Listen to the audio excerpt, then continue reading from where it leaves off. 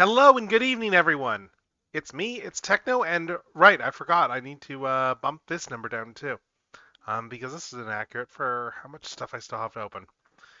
But yeah, we are live. We are doing stuff tonight. Gonna do a couple things tonight. Starting off, I'm gonna do some Genshin stuff. I've got some dailies to do. I've got more of that Durin story quest I need to do some progress on because it keeps gating me behind, like not being able to do any more for like the rest of the day, which is annoying, and I'm trying to do all that on stream. So we got that to do. And then, yeah, and then we're going to be doing arting because I have a whole bunch of stuff I need to art. So, with that said, let's start jumping into it, I guess, shall we? Just give me a sec. Let me take another sip.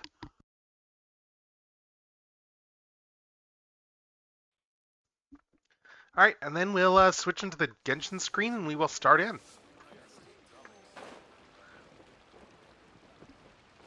So, we need to go back over here and we need to start in the story quest.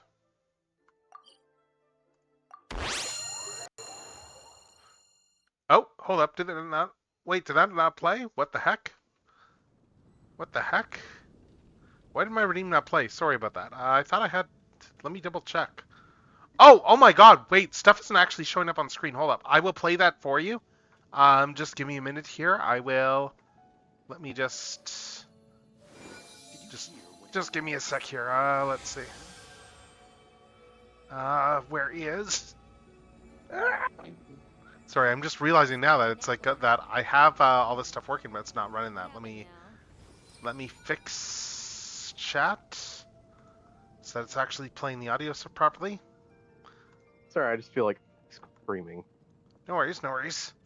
Okay, that should be working now. Let me run that video manually. Hold up. Hold up. Let's. And also forgot the first. I can't remember where it started, so. Oh, there was the first too. Yes, that's right. It didn't play either, right? Hold up. What happened now? Yes, I didn't even I think got the to check reboot that. noise though. Yeah, the sounds are working. Yeah, but the actual events aren't. Yeah, let's see. Anyway, let's do this here.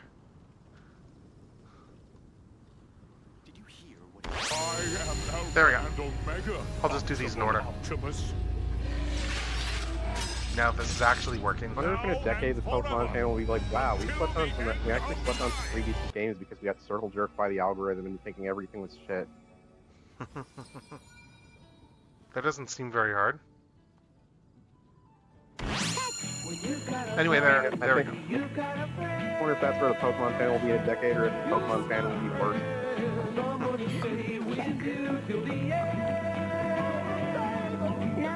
It kind of makes me think that if social media was a thing back when Sonic was like isn't much fun. kind of the punching bag of the internet, would like the Sonic fandom have become as bad as the Pokemon fandom if there were algorithms and shit like that? That's a good Haven't question. you heard? There's a strange wanderer in your Like, wolfendom. The Sonic fandom definitely got pretty bad, but Some never say the god like of fate calls the outcome Pokemon of fandom every level dice bad. roll before it's even made. All right, let's see. What do you got to say, Kaya? And that's why. Like again, the when secret to winning a lot of when games people were trying to is say, well, having actually that Sonic god was never on your good, like side. Sonic fans were like, hey, we're gonna tell you why that's bullshit. And meanwhile, Pokemon fans that are like, actually Pokemon was never good. People only like it because of the creatures. And I'm like, you're just making excuses for why you like Pal World. You only like it because of the creatures when it's not very good. Like it feels like, and I'm like, there's things with creature designs just as good, if not better, than Pokemon that never took There off we go. for whatever reason. Like Yokai Watch never took off outside of Japan, for example. No, they tried, Which but it didn't infuriates take me. off. Which In infuriates fairness- me because Yokai Watch was fucking awesome. In fairness, Hasbro did genuinely try. Like they very much licensed it with the intent to make a lot of money, like it did in Japan. Hasbro and Nintendo, Mm-hmm. because Nintendo were the ones who brought it over to like the games over, because it was a Nintendo Right. exclusive at the time, and also they were and everything. Because Yep. Level 5 wasn't as big as still was kind of dependent on other companies. Right. Still are kind of. I mean, it takes a lot of work to properly localize a thing. I mean, look at it's just, Look at Earthbound's localization. Can you imagine if someone tried localizing Earthbound the way that it was done in the 90s Oh my today? god.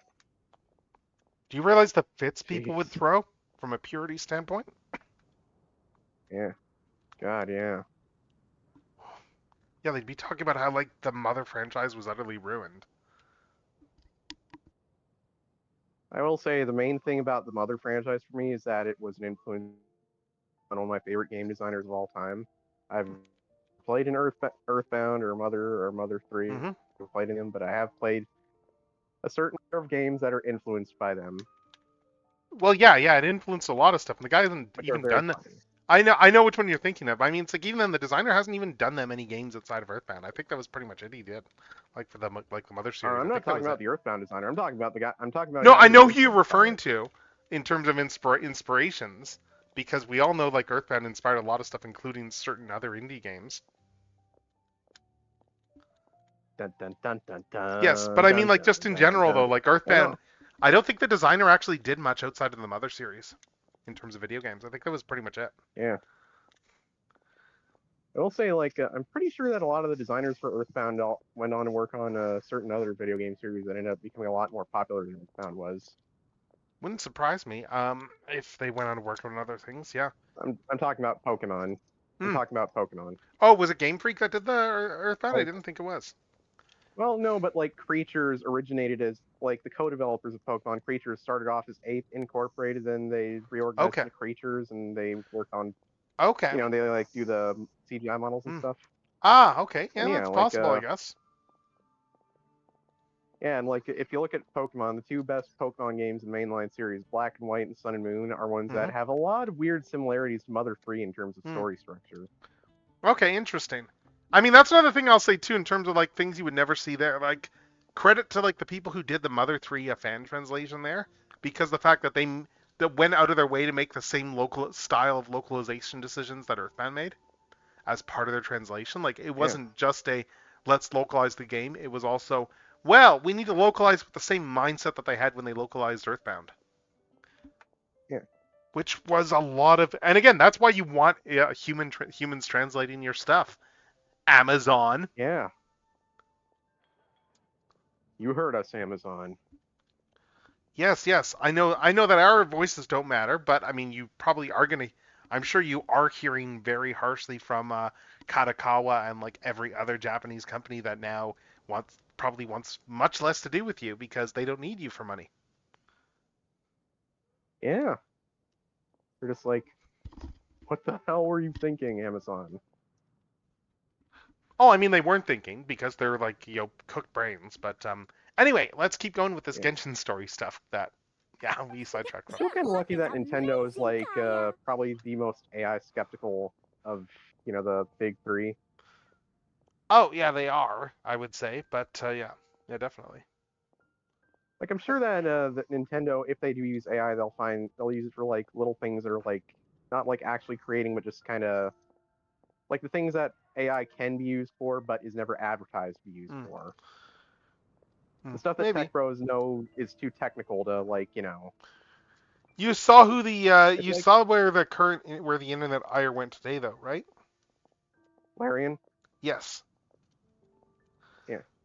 God, Did I it don't turn out think. that like Larian is more just using it for like stuff that's like you know Well, technical or whatever?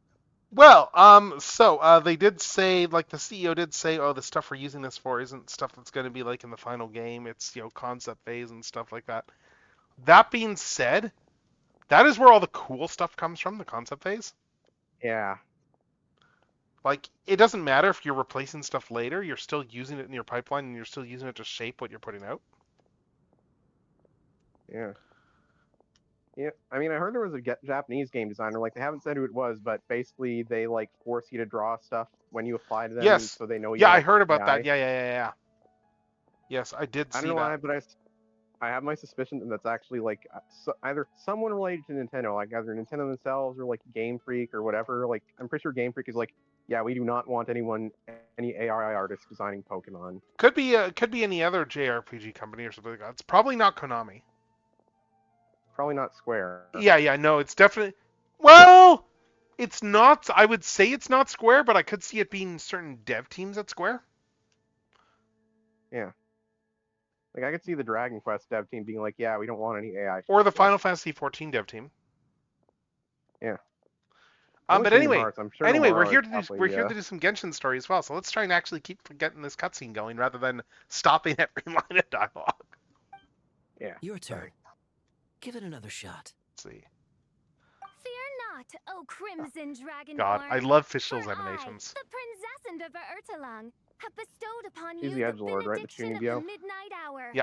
And with it you shall surely smite this usurper. Mein Fräulein means to say she's rooting for you in secret. Oh, and that you must, at all cost, defeat the one who snatched her limited edition card back.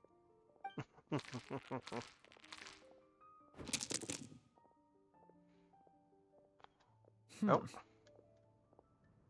I haven't actually I'm played not this too game in a sure while if in that Genshin. counts as good luck or bad. The card game is playable. Oh, leave voice chat for me. Tis not, but All right. the Yeah, so I can, perfidious so you Yeah, no don't worries. bother machinations doing of any fate. cutscenes. No Okay? worries. I'll join in later when you're drawing. Yeah. Hey everyone! Miss Honorary Knight and Paimon, you're back! It's good to see you, Honorary Knight. Mein Fräulein is quite invested in the outcome of this match, so please, allow me to extend greetings on her behalf. Of course. But if you're all playing cards, how come you're not over at the Cat's Tail? That's a good question. There's something about our horned friend over there that seems to frighten off little animals. Could be because he used to be a dragon. Oh. Normally, the animals just steer clear of him, but in the close confines of the Cat's Tail, let's just say the feline residents probably consider it their turf. And we all know how dangerous a cornered cat Oh, can so be. Niren got scratched. I just wanted to borrow one of their nests for a nap. One of their nests? Oh my god. You mean a cat sofa? Oh my god. Yeah, it's more comfortable for me. I can stretch out just the way I like. But it turns out the Black Cat and his minions are quite territorial. Luckily, Miss Diona helped smooth things over, and they finally agreed to let me use one. But, I only get to use it after dark. Yeah, tough luck, huh? Oh, Diona stepped in!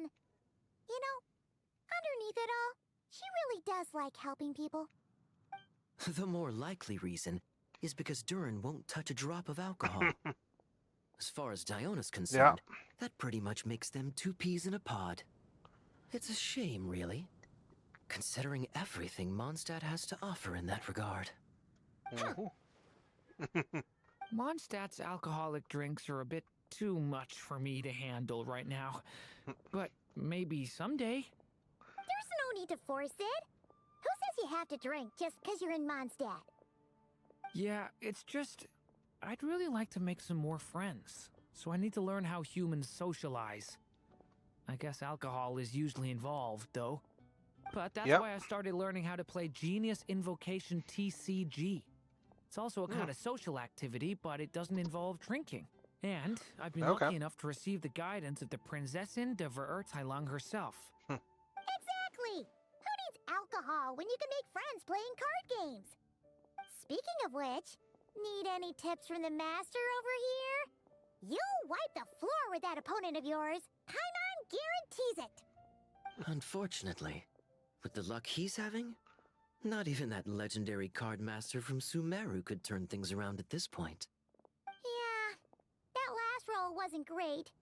But who knows? Maybe you'll have better luck next time? He keeps getting the exact same roll over and over. This is the third time already. Yeah, that's a very unlikely If coincidence. there really is a god of fate, they could have cut this kid a bit of slack. Like, I don't know, make it possible for him to roll at least one other side of the dice? I think I've lost. Yeah. Must even a dragonborn, sanctified by the power of benediction, succumb to fate's insidious snares? Don't be sad, Durin. You'll definitely win the next round. You can even borrow Dodoko if you want. Mom says she brings good luck. Thanks, Klee, but there's something more important I need to take care of now. Oh, okay. So, the book's given us another hint, right? Yep. And I think I've guessed where we're headed this time. Come on, follow me. Yeah, Durin's a dragon. Like, yeah, he is a dragon, just like you in human form, so he's very much dragonborn. Ah. Okay, so we're going to Storm Terror's lair now? Okay. Alright, that's all the way over here.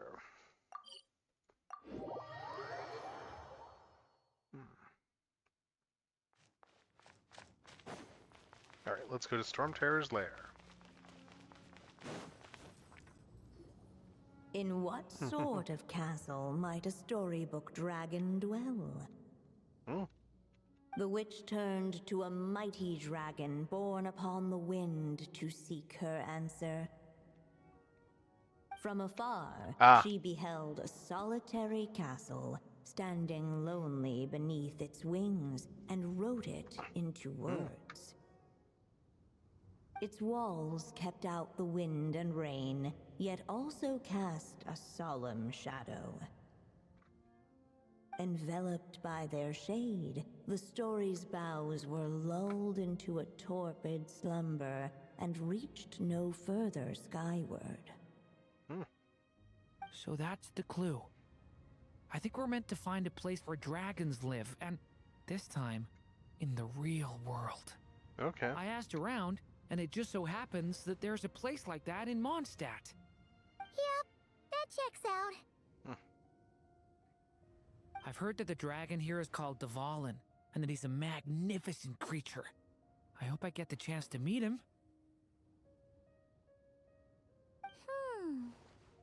Wait a second. Do you think having the two of them meet is the best idea? You know, right. Considering everything that happened in the past? Yeah, good point. No, this Durin is different. How would we even explain everything to him? Well, if we do run into Dvalin, it should turn out okay with us there at least. Is something wrong? Nope. Let's go!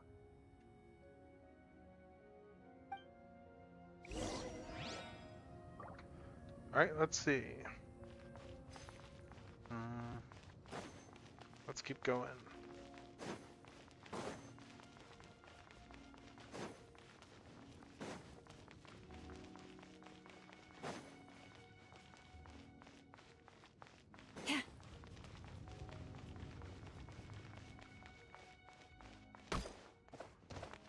Right, I need to go round.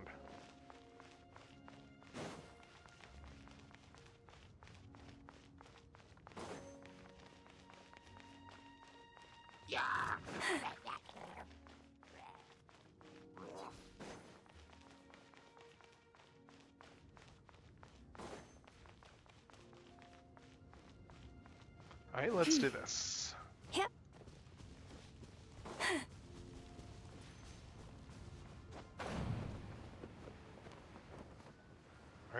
Alright, okay, how do I get past this wind? I'm just trying to remember. Do I have to go further up? I think so. Ah, yeah, I need to go over there, I think.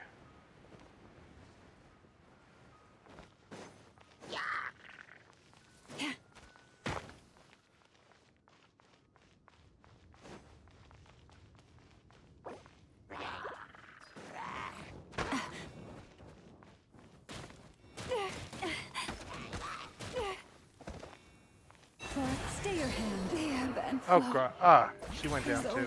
Damn it.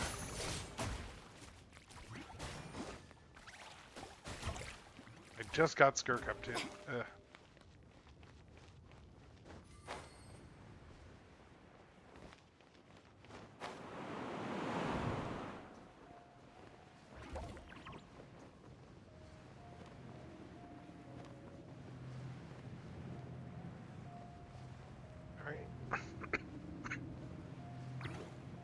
We're getting deeper and deeper.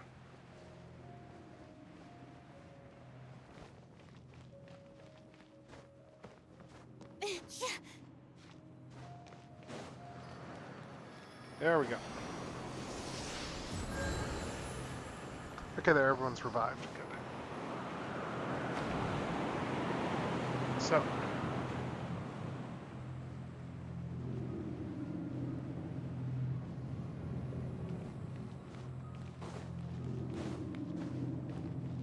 Let's just go up here and...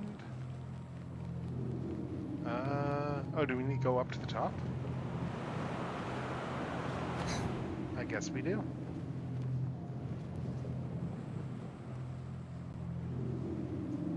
Oh, there's the book.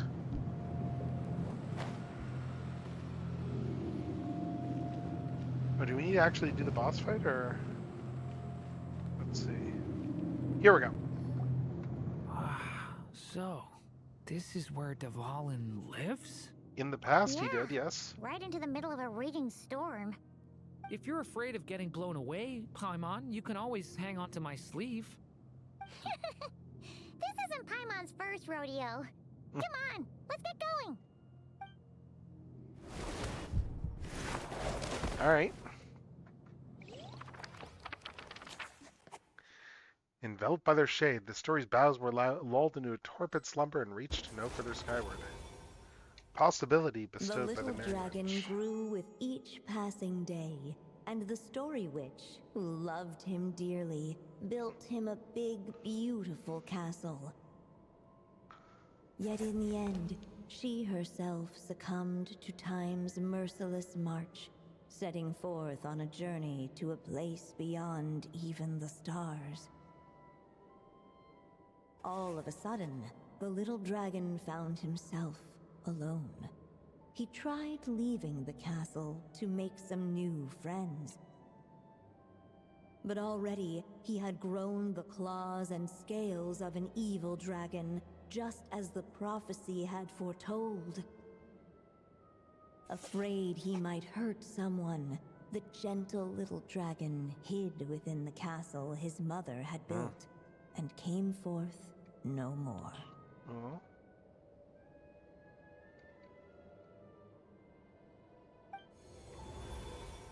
Huh, looks like we're back in the story world. And from the sounds of it, this chapter must be about Simulanka, right? Yeah, it must. The castle brings back a lot of memories. Yeah, like the fairy from the Forest of Blessings, the king of Constellation Metropole, that cat lady who turns into a box. Ah, yep. That would be Nilu, Navia, and Kirara. Oh, and there's Hat Guy, too. Only... Only? What about the only? Only lately, whenever I see Hat Guy, I get this strange feeling. Oh? What kind of feeling? It's like there's something on his mind. He hasn't told me what it is, but I can sense it all the same. Huh. Well, he's always been kind of broody. I've noticed the same thing. Just ask him next time you get the chance. I guess I should focus on fulfilling my mother's final wish for now, though. Yeah, we should get started on this chapter.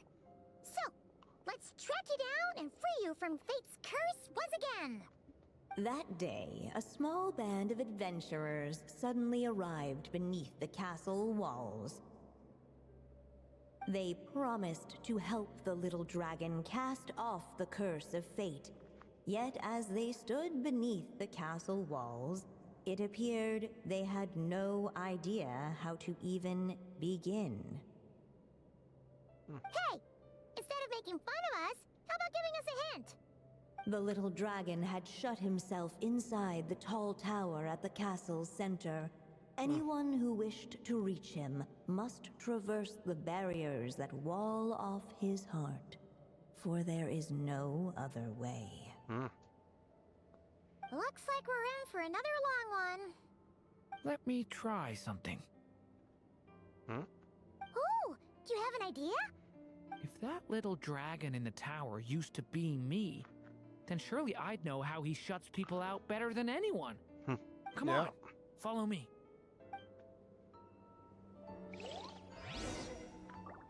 Alright, let's get into the castle. That telescope. I've seen magical tools like that. Oh, okay.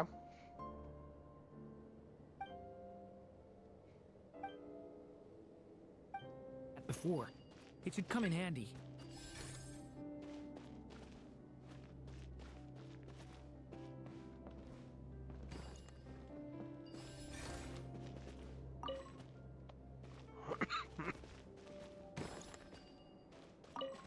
Alright, let's see if I can figure this out. There's a building block here. Okay.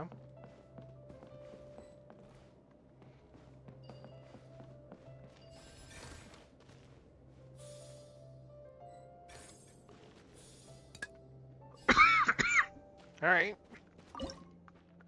Let's see. Oh, cool. That block just got bigger! We can get Oh, past cool. the Forced obstacles perspective. ahead by Nice. using these blocks to jump upwards. Nice. It's a forced perspective puzzle. That's cool.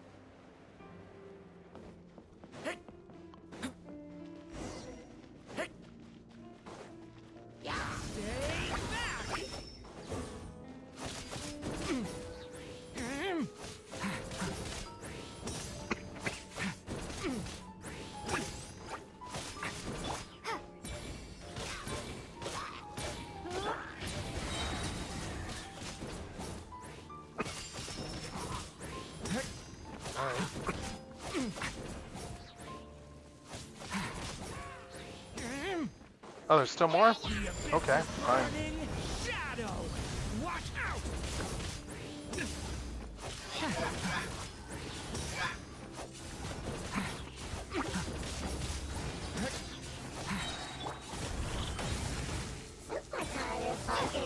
Watch out! King! New life! This is like a maze! There we go. How are we supposed to get through? We'll just have to check each spot. Alright.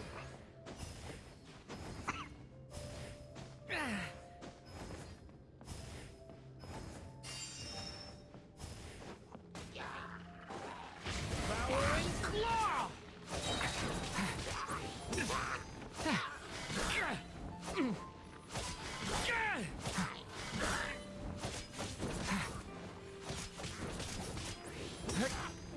Watch out! Hmm. Alright, let's see. Where are the blocks?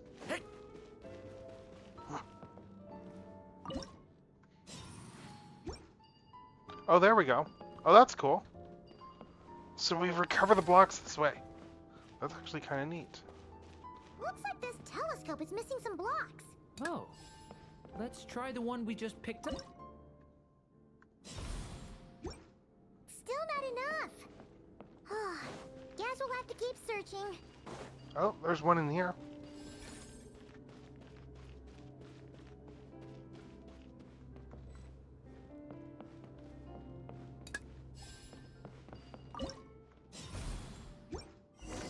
There we go. Seems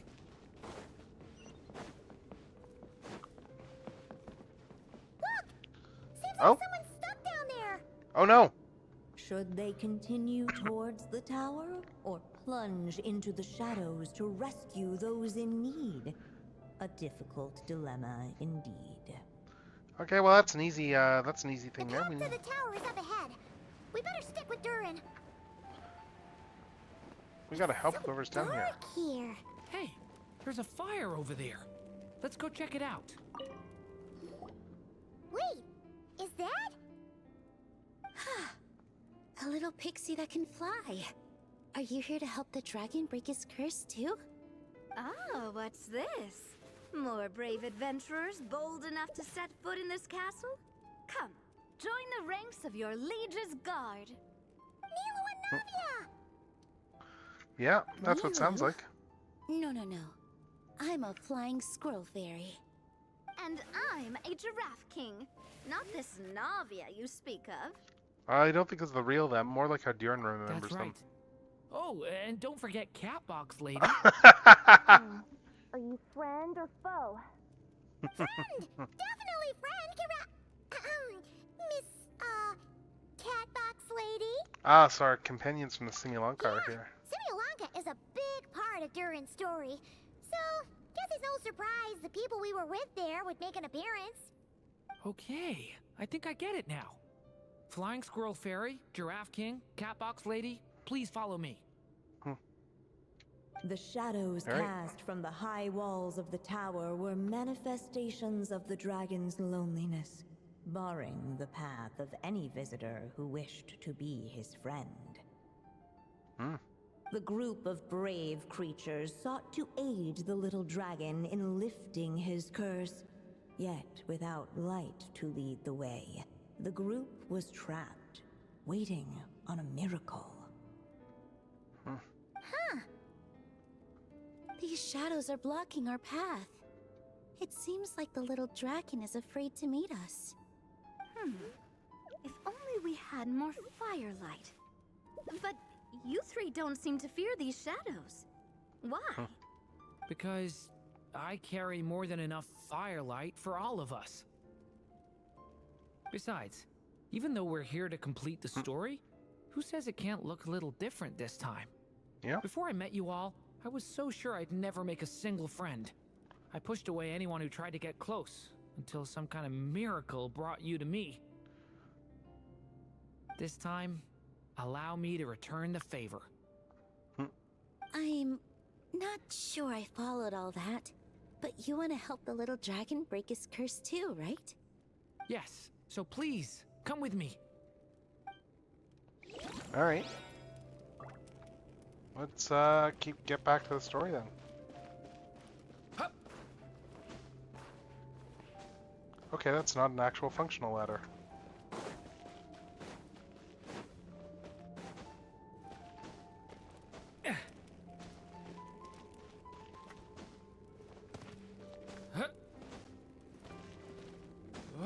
Let's try getting back up there. There we go. Ladder.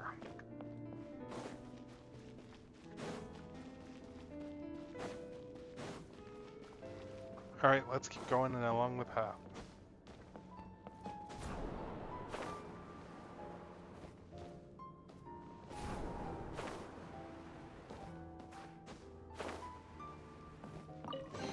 Nice! Big pile of treasure, and hey, it's Deeran's hangout hideout. Almost.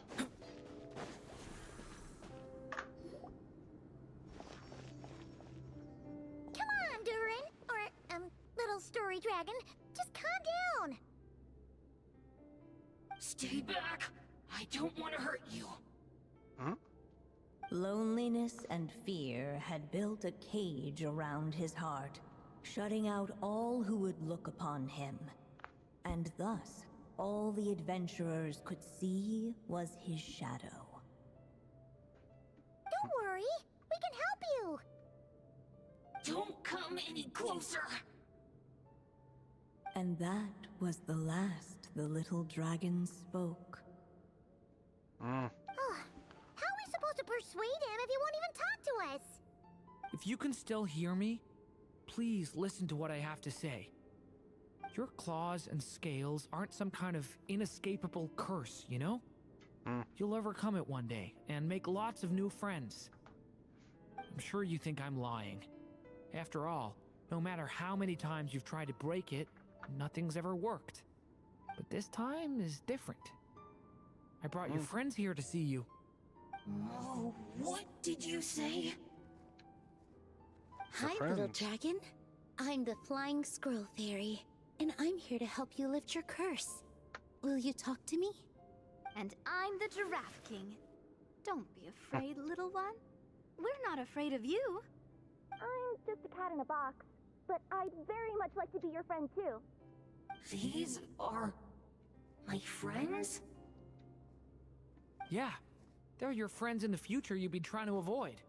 I can promise you that. They're reaching out, so you just have to ask yourself one question. Do you accept? After a long silence, heavy footsteps echoed from the tower's shadows. But still, the one who made them refused to step forward. Though the cage to his heart had been unlocked, the little dragon remained ashamed of his claws and scales. How can I face my friends like this? Don't worry, little dragon. We're gonna offer up our blessings and make a wish to the goddess of fate to release you from your curse. Yeah, just like last time. Make a wish? To the goddess of fate? At that moment, the Merry Witch made her entrance. Hello, little one. Don't be afraid. With the blessings of your friends, your wish shall be granted. Alice? Wait, you're the Merry Witch from the story? Correct. It is I, the Merry Witch, creator goddess of this realm. And it just so happens the goddess of fate is none other than my dear friend, the Story Witch. I'm here to make good on my promise to lend her my second strongest spell. With this spell, she'll have the power to create an entire world. So naturally, granting your wish won't be a problem. Provided, of course, you receive your friend's blessings. But before we proceed, I must check something on her behalf. Little dragon, do you accept this blessing? I want to be your friend. So if you're offering, then yes, I would love to have your blessings. Yeah, just like last time. Were it not for the adventurer's blessings, this tale might have ended long ago. Thanks to them, another ending was now possible. Yet in that moment, they did not know if this blessing was truly a gift or just another trial in disguise. What? You didn't say a word when we actually needed a clue, but now at a critical moment like this, you turn up and start playing mind games? Another trial. Huh, that actually sounds about right. Be it the fictional problems of Simulanka or unavoidable conflicts in the real world, if you think about it, that's what they've been all along. But if it wasn't for those trials, I never would have met any of you. So, despite all that, I'd still like to give my blessings. That's the spirit! Come on, Dur! All right. Let's help you make your wish come true again! On behalf of both my past and present selves, thank you, my friends. Fortunately, a brave band of adventurers heard tell of the little dragon's story. Determined to lift his curse, they fought their way through countless trials. To help him, they offered up their blessings and made a wish to the goddess of fate. At last, their wish was granted. Shaking off his scales, the little dragon stepped out of the tower's gloom. But his time in the world beyond the castle would soon teach him this gift would bring blessings and trials of its own.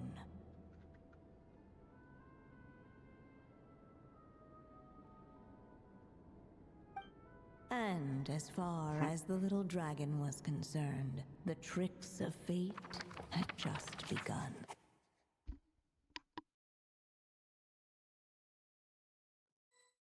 All right. Dun dun dun.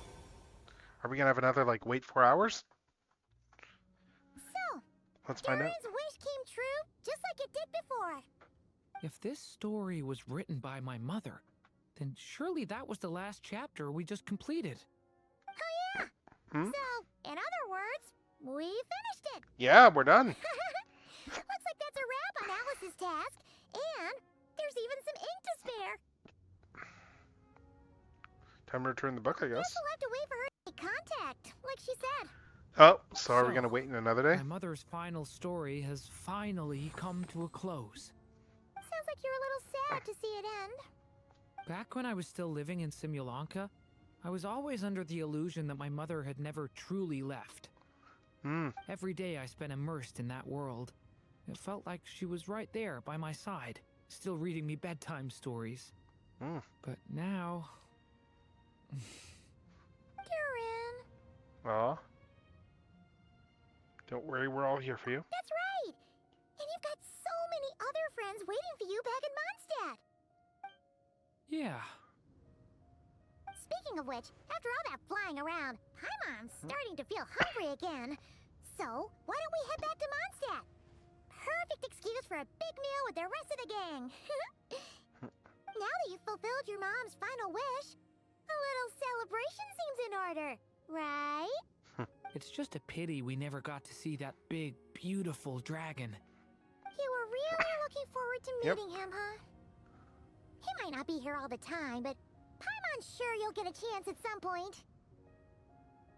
Alright, no worries. Anyway, since this feast is to celebrate me fulfilling my mother's final wish, I guess it should be my little treat. Pretty sure that's how humans do it, right? Nuh-uh. This one's on the Traveler and Paimon. Celebrating each other's achievements is what friends are for. Honestly, when it comes to who treats who, human rules are so complicated. See? He wants to be friends with you too. But the moment hasn't come. At least not yet. In any case, the story should have a better ending this time, don't you think? Alright, so let's head back to Mondstadt.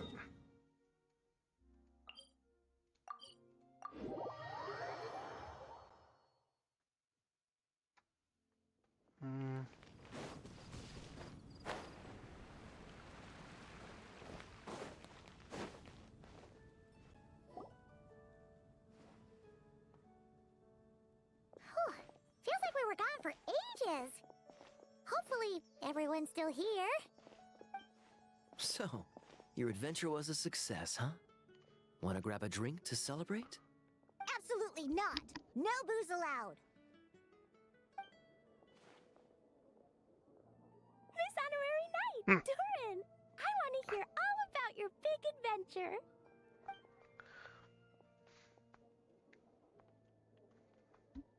We're gonna order a big meal for everybody first. We'll talk while we eat. Yippee! Excuse me.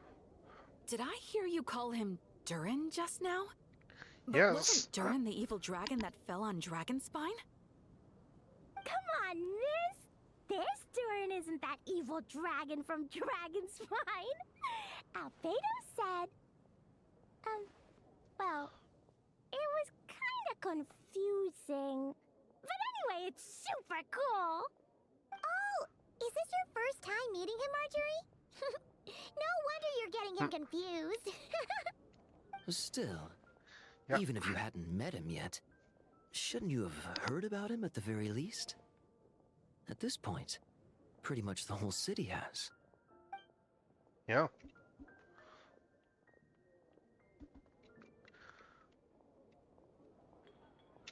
Why are people staring at him? Everyone... What? What's So, going on?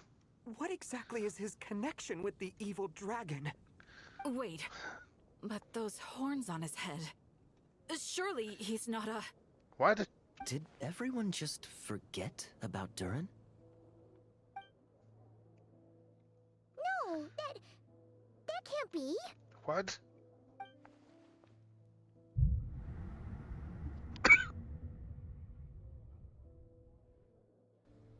What the heck? The heck is going on? The tricks of fate had just begun. Oh god, are we still in the story? Are we still in the storybook? Watch out! Stay calm.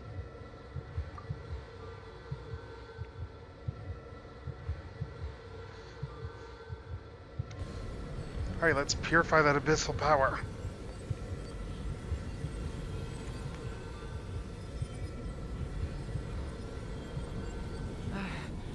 No one got hurt. Did they? Nope. Durin!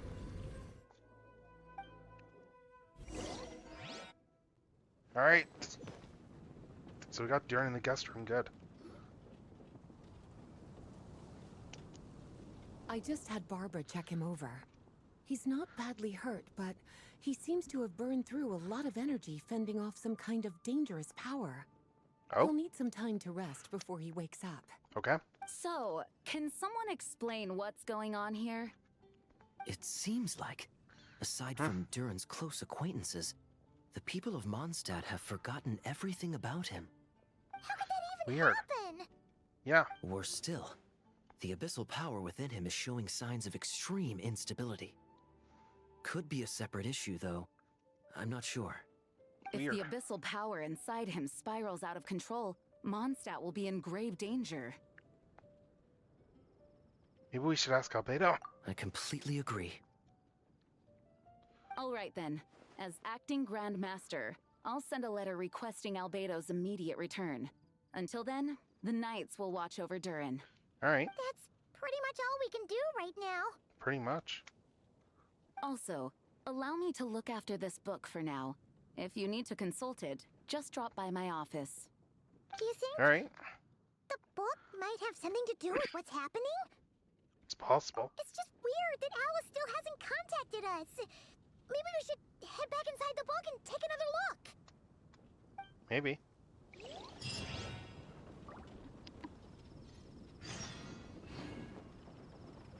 Alright, we need to wait for Durin to wake up, and that's probably going to be another day, I'm guessing.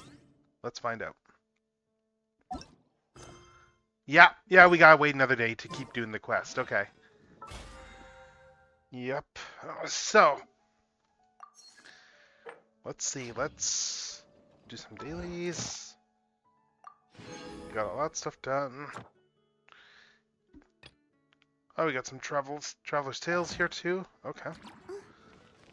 Alright, what else? Let's go do some of this. Let's do some Stygian Onslaught, get some stuff from this.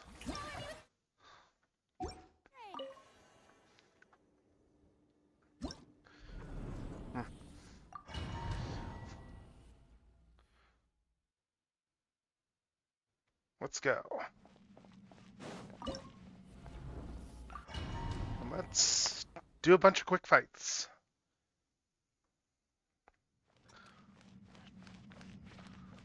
I cleanse you of your sin. All right. Salvation belongs to the abyss. So let's see. Ice, water, and Your kingdom has barely begun.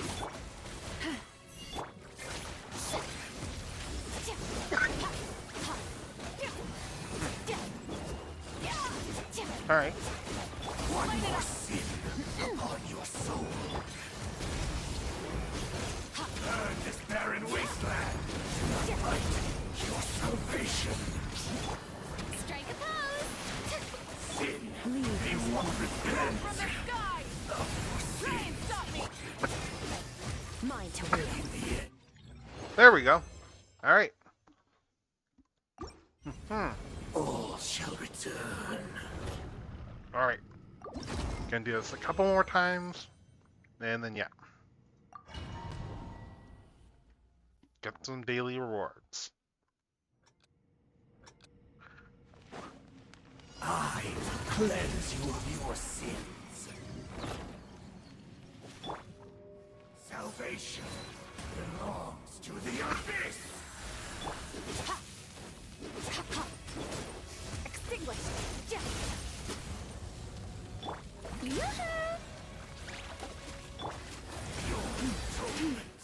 Has barely begun. Mine to wield. One more sin upon your soul.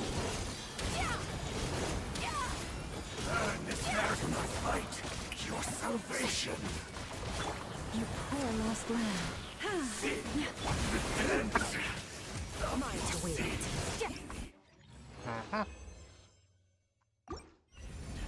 All shall return.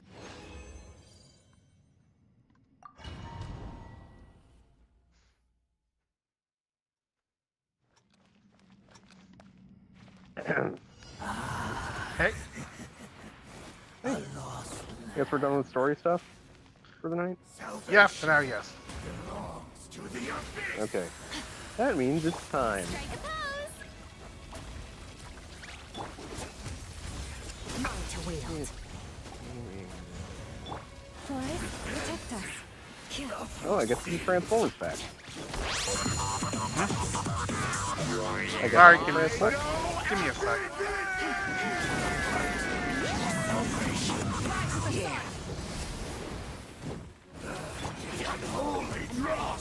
Mine to wield. One more sin upon your soul. You poor lost. Time to shine. Be washed away. Your atonement has barely begun. Alright. All shall return.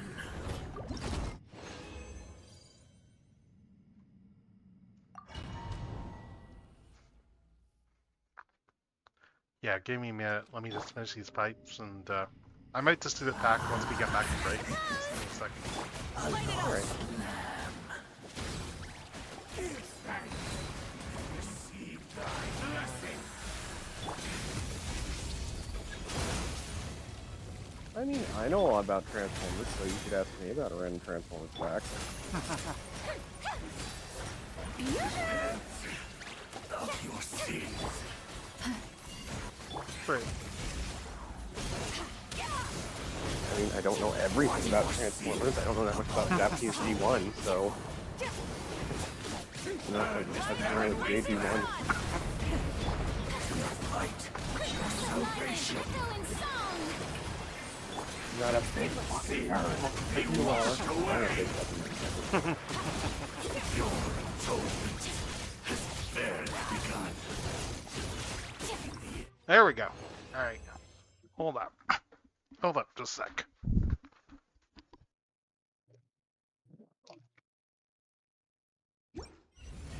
All shall return. Alright, so Transformers fact stuff. Let's see. Can we do a cursed Transformers pack or a cool Transformers pack? I'm just thinking now. I could try and think of a cursed one. What's a good cursed one? I guess this one's not really a cursed one thinking about it here that I'm thinking of right now. But we can talk a little bit about Skids and his portrayal in the Marvel Comics. Oh, good. I'm glad.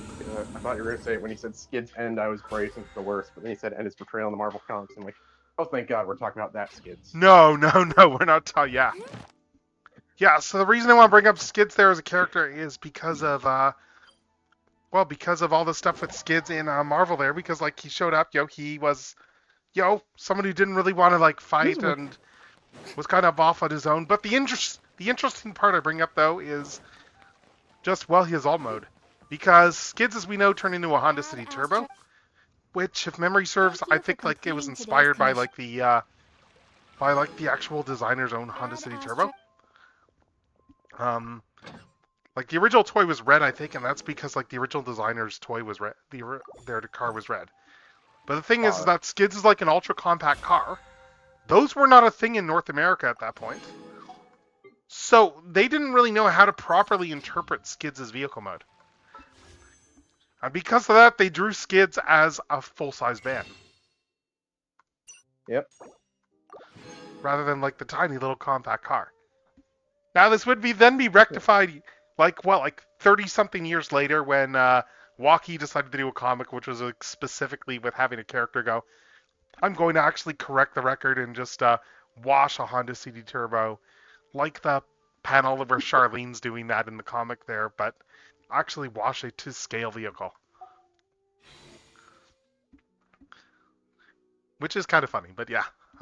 Let's wish for Durin while we're here. They're not very big cars. No, they're tiny cars. They are small cars. Yes, I have the Masterpiece. It's a nice toy.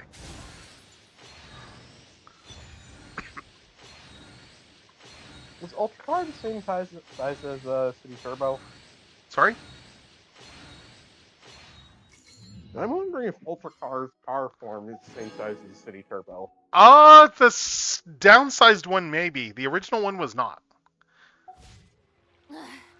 The original Ultra Car was definitely not, but then they did the compact version of Ultra Car. Yeah. Okay. So, that's everything there for now in Genshin. And we should be coming up on ads really soon, actually. So, yeah, when we get back from ads, I guess we're going to be switching over. We're going to be switching in and starting in on some of the whatchamacallit art stuff. So, I'm just going to start the ad, and we will be right back in just a few minutes.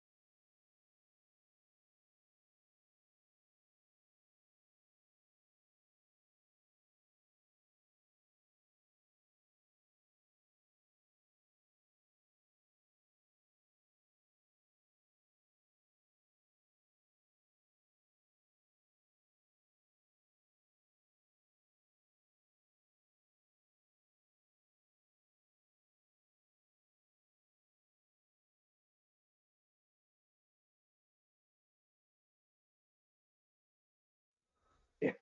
You know which Transformers fan I do want to throw out the airlock though?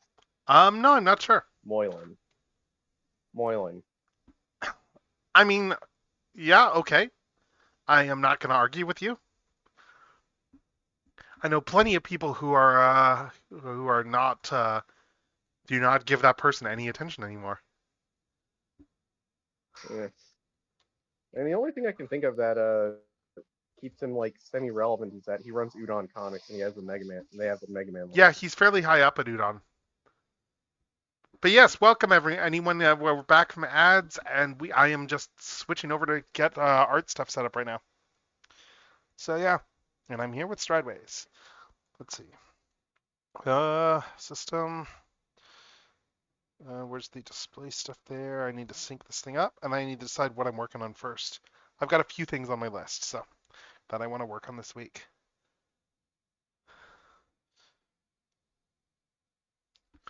Let's see.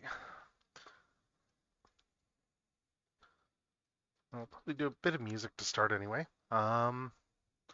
So yeah, let's just get this stuff set up. Premiere music. Sorry? Premiere music. I'm just suggesting. No. I could do Premiere music, I guess. Yeah. Anyway, there we go. Right, the last thing I was working on, yeah.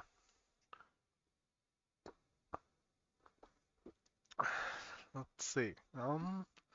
I might finish this up first. I'm not sure yet. I've got like 2 other things I want to work on, so we'll see. I'm just updating Snip here. There we go.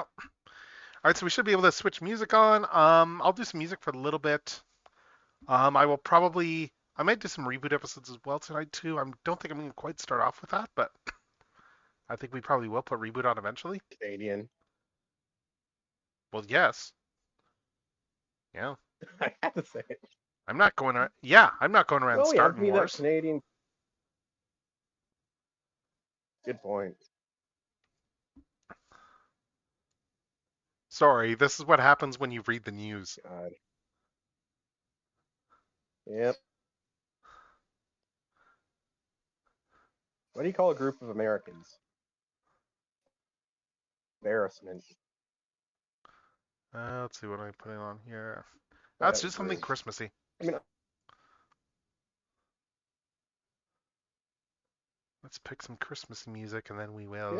MST3 like Patrick Swayze Christmas. No, I don't think I have any MST3 stuff on my playlist. Damn. I do have this though.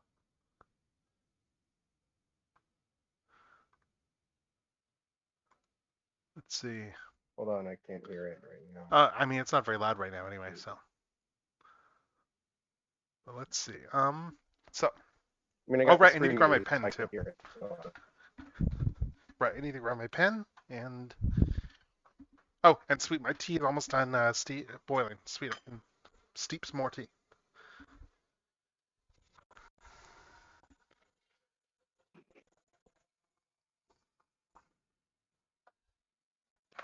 Yeah, there is a new Star Rail patch today, but we're not starting on that because I've got a bunch of art I want to get done this week. And I've got 8 weeks for that patch anyway. So let's see. Let's toss on the glasses and let's get going. So this is the thing I'm working on right here. It's actually flipped right now. Charmin Legends EA. I just got a shiny Charmin Legends EA tonight. Nice. Yeah, this is a sketch I'm working on right here. I need to finish this up still, but it's coming. But we're not going to work on that quite yet. Which sketch am I working on? Let's see. Let's turn on the pen and let's take a look. Do we want to do something in this file? This file, let's see. This one. Oh, yeah, maybe in this one here. Right, because this is where I was doing all my brainstorming there for just character art. But I think the main thing I want to work on first, as far as character art goes, is I want to...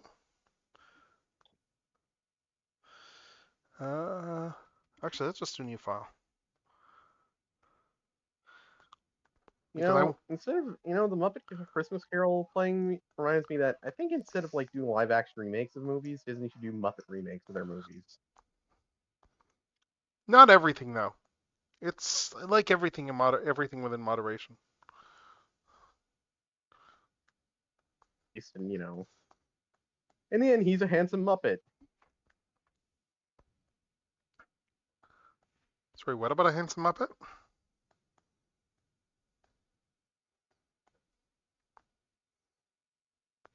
I saw a post about how, instead of remaking their movies in live action, Disney should do Muppet remakes of their old movies, like Muppets Beauty and the Beast. Yeah. But the Beast, instead of being a Muppet, he'd be a human, and the Muppets would consider him hideous until he turns into a handsome Muppet at the end. Right.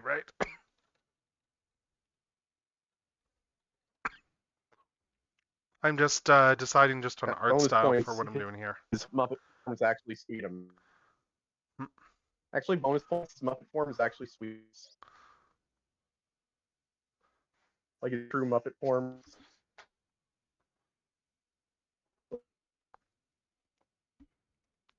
Let's see. Yeah, I miss Muppet Vision 3D. Yeah, you can't see it now. It's blinded. I went on it last year, and I didn't even know it would be the last time I'd go on it until after I left the park. Look, that's more recent than me. I did Muppet Vision 3D probably how many years ago? Probably almost like 30 years ago.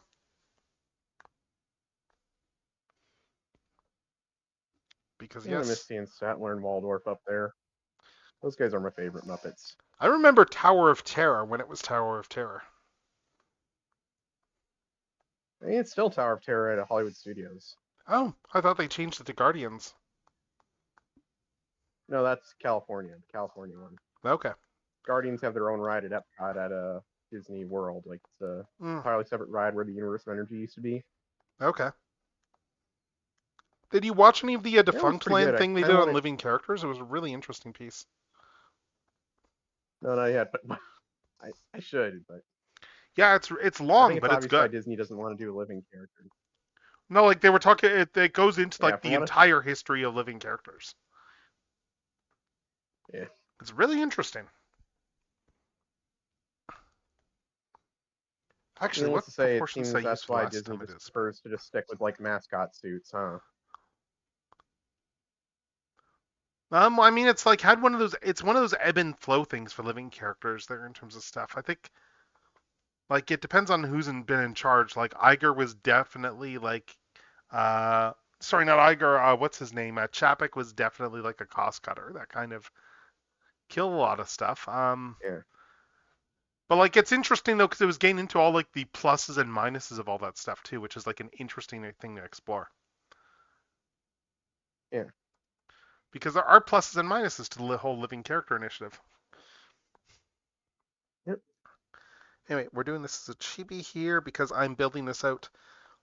I'm doing some character art that's meant to be like a sprite for like a for just a Foundry. So let's see. Well, I kind of wonder, like, given that Walt wasn't really a religious guy, and also like back in the 40s, back when he grew up, like instead of people going like, "Oh, trans people," like you had like newspapers saying it's a scientific miracle that a man became a beautiful woman. If he'd just be kind of like baffled at all, he'd just be like, "Well, I think it's kind of amazing that a man can become a woman now." Like he wouldn't really understand it at first, but Yeah, I don't know how Walt would react. I feel like, yeah, like because again, back then it didn't seem to be like a thing that most people really cared about or like had an issue with. Like, yeah, transphobia was still a thing, but it seemed like, from the newspaper of the day where like the first, gender transition happened. Yeah, no one really cared. The newspaper was like scientific miracle. Yeah, you're right. No one really cared. And back we in all the know, day. We all know how Walt was about scientific miracles. That guy was like a big like, oh man, the power of science is amazing. There's amazing stuff we can do with it. Mm-hmm. No, like the man was a visionary, very flawed human being, like many human beings. But honestly, I think my favorite part of the Defunct Land piece is when they talk at the very end with regards to the whole thing of, how they're doing like, because there's a few times where they bring up that like Walt would have never wanted to have like been turned into like an animatronic himself. Yeah. And they bring and when how like they're doing like the AI recreations of Walt and stuff there these days, like for Disney. The best part is that they bring up the very end, like in terms of it's like, is this what Walt would have wanted or whatever there, and then he pivots to, well, it doesn't matter because he's dead, and he's calling back. But the thing is that he's calling back to the whole thing, like when he first made the animatronic Lincoln and how controversial that was in its day. Yeah. Yeah. And just calling back to, well, his own wishes don't matter because he's dead now. Yeah. It's like, well, it's like, that's what happens, Walt. You want to do this sort of stuff? Well, you got to deal with the consequences of your actions. I will say, like, it's kind of telling that Walt's like favorite president was Lincoln, because Lincoln is in some places pretty controversial. In some parts of the U.S., I suppose. Like, If you're racist, he's controversial. That's what I mean. That's what I mean. Like, it says a lot that like Walt's favorite president was the guy who, did the Civil War, and like Missouri. I think Missouri was a free state though, so But I mean, it's like, yeah, Missouri like was Walt. My was a understanding of Walt, I Union mean, like state. a lot of the anti-Semitic stuff is like, from what I've understood, isn't really like actually a lot of that is like hearsay with regards to Walt. Yeah. That's like not actually based in reality. Like, you want an anti-Semite of the Like his era? You biggest got issue, Henry Ford. Yeah. Henry Ford, like There's also the Henry. fact that Walt. Sorry, go on. Henry Ford. There's also the fact that Walt like repeatedly got Man of the Year awards from like Jewish charity foundations. So Yes, and there's can't also deny the this. fact that like with when it comes to like friggin' Henry Ford, that the man straight up like was plagiarized by the Nazis. Yep, Henry Ford was holy shit. That guy was a dick. And then he actually found out about the Holocaust, and he was like, "Okay, I didn't want to be taken this far." Like apparently, like I remember hearing that like I Henry Ford believe found that. out about what the Nazis actually did, and he was like, "Holy shit, this is taking like." Even he had standards, which is saying something because Henry Ford was a raging anti-Semite. But I believe that. apparently, he drew the line at whatever. Look at all the people who are starting to draw the line at like Rob Reiner. Yeah, that's true. Because it's just I mean, with the James Woods is drawing the line there. James friggin' Woods is drawing the line there. Yeah, a lot of people are going. It's James... like because they're especially the thing too is that they especially even are pointing out that after the other prominent like the death that got like a lot of attention a couple months back, like Reiner actually had some very kind words to say. Yeah. Like people were bringing up Reiner's own words, and it's like, yeah, he didn't like that, but he was very much saying it's like this is a tragedy, and like I'm bringing up all that those sorts of aspects about it. So because he's a human being. The guy who was, yeah. And the other guy's being so the same piece of crap that we all knew he was all along. Yep. It's what got him voted in, though, so he'll lean into that. Because people wanted a piece of crap. Mm-hmm. Well, they got what they wanted. Anyway, there's more interesting things to talk about. Like, art.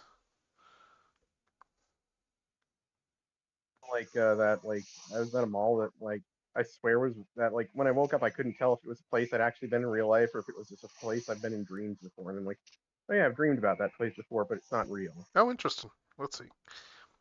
Anyway, yeah, I'm doing a chibi style thing here just to do for a game sprite.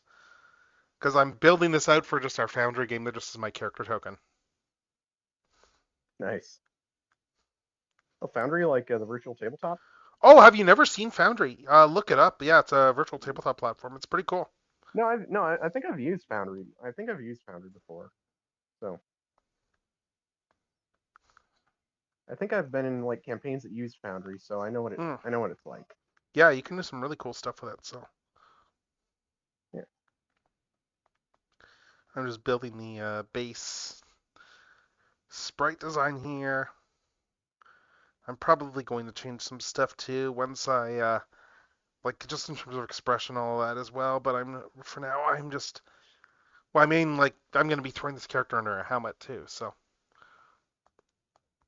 that's going to like make this look a little bit weird as well. But because the helmet's going to be slightly bigger than the head, but let's see. Kind of just trying to build like a base body, and then I will just do the whole technique of build a base body and then start putting stuff over top of the base body.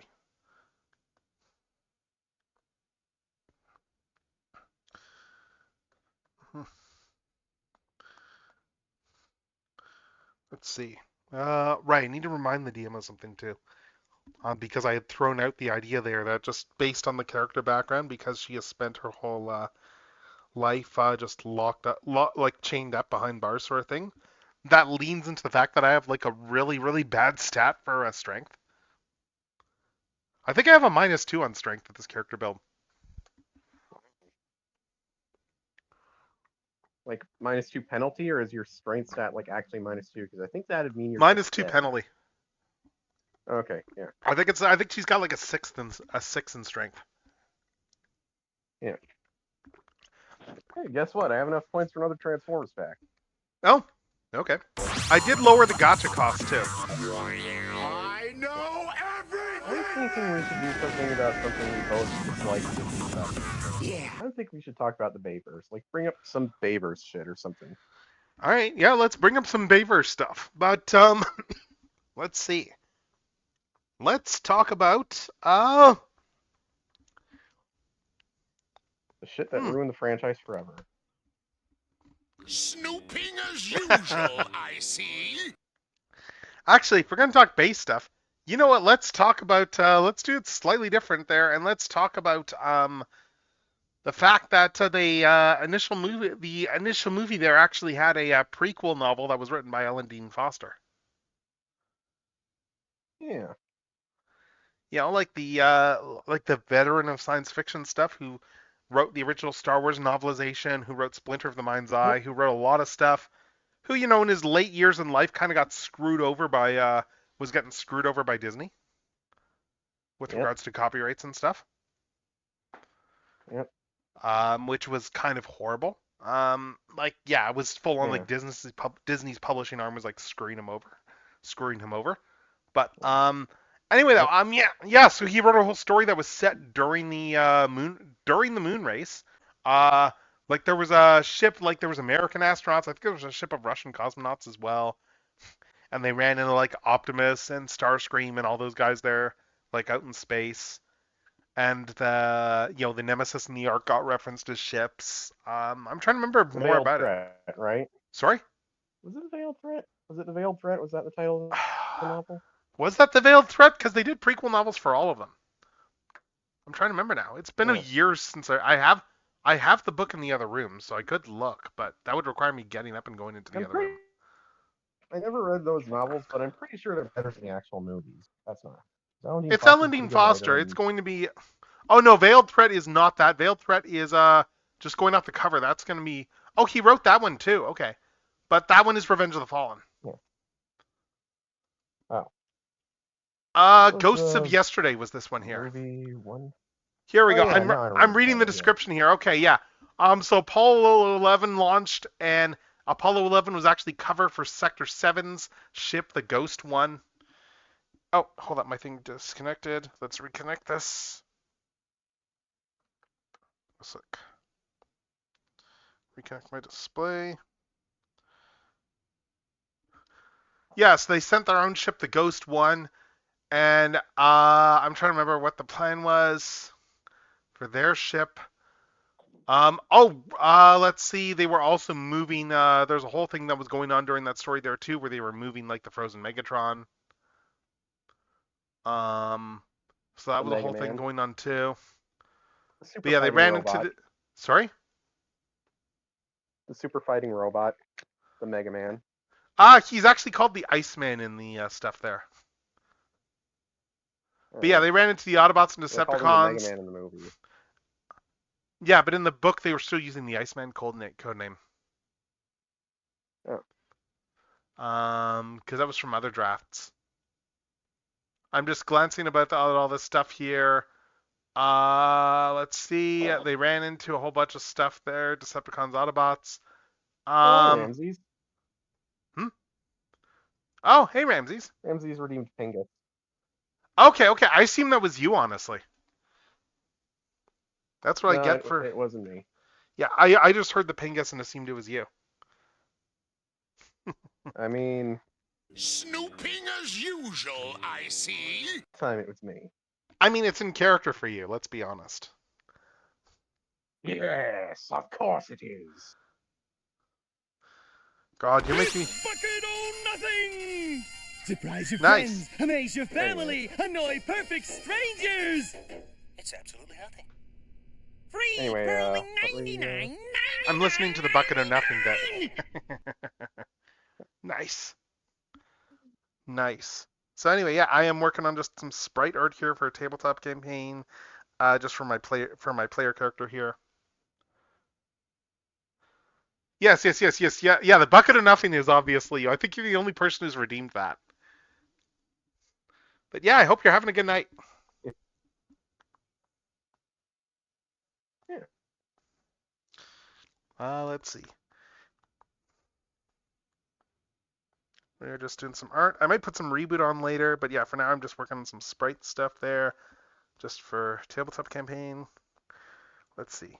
But yeah, as I was saying, one thing I need to mention though to my GM though, in terms of potential things is like I was throwing out the idea there that it would make sense for me to have some. I think I was getting like I was asking just as a right if I say like have like some sort of like supports or whatever for walking because the fact that yeah the legs are going to be completely crap. Let's be honest, just from like under just underuse. Like I'm gonna have to make like I'm gonna be making a point here drawing this to like just make the limbs like scary thin, be just from malnourishment. Like even with the actual character design here, I have full on like I right. I need to just bring this in too. Bring in this waist scary amounts because again malnourished. Like in my mind, I would probably like redraw them later on in the campaign once they've actually had like proper food and stuff too.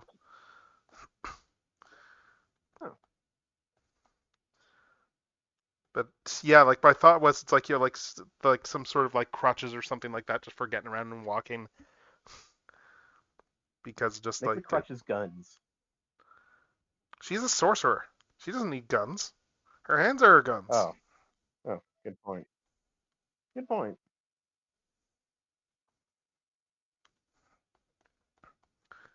Yeah, it's weird just going through here and just going, okay, just make these legs even more sticks than I normally would.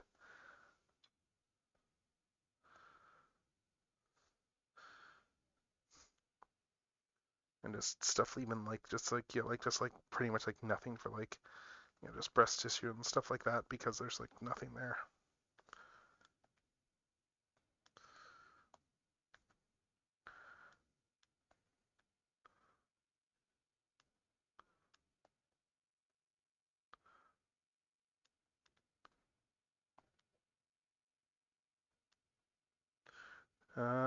Actually, do I want to make this character shorter? I might. What am I doing for proportions here? Where's my guide that I use for my own internal proportion work? Where's that sheet? Where's that sheet that I never saved? Here we go. Let's see, so 5 feet if I do it at... what else? Let's see.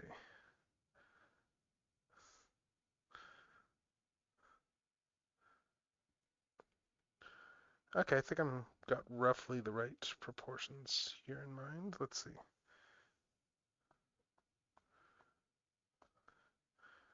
Let's shrink this body a little bit more. Maybe shrink the legs a little bit too.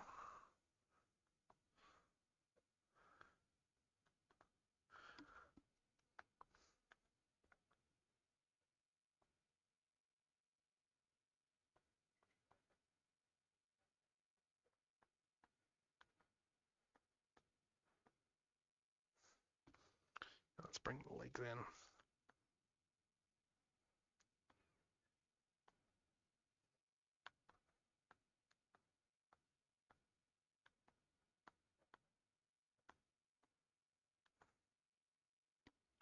Mm-hmm.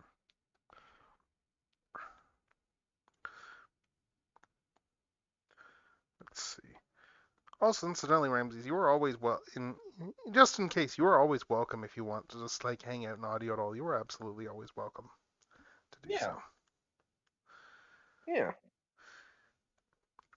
I mean, I don't know if you're streaming or not tonight. But also, I may as well ask because I know you had all your birthday stream stuff. It's like, and I did catch a bunch of that and a bunch of that stuff. And I mean, like the stuff I caught and the stuff that I was in went well. But it's like, I hope that your IRL birthday stuff went well too, outside of streaming.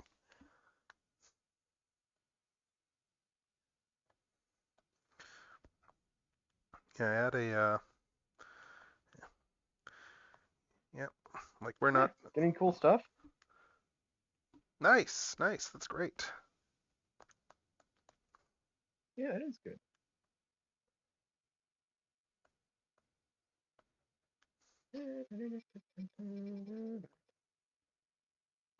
Right, and then I want to.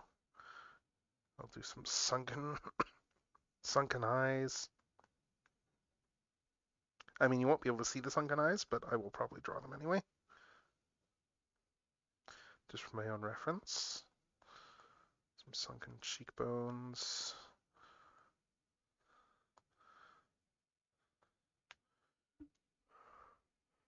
Oh, nice, nice, nice. Ah, who'd you get? Sweet. That's awesome. You got more blockies. Oh, Nice. man. Oh, man. Oh. I will note this would be a really good time for someone to do something timing wise, but like speaking of blockies, but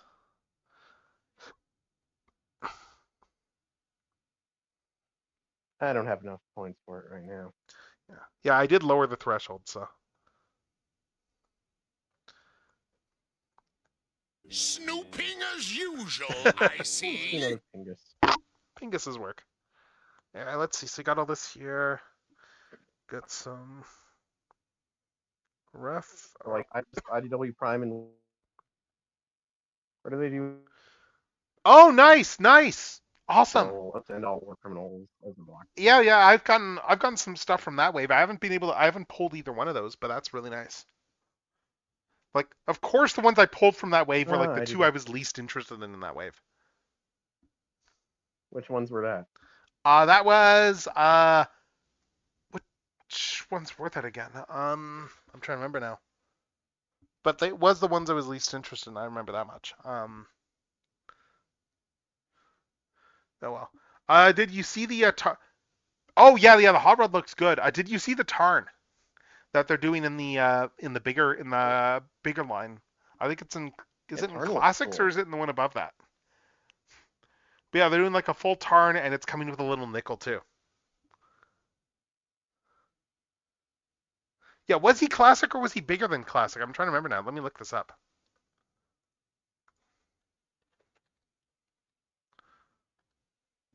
Oh no, he's Action Edition. So he's the bigger class. Like Action Edition is like the bigger Prime and Soundwave and all that stuff. What? Tarnation? Yeah, so it's gonna be a good sized Tarn. Yeah. I still need to build my Action series. Sorry? Yeah, I still need to build my giant. Yeah. Yeah, I still need to build as well, like my giant. Like I have the Action Edition Soundwave. I still haven't actually built it though.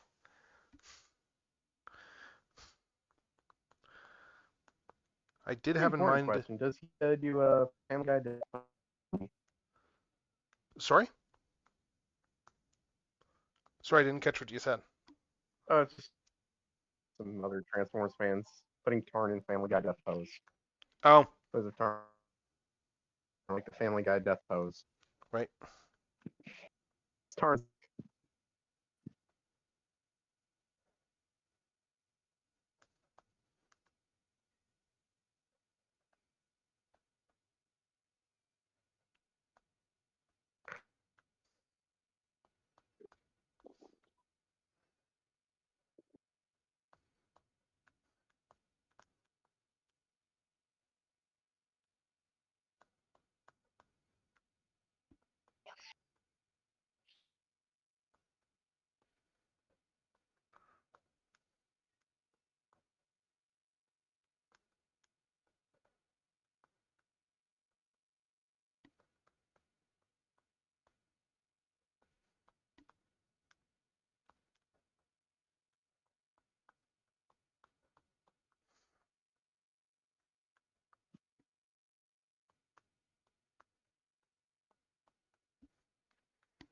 Let's see. Yeah, the Blockies wheels look nice too. I agree with you there.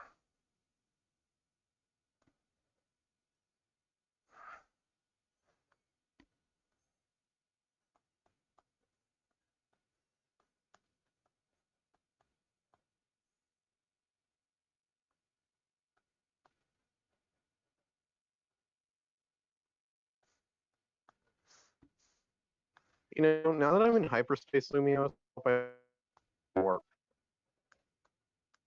Sorry, something hyperspace? Nope, nothing here. You broke up a little bit there. Legends EA oh, hyperspace Lumios DLC for Legends EA, and I'm like, oh, this shit that you usually run into in the warp. I already got a team of like mostly Tyranids. Like half of them are basically Tyranids, giant bugs. So okay, that's not bad.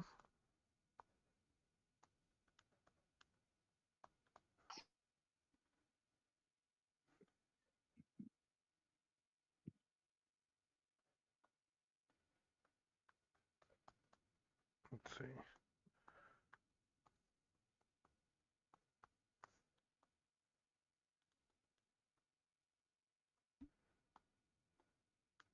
Game Freak, why do you guys always go so hard with the music? Because of course they do. Because they got decent. Because music matters in games, and they know this. Yeah. Let's see. Where's the one I was using for reference?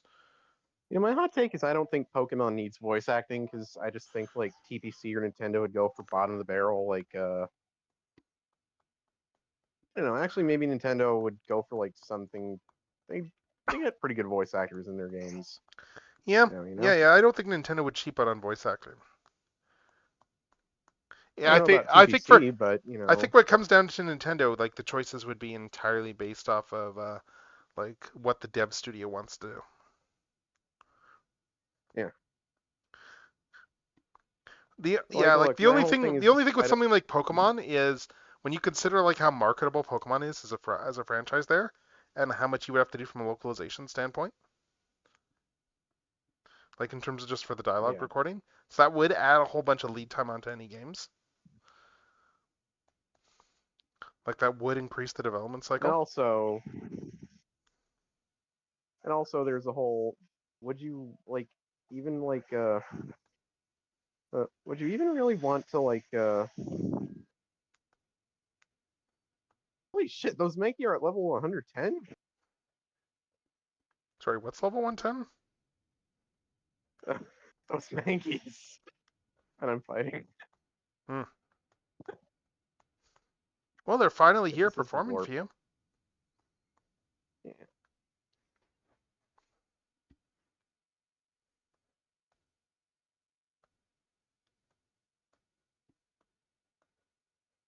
You know, the cool thing is you can actually evolve Primeape into Annihilape in this game, apparently. You know, the new evolution from Scarvio. Oh, cool. The freaking busted evolution. Well, that's literally one of several Pokemon from Scarlet and Violet that just breaks the metagame. I don't mean like glitchy, I mean like Scarlet and Violet, like in addition to the glitchiness, is kind of infamous for like all new Pokemon being pretty fucking overpowered. Like King Gambit, Bisharp's evolution is kind of insane. And of course, there's the fact that even the early bug of that game, no, not Spidops. Spidops is pretty much useless. The other early bug is actually really good. I think you know which one I'm referring to. Oh, the Kamen Rider? Dun-dun-dun, dun-dun-dun, dun-dun-dun, dun-dun-dun-dun. Yep, low kicks. Have you been watching any of making Zets at all? I just caught up a couple more episodes. No, I need to. Where do they stream it?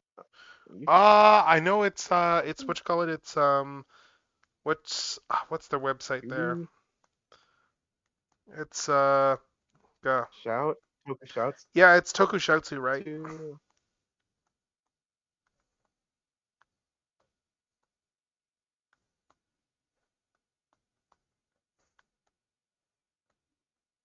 Are they doing a Blocky's Joker, Ramses? Probably if they're doing Batman ones. We live in a society.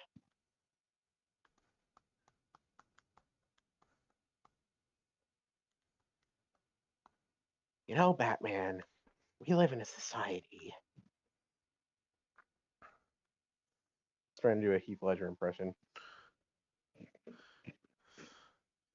Or I could go for something a bit more of a classic Joker.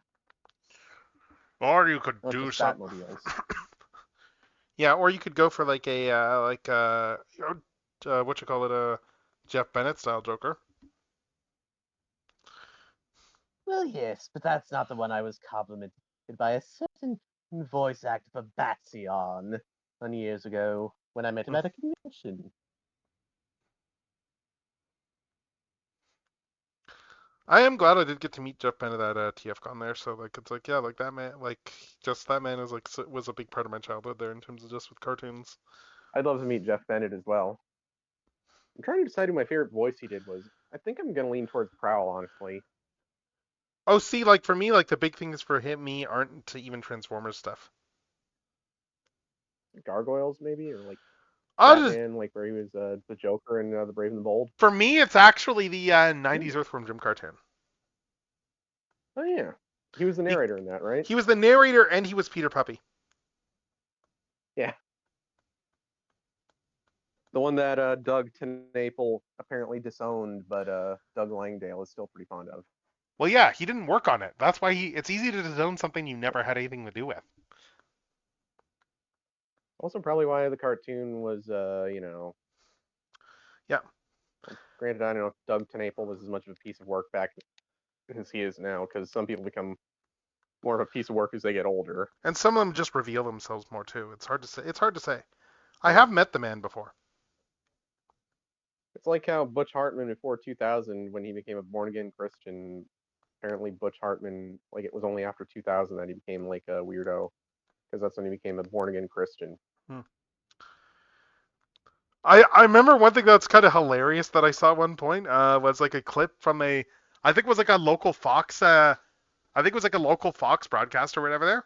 Hold up, I'm just gonna go get more tea while I'm talking, but I think it was a local Fox broadcast, and they were talking about like Family Guy's premiere because like that's when this was set there. But what's funny there is they are interviewing a Seth MacFarlane from that era. And that is a Seth MacFarlane who does not have Family Guy can afford to actually like take care of himself physically, more than your average animator would. Money. Yeah. So like he does not look nearly as good as he does now. Seth MacFarlane is hilarious because like I don't mean like I don't find most of his shows hilarious, but I think it's hilarious that like the guy basically would be a Rat Pack singer back in the day if he was born a few decades earlier. Oh, the man has a tremendous voice. His sister too. Yeah. Yeah. It runs in the family. Like Seth MacFarlane genuinely is like a good singer, and I think yes. Also, like the guy funded the reboot of Cosmos, Neil deGrasse Tyson. Yes. So yeah, because he genuinely liked the original show. Yeah, for all my complaints about Seth MacFarlane's cartoon endeavors, seems like a pretty alright guy. Oh, everything I've heard about Seth, it's like he sounds like he's a fantastic. Because keep in mind too, like people forget that he hasn't done anything on Family Guy except for voice work in like probably 20 years. Yeah. Like the main project he's been working on these days is the TED TV series.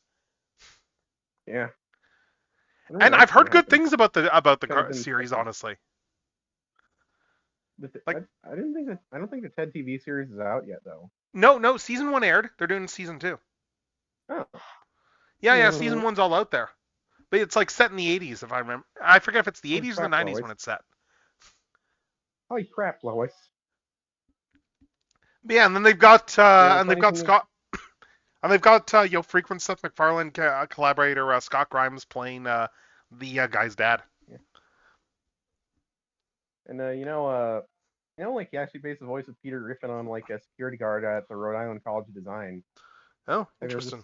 Some random security guard at the Rhode Island College of Design that apparently like his voice was goofy enough and had enough Rhode Island accent enough that like it just kind of gets stuck in Seth's head. Is okay, I'm gonna make a show about a fat guy in Rhode Island, and he's gonna sound like this. I kind of miss early Family Guy where Peter was like kind of a well-intentioned. He was a moron, but he ultimately meant well. He wasn't like a jackass. He was just kind of like he could be a jerk sometimes, but the heart of gold was there. He was Like the only real psychopath in the family was Stewie back then, and he was like the hilarious little psychopath. Yeah, I mean, Like like it's not just Peter that had that degradation though. I mean, like a lot of the characters kind of went that way. Oh, I know. Yeah. I mean, let's be honest. Let's be honest though. The best Seth MacFarlane property is that he created is still American Dad. In terms of animation. I need to watch some more of that. And a lot of that though, a lot of American Dad's greatness though is entirely because Mike Barker as showrunner. Yeah. Because he kind of pushed the humor in the direction that made like American Dad like as memorable as it is. Okay, that makes sense. 90s, okay, thanks. I did see the first Ted, and it was pretty alright. Oh yeah, no, they're fun movies. They're fun movies, honestly, and I do like the fact that it's like it's like his characters are very much like he's not necessarily presenting it like Ted is like a good person at all. Like Ted is like a screw up, but there's the heart of gold there. Ted's a dick. Ted's a dick, but there is a heart of gold to Ted. Yeah, it's like what Peter used to be, basically. Like I really like the premise. I really like the premise for the second movie too. Like I don't know how much you know about the premise. I haven't seen the second one. Because the premise with the second one about like Boston and Massachusetts, correct? Like it's set in Boston, so they wanted to get it right. And... Yeah, the second one has to do with the fact that it's like what Ted like. I think the big driver of the stuff there at that point in story-wise is, like Ted hooks up, with his girlfriend or whatever there, and they want to get married. And then that invites problems because it turns into a thing over, is he legally property? Is he legally a person? Yeah. So it becomes a personhood thing. And come to think, I'm just realizing as I'm saying this out loud that this is from a man who idolizes Star Trek. There is no way Measure of a Man wasn't in Seth MacFarlane's mind. Oh, yeah. Well, not even Measure of a Man, but also like some of the Doctor episodes in Voyager. Again, no way that he was not thinking about stuff like that. Because again, this is Seth. Like, isn't Seth MacFarlane like one of the biggest Star Trek nerds like out there? He made his own Star Trek show because there wasn't a Star Trek show out there like he wanted. Yeah. He sold it as a comedy, and then like by the third season, he was doing long form like hard science fiction. And not just that, but also dealing with things like gender transition is like major story beats there. Like the first episode where they touch on that isn't the greatest, but it kicks off a running through line throughout several seasons that does go somewhere. Because and just even the whole fact of the fact that the whole Family Guy was more just that was how it was thought to be humorous back when Family Guy started. But a lot of that is like of its time, I feel. Yes. Whoa. Yeah. But I mean, yeah, like about trans people, he'd just be like, I think transphobes suck, is what he. Did you watch any of the Orville? No. Okay. So again, just to give a quick rundown. The premise that they go with there is that there was one of the species in the Orville that's part of like their Federation thing, the Mocklins. They are a very like taciturn species and stuff, and they're a species that is all males. And as we find out, and then one of them has like there's a crew member on there, like he's got a husband like on the ship. They're also like a very aggressive, they're a more aggressive species. Like it comes up much later on that the main reason that they're part of the Union and that everyone puts up with them is because they are a massive weapons manufacturer. So it's a case of, well, we kind of want their weapons. Just for self-defense purposes and stuff. This kind of makes me wonder why the Federation doesn't want the Ferengi to join them, because the Ferengi, are natural merchants. Well, the Ferengi don't want to join the Federation. They'd have to play by Federation rules. Yeah, that's true. The Ferengi play by their own rules. Yeah, the Ferengi had no interest in joining the Federation until Rom became Chancellor. Sorry, Supreme Nagus. Yeah. Supreme Nagus. Mm-hmm. Yeah, but anyway, though, the thing is that the Mocklins, they're brought up, like, it's an all-male, and then anyway, he has a female kid, and then we start to learn that they're not quite as monogender of a species as we think, because they actually go and gender correct all of the female-born. Like it's brought up that there's no actual like impact on like reproduction with regards to males and females for the Moclan species, but there is gender. Like there is sex, but sorry, it's like there is like there is like biological sex, but it's just not necessary for reproduction. And there is a whole through line with regards to like Moclan females and stuff, and the Moclans wanting to like get their hands on them all so they can fix them all, and just getting into the actual ethics of the situation and stuff, and the very dicey ethics and the politics involved in the whole mess as well. Because there's a lot of cases where it's like, well, this is wrong, but this is also, but then there's the whole thing of it's like, are we judging by our own standards? But then by our own Earth standards and applying them to other species. But then you get into the fact that even beyond that, there's a whole question of, well, these guys are our allies and they don't want us mucking about with their stuff, and their government doesn't like us meddling with this stuff. And you get into the thorny geopolitics of it all too. But yeah, it's a good show, the Orville. Like even like the stuff they do with the android race too is really interesting. I'm just thinking how the Ferengi basically are like the most aggressively sexist culture in Star Trek. There's also an episode that's essentially 2016 writ large. With regards to like a particular species there, where there's been a slow detente with this species that has been going on over like a couple of seasons there, and it's like the sort of thing where it's like, oh, they're like mortal enemies.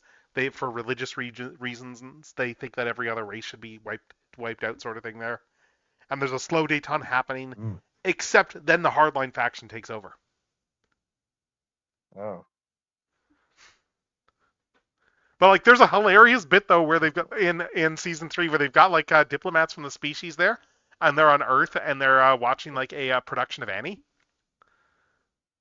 Yeah, like, and it's like a multi-species production of Annie too, which is fun.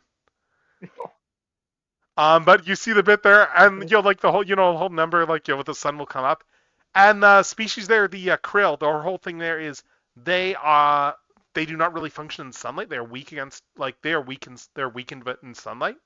Like they've got a lot of Nosferatu aspects to their design. Yeah. And the one talks about and then the diplomat starts talking about how haunting some of that stuff was. Like the whole thing with the threat of the sun coming out tomorrow. And that kind of just throws everybody, because it's like, yeah, that's not what Annie is supposed to be about. And he got a complete different reading because of like their own culture. It's just kind of a hilarious bit. I mean, it's a Seth MacFarlane show. There's going to be show tunes. Oh, yes. I mean, hell, his character has a Kermit the Frog on his desk. I mean, remember like one of the really good episodes of like the first 3 seasons of Family Guy, the one where like where the Griffins end up living in a mansion for the episode? Oh yeah, that whole number there. Yes, that whole number's great. Of, like, the Annie takeoff there. Yes. My God, this house is freaking sweet. Yes, Seth loves his show tunes. Yes. And one thing I will say for him as well, to his credit, while he is somebody who does put himself in a lot of his projects and stuff, he is also generally the first person to step back once he knows he's surrounded by talented people. Because like the Orville season 3, a lot of the episodes like give other characters like priority in terms of giving them screen time. Like he very much is like unlike say your standard like Star Trek stuff, like the captain is not necessarily the main character of the show. It's a proper ensemble. Yeah. Like he generally does step back and let other characters take charge and stuff. Again, season 3 of the Orville, very good science fiction. Like there's a really good time travel episode they did.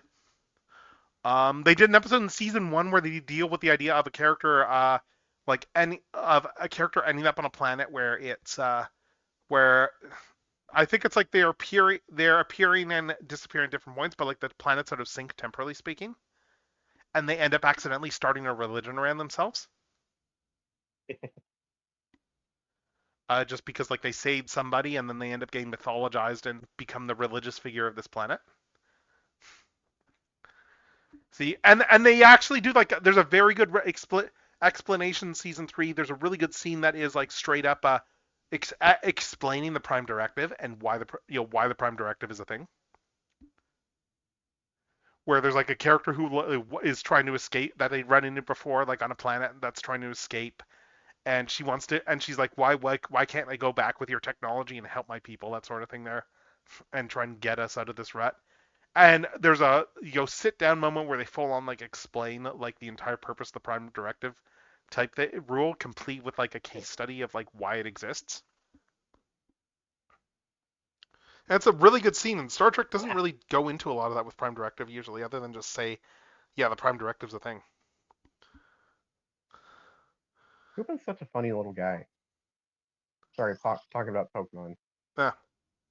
Koopa's such a funny little guy, and then he turns into his like unleashed form, and then he's just like, I'm big and scary. It's Unbound form. I won't lie, with the Unleashed form there, with Rhyme, Big and Scary, the first thing that came to mind was Alex Hirsch. Alex Hirsch going, I'm big and scary. With a character. Yeah. That's totally an Alex Hirsch thing. But yeah, again, yeah, Seth, fantastic creator. He does some amazing stuff. I mean, to be fair, Alex Hirsch is kind of a guy I look up to, and he's kind of a guy who's kind of a big influence on me. I mean, as he should be. It's Alex freaking Hirsch we're talking about.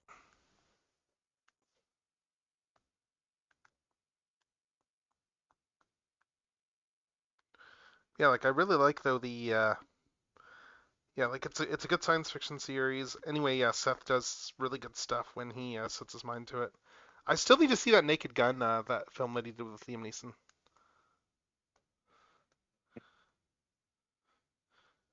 Like I remember seeing that Jeff Zucker didn't like it, but I mean that's not necessarily a bad thing. Yeah. Because Jeff Zucker's also a fairly right-wing guy. Yeah. I know the Wayans brothers kind of hate his guts. Wayne's brothers are pretty good judges of character. Yeah, like, well, I mean, they don't like Zucker. They don't like, I don't think it's necessarily Zucker they hate specifically, but because of the way that the Scary Movie franchise got taken away from them. Yeah. When it was like their creation and then they kind of got like pushed out of it. Oh, sweet, we got a Blocky. We got a Blocky's figure, yes. Yep, that was me. Awesome. Hey, that was me. All right, let me make sure I get the other view ready then. Let's get the other view ready, and let's jump right over. So, let's shift views, and let's grab a Blockies from the bag. As of right now, the bag has, yes, the bag has 4 waves of Blockies in it right now. It has waves 1 through 3, and it has wave 5 in it as well. Sorry, if everyone knew I was laughing evilly, I just found a hyperspace wild zone that had a certain isopod in it. Okay. Would you say that isopod was a bit of a goal? Was it a goal isopod? I mean, and when it evolved. We're going to have ads shortly, so I'm just going to snooze this while we do the Blockies. There we go. That pushes ads. Anyway, so I'm going to grab a random Blockies Defender from the bag. Just dig my hand down, grab something out. And we have something from... looks like we got wave 1. So, again, wave 1. What do we got on here? Hey. We got Optimus, Megatron, the Bumblebee Ironhide, Shagla Sideswipe, Vehicle Optimus, Glittering Bumblebee, Scavenger, Thundercracker, Prime Megatron. So we've only gotten Prime and the Glittering Bumblebee and the Shiny Bumblebee from this wave. We've only gotten 2 of them. So let's see what we get next. Let's get one of these open.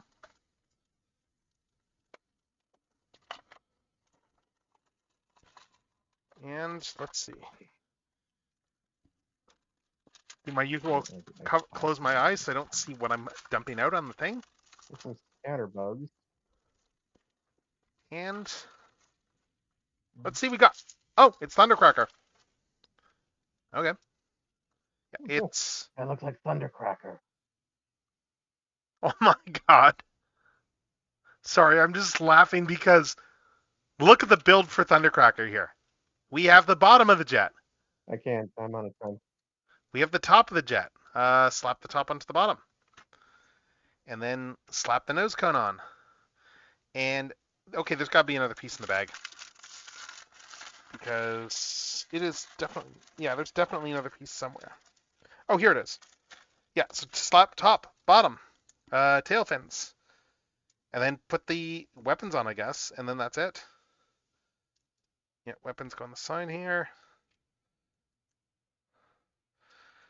And yeah, that's Defender's, that's Blocky's Defender Thundercracker. Let me put this light on over here, and so you can see him better in the front. And yeah, that's the figure right here. Pretty simple. Pretty simple on mode. Like it's like, yeah, it's literally like oh wait, the nose cone's not on the way. Hold up. Let's fix that. There we go. Okay, yeah, there. So yeah, so just standard Thundercracker, nothing really special about it. It's a jet. It's not a shark, it's a jet. Yay. But yes. So anyway, that's another Blocky. There we go. So I guess I will switch back over. So we just walk back over to my desk. Walk back over to the toy desk and grab my phone because I left it on my desk. And yeah, let's get started again on this stuff. Let's switch back over. And remember, anyone can go and redeem that thing. I think it's only got a minute cooldown on it, so.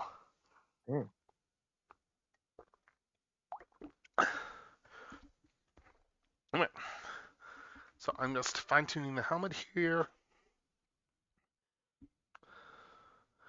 I should probably bring the things down here.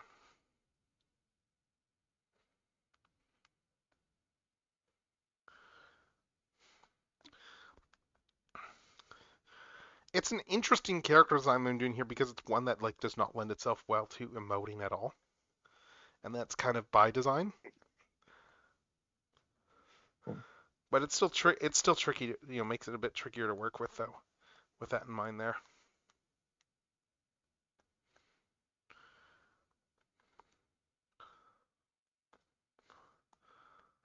And then this here. That. Shove these up like this. Shove these up like that. And I don't know if I want to change the mouth at all.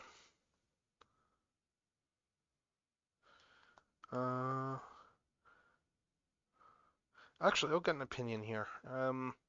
Since you're here, should I do a mouth like this style, or should I like put some slits in it, like this, or do I do something like this? I'm just trying to.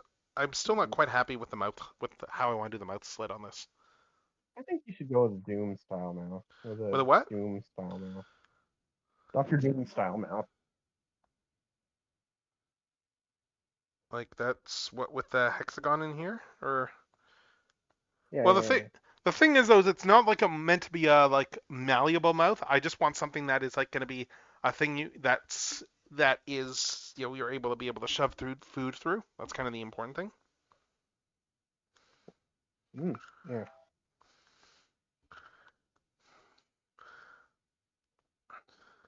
Because I'm very much designing this with the idea of avoiding moving parts.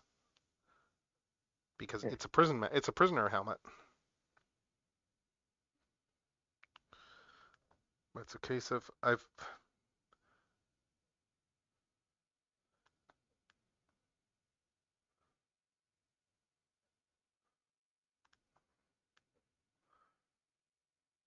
Where's so many psychic points?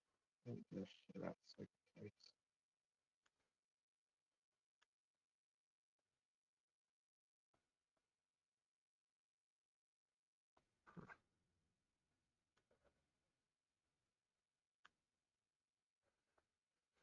What if I did something like this?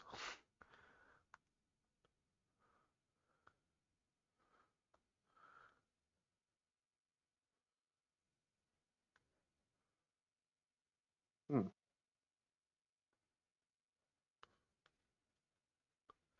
Yeah, Iron Man vibes.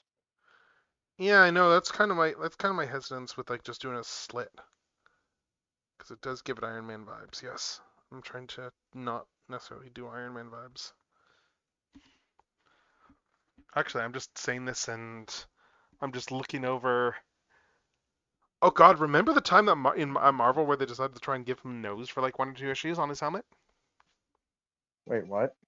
Oh yeah, there's a few issues.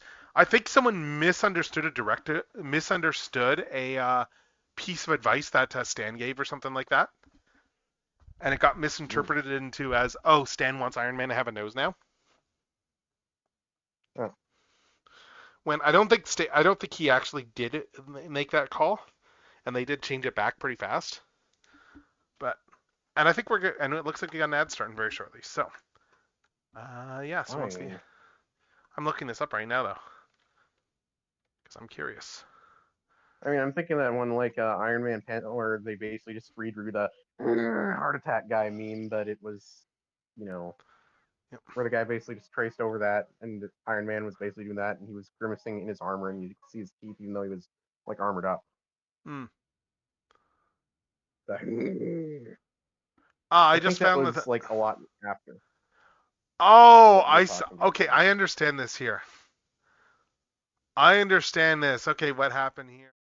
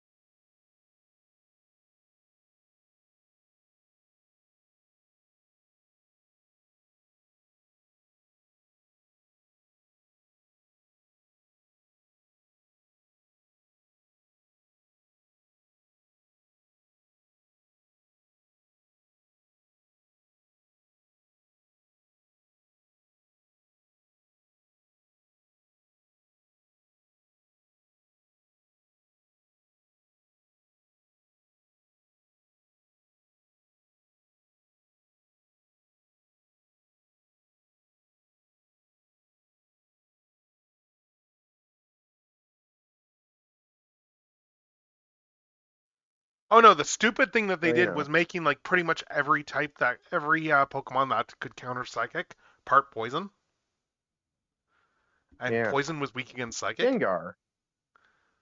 Beedrill. Like, it's the stupidest move. I mean, I guess not Beedrill, but... I think Beedrill and Butterfree were like the only ones that weren't. And that's because they were flying? No, Beedrill was weak. Beedrill wasn't flying. It was poison. Oh, okay, okay.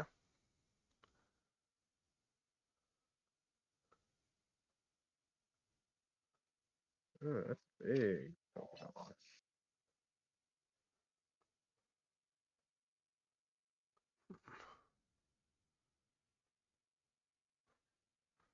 All right. Anyway, yeah, we are working on the design. But anyway, as I was saying, Iron Man, there was the whole story there I was going to share. Because yes, there was a story.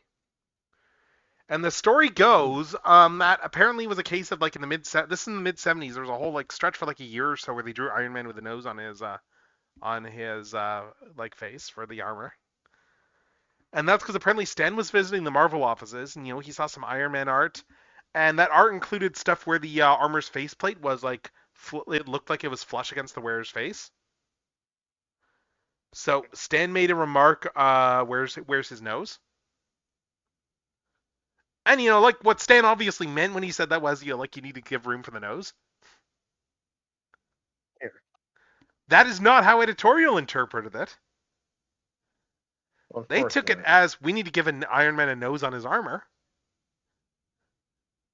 So he had a nose on his armor for the next while until Stan finally saw the new mask and asked, "Why does he have a nose?"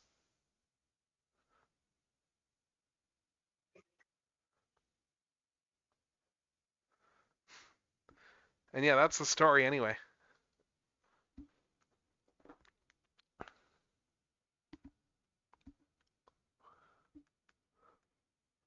Kind of funny how stuff goes. Reminds me of some of the shit that went wrong with some Nintendo games is because they misinterpreted something Miyamoto said, or like they decided to take something he said too seriously when he just mentioned like a funny little remark like, "Hey, that character, the main character of Star Fox Adventures, kind of looks a bit like Fox McCloud," and then they just decided to make him into Fox McCloud because they thought like Miyamoto wanted him to. Yeah, that sounds exactly like most developers and stuff. And also like apparently like stuff like people used to blame Miyamoto for the later Paper Mario games not having interesting characters and stuff, but turns out he's pretty hands off for the Paper Mario series. It's more that the guy who succeeded him as the one in charge of the Mario franchise kind of mandated, oh, you can't make up new characters for Paper Mario anymore. You can't like make anything other than generic codes and stuff. That sounds about right. Because yeah, And I'm Miyamoto pretty likes sure this is goofy. also the guy. Miyamoto likes the goofy stuff. We all know this. Yeah. Yeah. Also, I think that guy's also like the guy that kind of took charge of Mario from like New Super Mario Brothers onward, so he's probably the guy responsible for like Mario kind of So he's stagnating not for a in charge goddamn anymore? decade. I don't know if he is or not. Because Wonder got like pretty well received. That's why I'm curious. Wonder was okay. I just think 2D Mario is kind of unnecessary when like 3D Mario is just. Oh, hey Comey, how's it going? Yeah. How is it going? I think New Super Mario Brothers just kind of killed my interest in 2D Mario forever. Hmm. Like new 2D Marios. The older ones, like the pre-New Super Mario Brothers ones, are still good, but I guess the whole brand identity, all Mario games have to have identifiable elements. Just I think that's part of the reason, like Sunshine, like I went from it was okay to actually thinking it's one of my favorite Mario games because how unapologetically weird Sunshine is compared to other Mario games. Yeah, and now now there's weird. elements from Sunshine that are going to be like the base in a major motion picture. Well, that's Galaxy you're thinking of, but no, Bowser Jr. Oh yeah. I mean, Bowser Jr. is like one of the less weird things about Sunshine. I'm talking about like stuff like the Swoop and Stews being there instead of like the Goombas and stuff.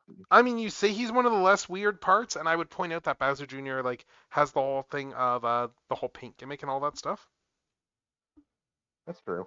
And that is still that does appear to be there for this new film. So maybe we should just cut the Koopalings from Smash and just make Bowser Jr. like his own character and lean hard into painter stuff for him. Like they want to give him his own unique moveset.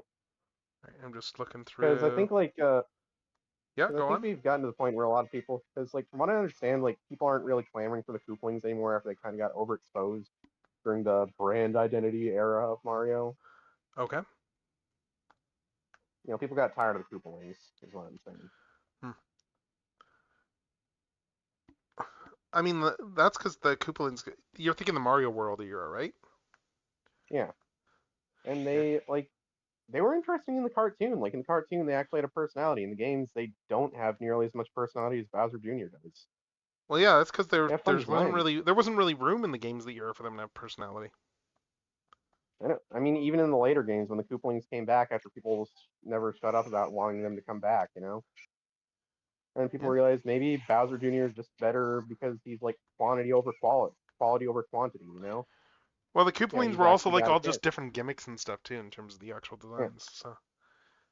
And I think like the thing about the Koopalings is that like if they changed up the gimmicks in the new Super Mario Brothers games, changed the battle gimmicks instead of doing the same fucking battle gimmicks that they had in Super Mario World, because brand identity.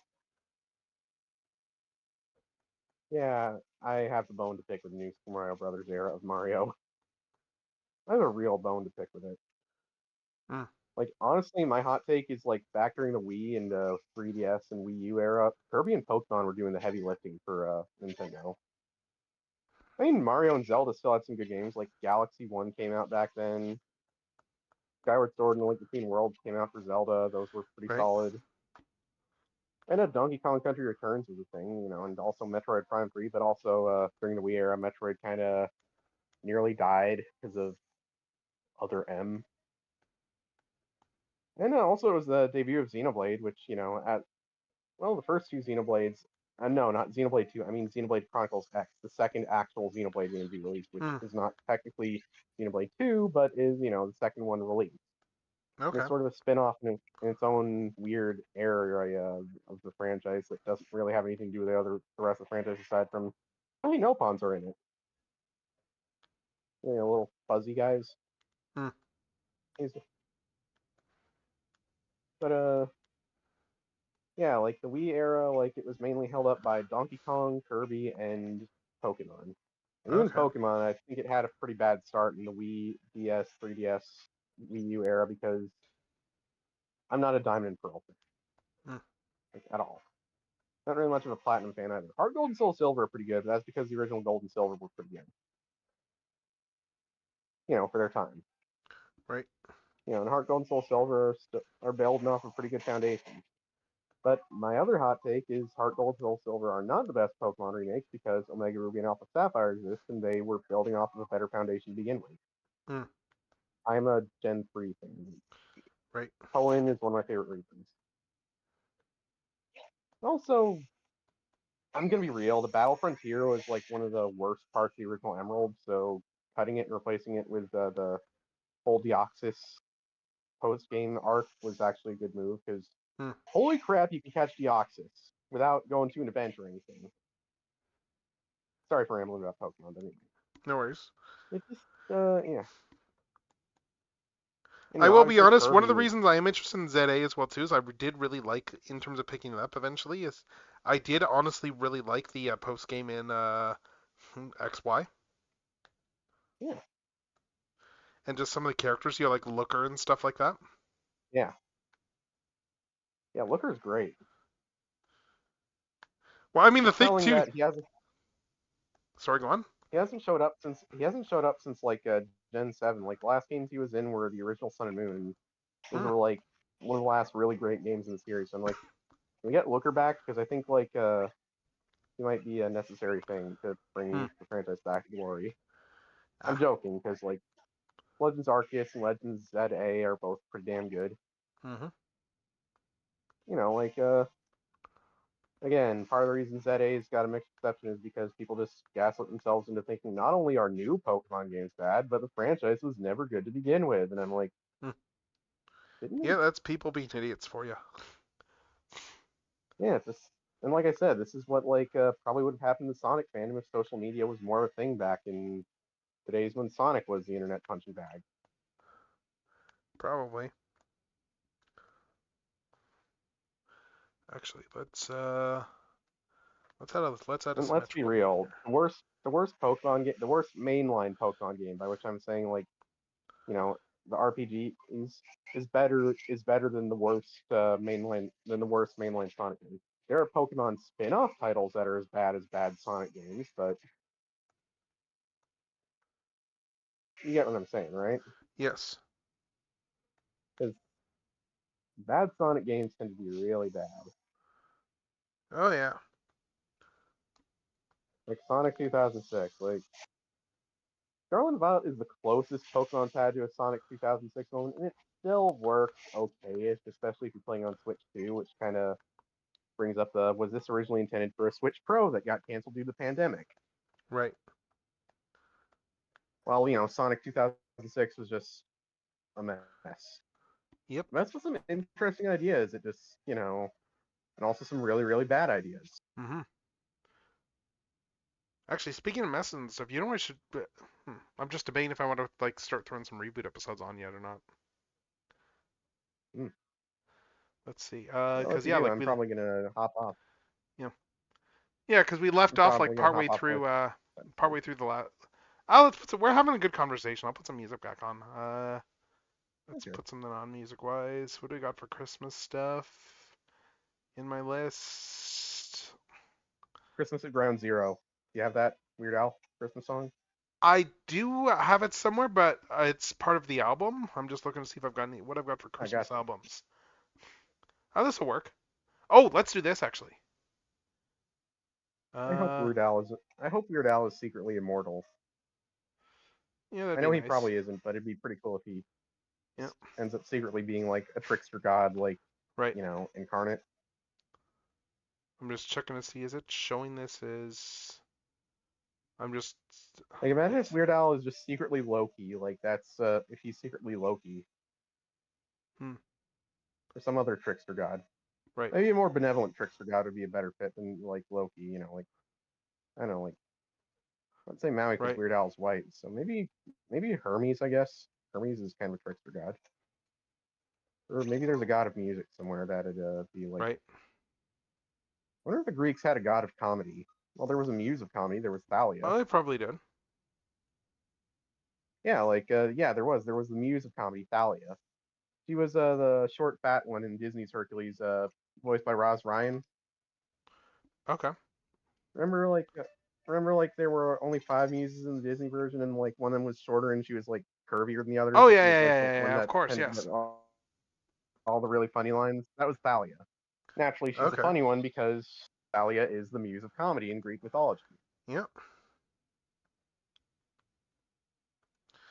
And Roz Ryan's done some other voice work. Like, she was Bubby in Flapjack. She was the whale in Flapjack.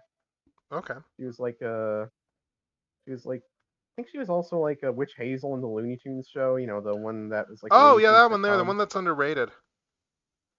Yeah, the one that actually made Lola Bunny interesting. Yes. Which turns out is just a matter of weird. You just actually like have get someone to write her that you just she just had no personality before. That was the problem with the character. She was just there to be pretty. That's the whole thing. Like, she was just there because they wanted. She was there because they didn't want to cross. They wanted the female bugs for marketing purposes, probably. Yep. And like the thing is, like, also I'm gonna be honest. Even though I'm like a furry, I do not find Lola Bunny to be very. I don't know. I guess she's not a very interesting character. Yeah, I mean that's the crux of it. She isn't an interesting character. Her whole character is, oh, there's a girl. Look at this. Look at the girl. The girl can do everything the guys can. Like, there's nothing interesting about that as a character other than just like, yeah, that's not a character. That's people trying to write a character, and it's like what's an underrated Looney Tunes film? Back in Action. Hmm? Yeah, that one was pretty good from what I remember. Like some of the gags too. Like, for instance, there's the whole gag in that one there with regards to like Brendan Fraser, with the idea that like the character he's playing is meant to be like Brendan Fraser's stunt guy. And there is a bit where he does cameo. There is a bit in the film where he does cameo as Brendan Fraser, and like he's just like completely like, full, just as like a completely full of himself, like Hollywood star type. It definitely felt more Looney Tunes-ish than Space Jam ever did. Yes, it also like almost put Warner in like some big league of hot water with the Terry Nation estate. With who? With the Who estate? Oh, so you know the whole scene there where they do the Area 52 stuff in the Back in Action? Yeah. So the part of the thing in that is, that's a homage to just all they were using as a homage for like all the old monster movies that Warner did back in the day and stuff like that by cameoing as many of these Oh, old props that they have. Harryhausen, yeah. Yeah, they were like, Harryhausen's let's cameo as many of these old props and suits as we can, just for the fun of it. Those suits, those things that they cameoed, those included the props for the Daleks from the Doctor Who and the Daleks films.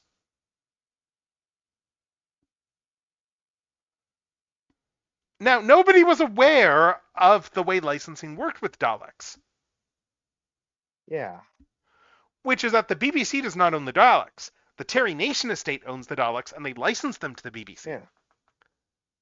And they just put them in the film. Mm. The Nation estate was not happy.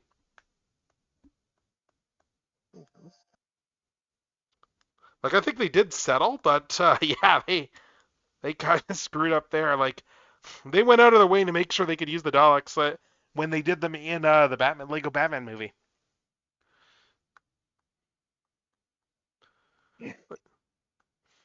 Like, they did their diligence that time, but yeah, no, they kind of screwed up hard there. I'm pretty sure Lego would have been pretty upset. Or just Lego's kind of they stuff seriously. Well, by then too, keep in mind that by then, like that would have been like a well-known Lego. piece of Hollywood lore at the time that Warner Brothers like screwed up like that. So like the people making the film would have been aware. Yeah. I mean, Warner Brothers is really great at screwing up. It's what they do best.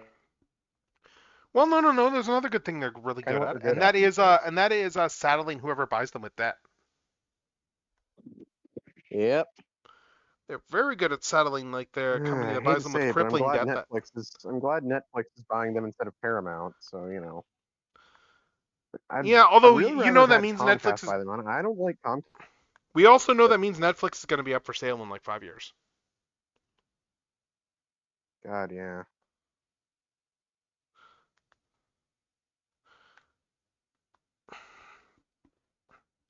I hate to say this, but I think the only company that could survive buying Warner Brothers, and not go under in 5 years would probably be Comcast or Disney. And the thing is that Disney is smart enough to not buy Warner Brothers. Yeah.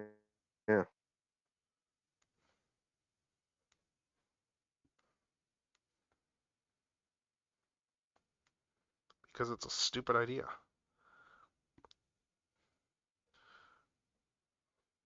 I mean, again, I think Universal or Comcast could make it work because they got like shitloads of money. Like, well, Universal though? Universal's NBC, right? I think so. Yeah. Yes, that'd be the Ellisons, and they did bid on them. Wait, they own NBC too? Peacock, yeah. No, that's Paramount. Oh no, that's CBS. I'm thinking. I'm sorry. Oh, Peacock. Sorry, yeah, I got confused. Yes, they own CBS and all that stuff. The Ellisons. It's a fair thing to get a billionaire pieces of shit confused. Yep. Making me think a bit too of their. Have you ever seen the? Have you ever seen the the quote unquote like banned TV Funhouse episode from like I think it was the late '90s, like from SNL? No. Oh, they did a school. What they did for that one? There's a Schoolhouse Rock parody in it. That is all about like media consolidation. Mm. And like all the corporate masters, which at the time would have been like Westinghouse, GE, Disney, like all those companies, and how they control everything. Mm. And it's kind of hilarious, like a Schoolhouse Rock jingle about just all these like media monopolies. Which included their parent company, of course. Yeah. And the best part is how the skit ends, because like it's going in, it's they're very much like not pulling punches too, because they're bringing up how a lot of these companies are invested in the military-industrial complex as well, and then they use their media empires to launder a lot of this stuff, like to the public. Mm-hmm. Like that's kind of what the whole thing's about, and they're calling themselves out too. And as they keep going, there's a point, I forget what triggers it, but there's a point where it then turns into a please stand by screen. You know, with the joke being that the plug got pulled. But yeah, they were only ever, it never aired in reruns. They did eventually put it on some of the DVDs, but it never actually aired in reruns. And apparently a lot of that is because, like, yeah, the head of NBC did happen to see that episode and then got that pulled. Oh.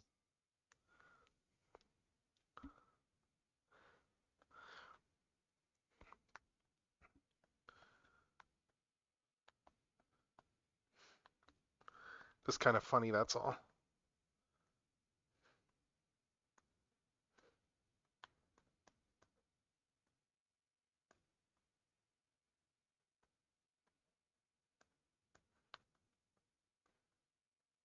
Yeah, let's see. We got some legs there.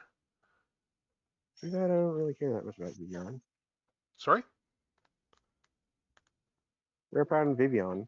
You know, Vivian that's like not a pattern you can get like in the base game. Hmm.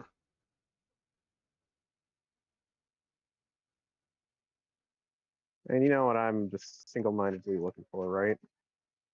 A bug type, probably.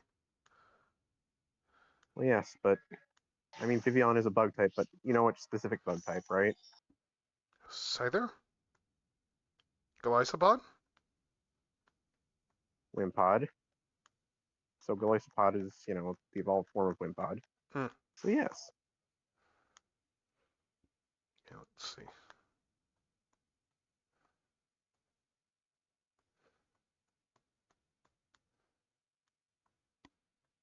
I think I got the basics here. I caught all the Wimpods in that like hyperspace distortion, so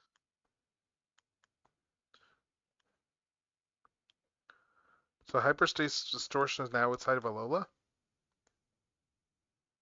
no, it's hyperspace Lumios. It's just a Pokemon from other regions. It's hyperspace. It's probably like something like maybe the hyperspace Hoopa opens up is like linked to ultra space or something. And I don't know. My theory is that it involves the warp. Hmm.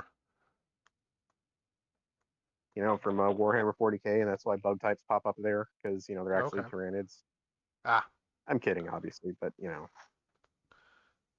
Right. Okay. Alright, I think this looks sufficiently anemic here as far as a design goes. I'm probably not quite getting stuff right in proportions, but let's see.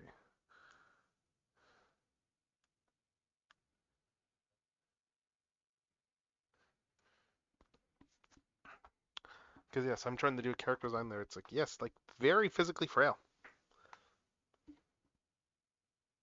And let's see. Turn this layer off. Let's do a head underneath.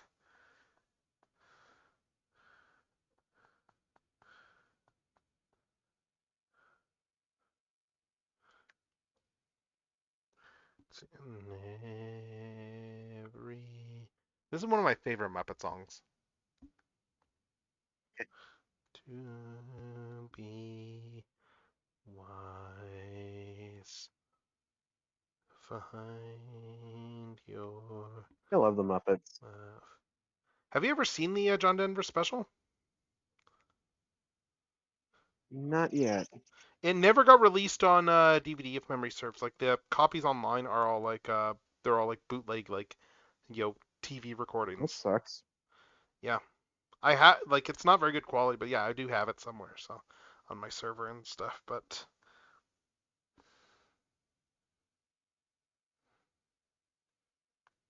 it's good though.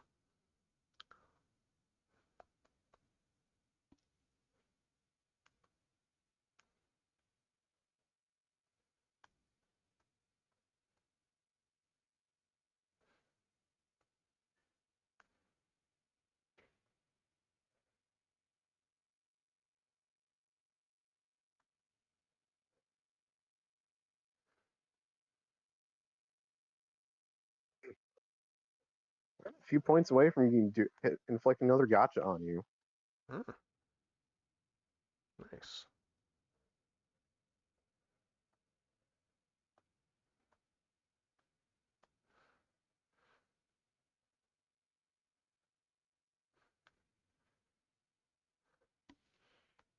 Let's turn this off for a sec.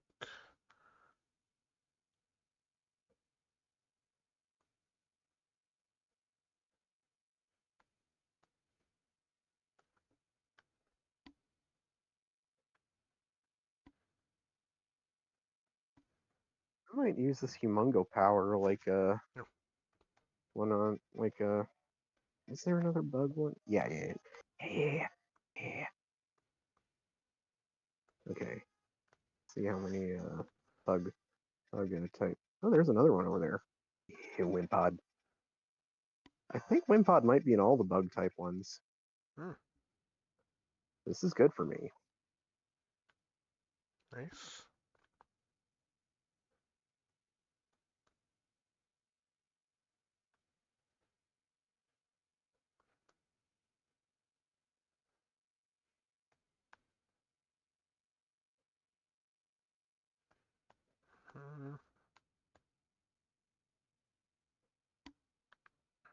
Yeah, this will be a fun campaign to play in. So I was just doing my sheet character sheet prep last night there. Like we're actually gonna be streaming stuff. It's not gonna be on my channel, but like it's gonna be on like the DM's channel. But yeah, we are gonna be streaming the campaign. So that'll be good. I'm gonna use it as an excuse to go back into to just old school, go back into my old like take all the notes mode, because I haven't done that for a while for tabletop campaigns, where I just do a like very comprehensive notes.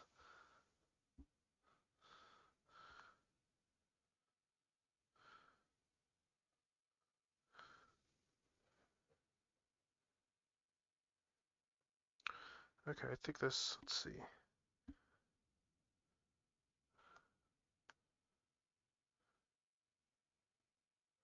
Bugs and Vivian, don't care about that.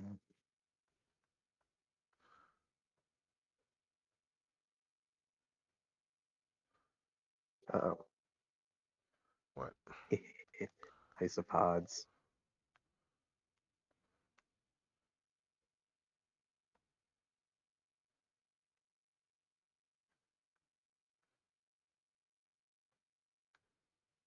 Okay. I think I got the basic gist of the face here now.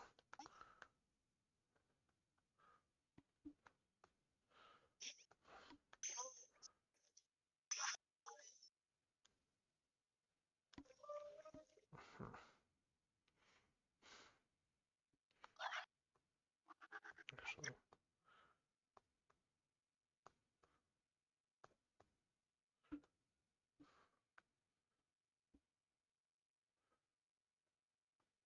Scatterbug makes a funny noise when he's confused. Sorry, what makes a funny noise? I mean, not Scatterbug, Stupa. Stupa's the middle stage of like the cocoon from X and Y. You know, Vivian, the butterfly from X and Y, Vivian. Like, oh, hey, there's some more Wimpods. How they got on the roof, I don't know, but whatever. Okay, but I think we got the basic gist of the face here. Wimpod. Actually, wait, I want to do eyes on that character style. Wait, what? What did I? Hey, Venopedes. Wait. Okay, there's my references. Because I just reminded myself of like the art style I want to go for the actual eyes and stuff. So.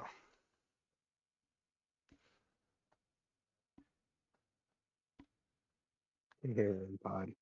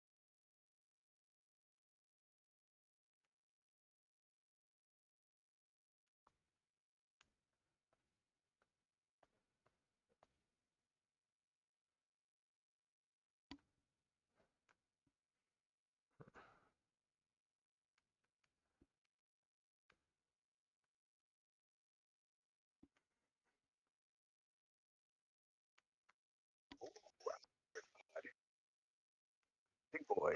Girl. I don't know if it's a girl or a guy wind pod yet.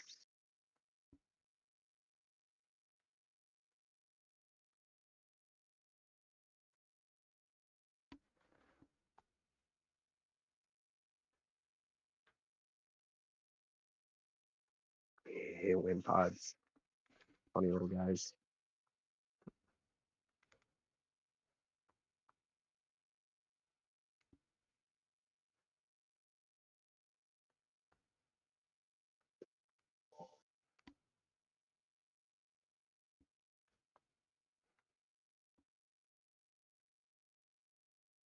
Ooh, more wind pods.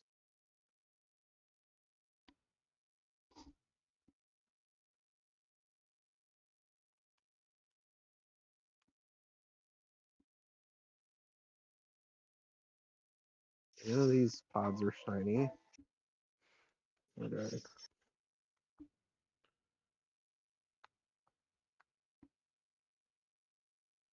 Get a wind pod. Hmm.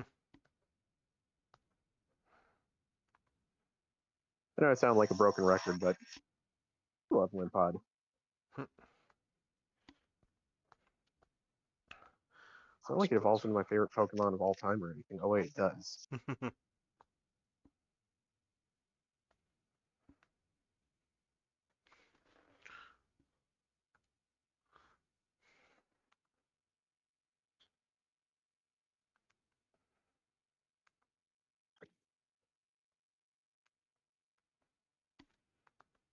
I need to buy more net balls.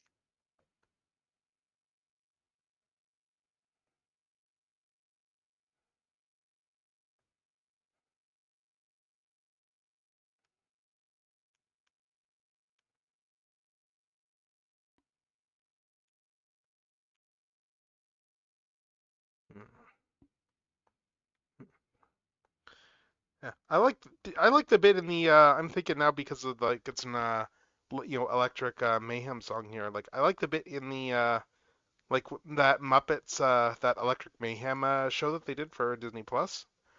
Yeah. There's a bit in there I do like there where we actually do find out that Dr. Teeth actually is a dentist.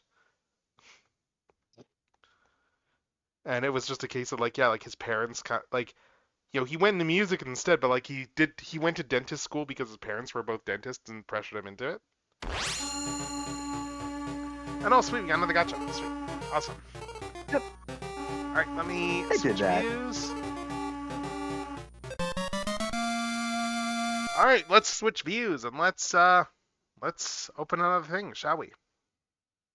So yeah, let's grab another one from the box. Again, we got 4 waves of Blocky's Defenders in this bag. I'm just gonna shake it up a bit. Just reach around, grab a random one here. Sorry. Sorry? You just said reach around and I just That's thought fair. it was funny. I know. And oh, we got another wave 1. Okay. All right. So let's see what we got. Let's see what we got. And again, like the redeem is not very much, people. If you do want to redeem these things and make me open more blockies, yes, that is why it is there.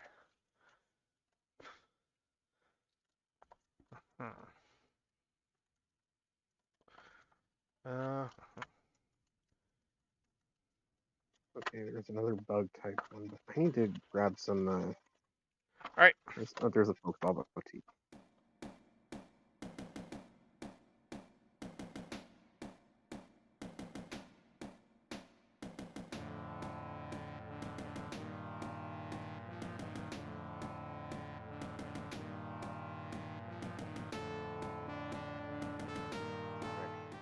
Oh, I also accidentally went to BRB, but that's fixed now.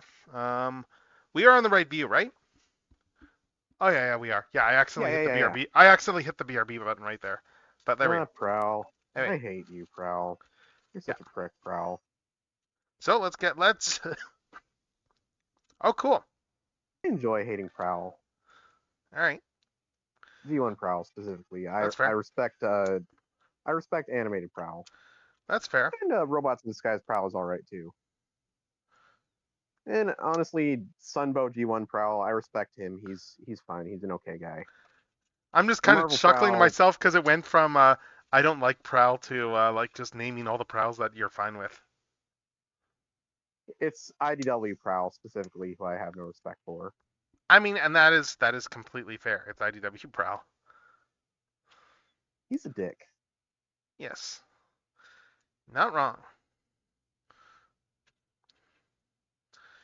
Like Marvel G1 Prowl, as whiny as he gets, I can understand why he's like that. He has to be second command to Grimlock most of the time, so you know. It's like how one of my favorite bits of IDW lore with regards to Prowl is the bit where they talk briefly about okay, where's his neck? Yeah. I'll take a look at that in a sec. But there's a bit there where they talk about like what happened to the planet for Junkion and how it got like destroyed during the war. And it came down to like Prowl and Shockwave were both leading armies there, and like the planet like got like blown apart, because of like the a bomb that got set off. And the part I like is the part where because the Junkions were not happy with this, quite obviously. But it gets brought up that no one actually knows who among Prowl and Shockwave actually pulled the trigger on blowing up the planet. It was one of them.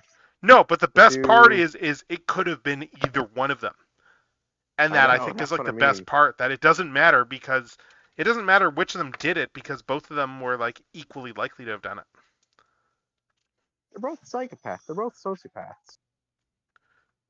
Well, I think Prowl is less sociopathic. I think Prowl genuinely does care. I think, but Prowl is also like willing to do anything that's necessary. And that leads him to some dark places very, very quickly.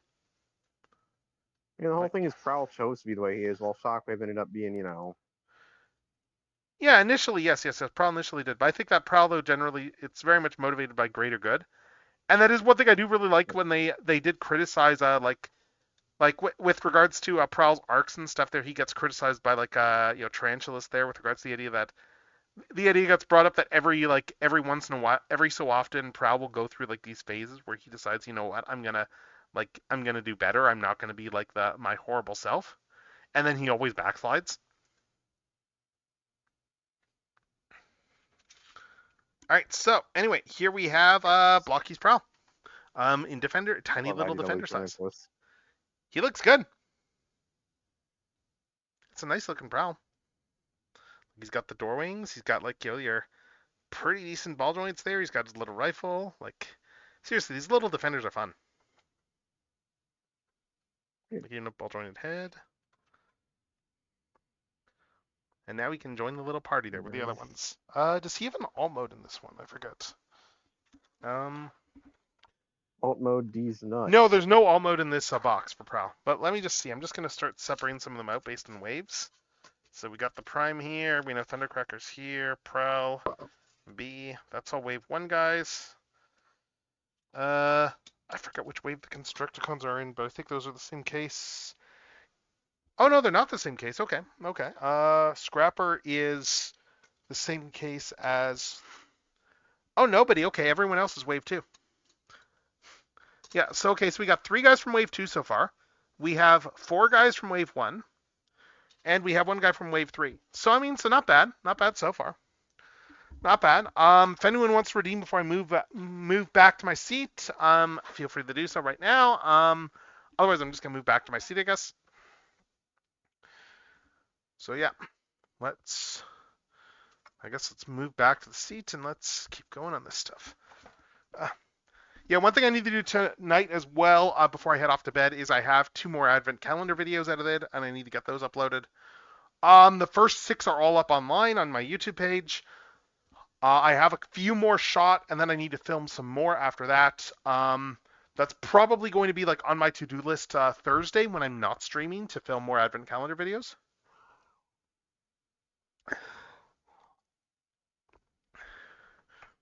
But let's see. Anyway. Let's see. I'm going to do this here. Right. Anyway. Back to art. And I should probably actually switch the screen. Back to the art screen. So. Anyway, yes, we're doing an anemic. I'm just bringing up my reference here for like the model inspiration for like the actual for the actual face, because there is an actual blatant inspiration I'm going for, and I'm not going to go into that any more than others, other than to say that yes, there is a deliberate inspiration. Let's see, but it's going to be less So is the obvious. absolute DC? Are the absolute comics DCs doing any good? I've heard they're pretty all right. That's a good question. I've not read them. I've heard good things about the Batman one. I don't know about the other ones. Batman. I know the big thing with Batman is that it's a working class Batman. Yeah, I like that. And that a lot of his, and I like the aspect too that a lot of his rogues actually started off as his friends too. Like they're all people that he grew up with. And I think Joker's like a tech billionaire, if I remember correctly. No, Bane's a merc who comes in later, I think. Like Joker hires Bane. Yeah, I just felt like doing my worst Bane impression. Ah, so you wish to do a Bane impersonation?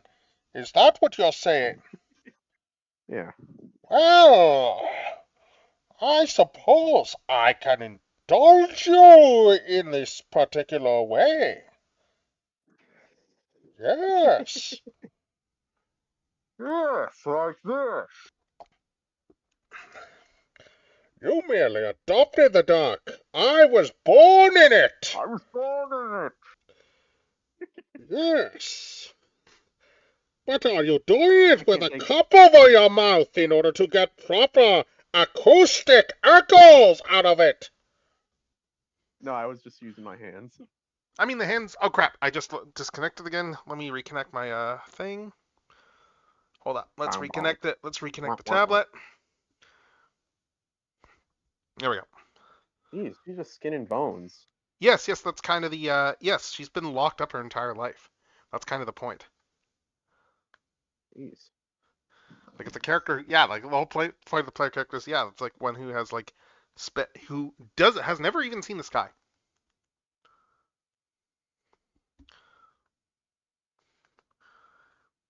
So yeah, I am very much going for a very deliberate, like anemic appearance to this character design. And just I've got those other lines there just as guidelines, just so I know where to fill in the eyes. Oh, wrong layer.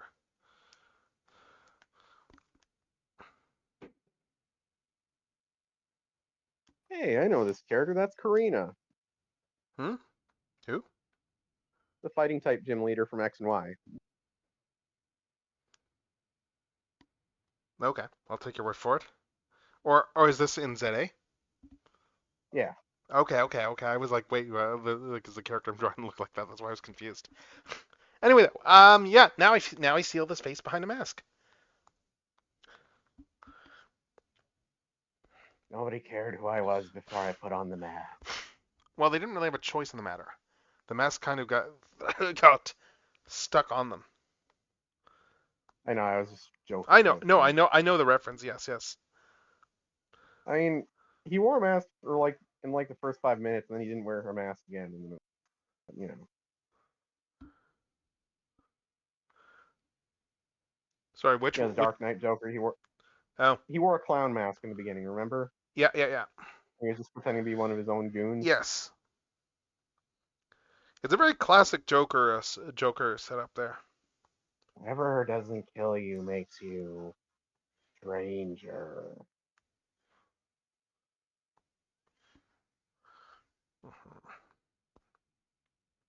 And here we go.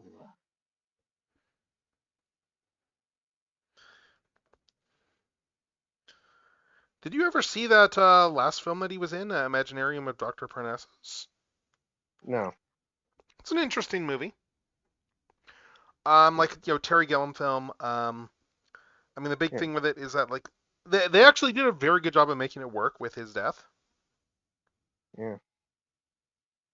Because the fact that like it was like his friends all a bunch of his friends all stepped into film parts, and because there's parts in that movie that take place in a dreamscape, they just changed the plot to the idea that he is changing his appearance when he's in the dreams, because they hadn't filmed that. They filmed all the real world stuff, or rather most of it anyway, but they hadn't filmed any of the stuff that takes place like in the Imaginarium.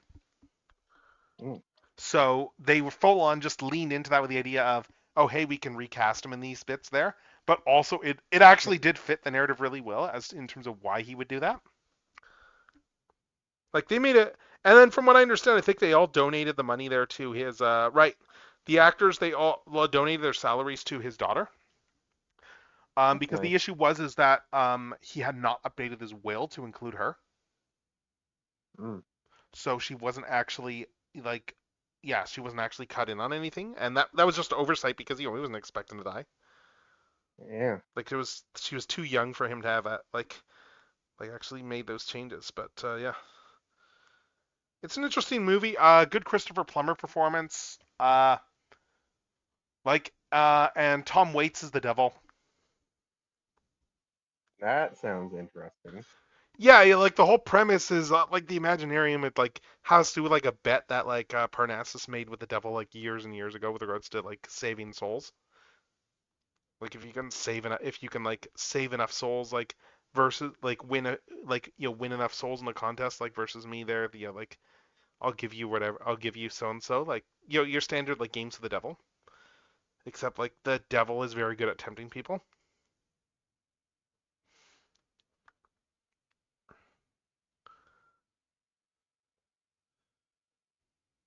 And Parnassus is himself like a weak mortal who is prone to dumbass mortal decisions himself. Here's my question: does Christopher Plummer sing any songs about how no people are running out of batteries? No, there's no Plummer musical numbers in it. No. Oh, yeah. You get what I was referencing, right? Actually, no. I'm trying to remember. Tweedledee, they're running out of batteries. No, I don't. What movie is no that? Batteries. Not Dr. Rockadoodle. Plummer's in that? Okay. When I think of Plummer in animated films, I think of Henri in An American Tale. Yeah. The whole Never Say Never musical number. Yeah. Which is a good number. Yeah, that was a good Don Bluth movie he was in. I was referring to a bad Don Bluth movie. A very entertainingly, weirdly bad Don Bluth movie, but a bad one nonetheless. It is a bad one, yes. Okay, let's pick the thing about I think the thing about like Rockadoodle is it's so freaking bizarre that it ends up being charming in its own. What the hell was Don thinking with this movie sense? And I mean in ways that like a Troll in Central Park doesn't really reach. Yep. I mean, I think that's kind of like Central on Park purpose is too to an saturated. extent. Yeah. And honestly, I don't like to parrot Doug Walker, but I do think like his evaluation that The Pebble and the Penguin is like the best of Don Bluth's bad movies and is like pretty all right as far as his weaker movies go. Like it's the least bad and like I have to agree. The Pebble and the Penguin is like it does almost work. It has its moments.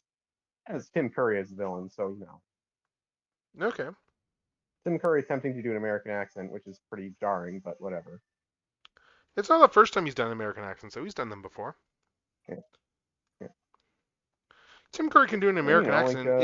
It's just jarring because we're not used to hearing Tim Curry doing American accents. Yeah.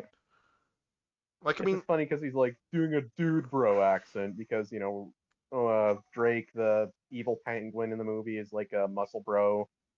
Okay. He's like the Gaston of penguins.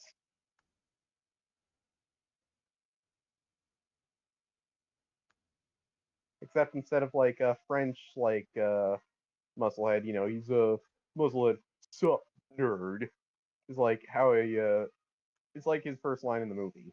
And he gets a villain song, which is always good. A pretty dark villain song when you think about it, because like he's basically threatening Marina, the love interest, that if you aren't mine, I'll kill you. Okay. To her face while he's singing. And like it's kind of really Barry Manilow wrote it because like the lyrics are actually pretty twisted when you like listen to Don't Make Me Laugh, like don't make me laugh so hard that you begin to ache. You know, and like does not help that the animation shows him like look like he's about to like smack her across the face a lot of times during the song. You know, kind of get the Drake is not a good guy. He's not a nice penguin. He's an asshole. Right. Mm-hmm. It is just kind of jarring seeing a super buff penguin that happens to have teeth, but you know, it's a Don Bluth movie. All the birds are going to have teeth. God.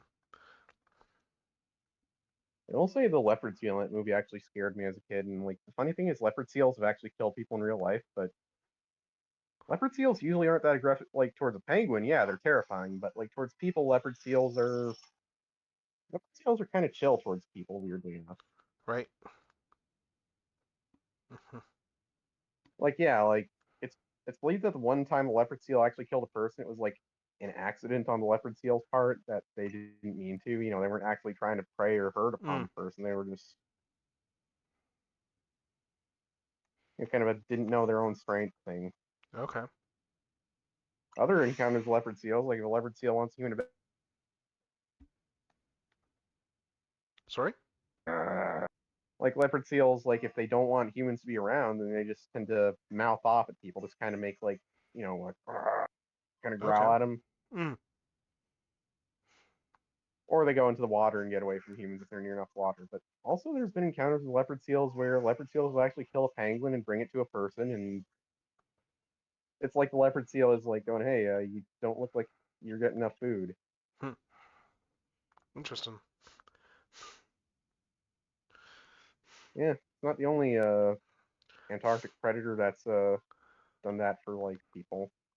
Like, you know, try to give people food. Killer whales have done that too. Like they'll kill like seals or penguins, and if there's a human diving nearby, like they just think we look undernourished. I guess it's not like they're trying to trap us to eat us. Like the Right. killer whales are just like, yo, dude, you don't look so good. You need to eat better, dude. Let's see. I fucking love marine life. Can you tell? Yeah, marine life stuff's cool. Let's see. God.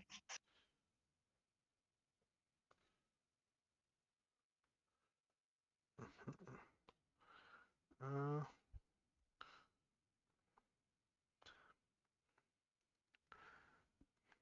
Nothing pod, Tommy. God, the through line in this film Yeah, is I guess. The through line in this film with regards to like the because this is like the Phineas and from the Phineas and Ferb Christmas special I'm listening to right now. God, the through line with the Doofenshmirtz plot is kind of funny. Because his big hang up is that It's I a don't. Doofenshmirtz plot. Sorry? I really don't hate Christmas. Yeah, exactly. The fact that it's like his problem is that he has no problems with Christmas. Yeah. I love Doofenshmirtz. Genuinely one of my favorite cartoon villains ever. Yep. Truly one of the villains of all time, even if he's not very good at being a villain. But I think that's why he's one of the villains of all time. Because Oh yeah, he's he's a so great damn bad antagonist. at it. Yes. He's like legendarily bad at it. Mm-hmm. Why not? You see, Perry the Platypus.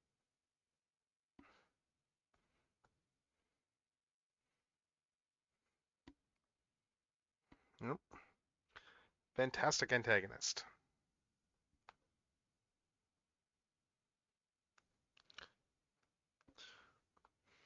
I've not actually seen any of the new Phineas and Ferb episodes, so I can't speak to how they are. Me neither. I assume they're decent, so but Yeah, I mean, it's Phineas and Ferb. It's gonna be pretty good stuff. yeah. I mean, like yeah, like they're a pretty good creative team like that they have for that show.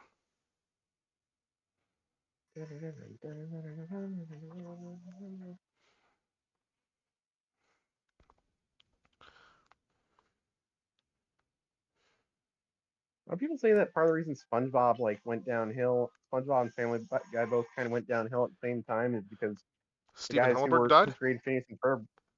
well, Steven Hillenburg died. Yes. No, like Steven Hillenburg, it was when he left SpongeBob went downhill, but also like the guys who worked on Phineas and Ferb left SpongeBob and Family Guy around the same time to create Phineas and Ferb. So that's kind of when Oh, apparently they were. like I didn't know the they worked in after SpongeBob. Okay.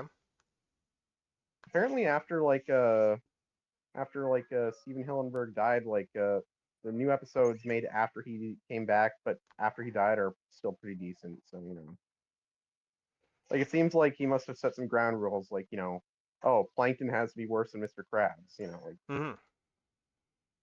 Squidward has to like if Squidward is being a jerk, then yeah, it's okay to make him suffer. But if he's just minding his own business, then don't make him suffer too much.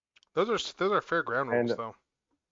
And Patrick needs to remain a likable idiot instead of becoming a jackass like he was in some of the shittier episodes. Yes. And we're gonna have ads starting very soon, so yeah, once we get back from ads, we will be back from ads. It's especially jarring since like in the original run, Patrick was just consistently the best character on the show, honestly. Like he got all the best lines and shit that became like internet. Like he was basically the guy who everything he says was like he was hilarious and you will quote everything he said.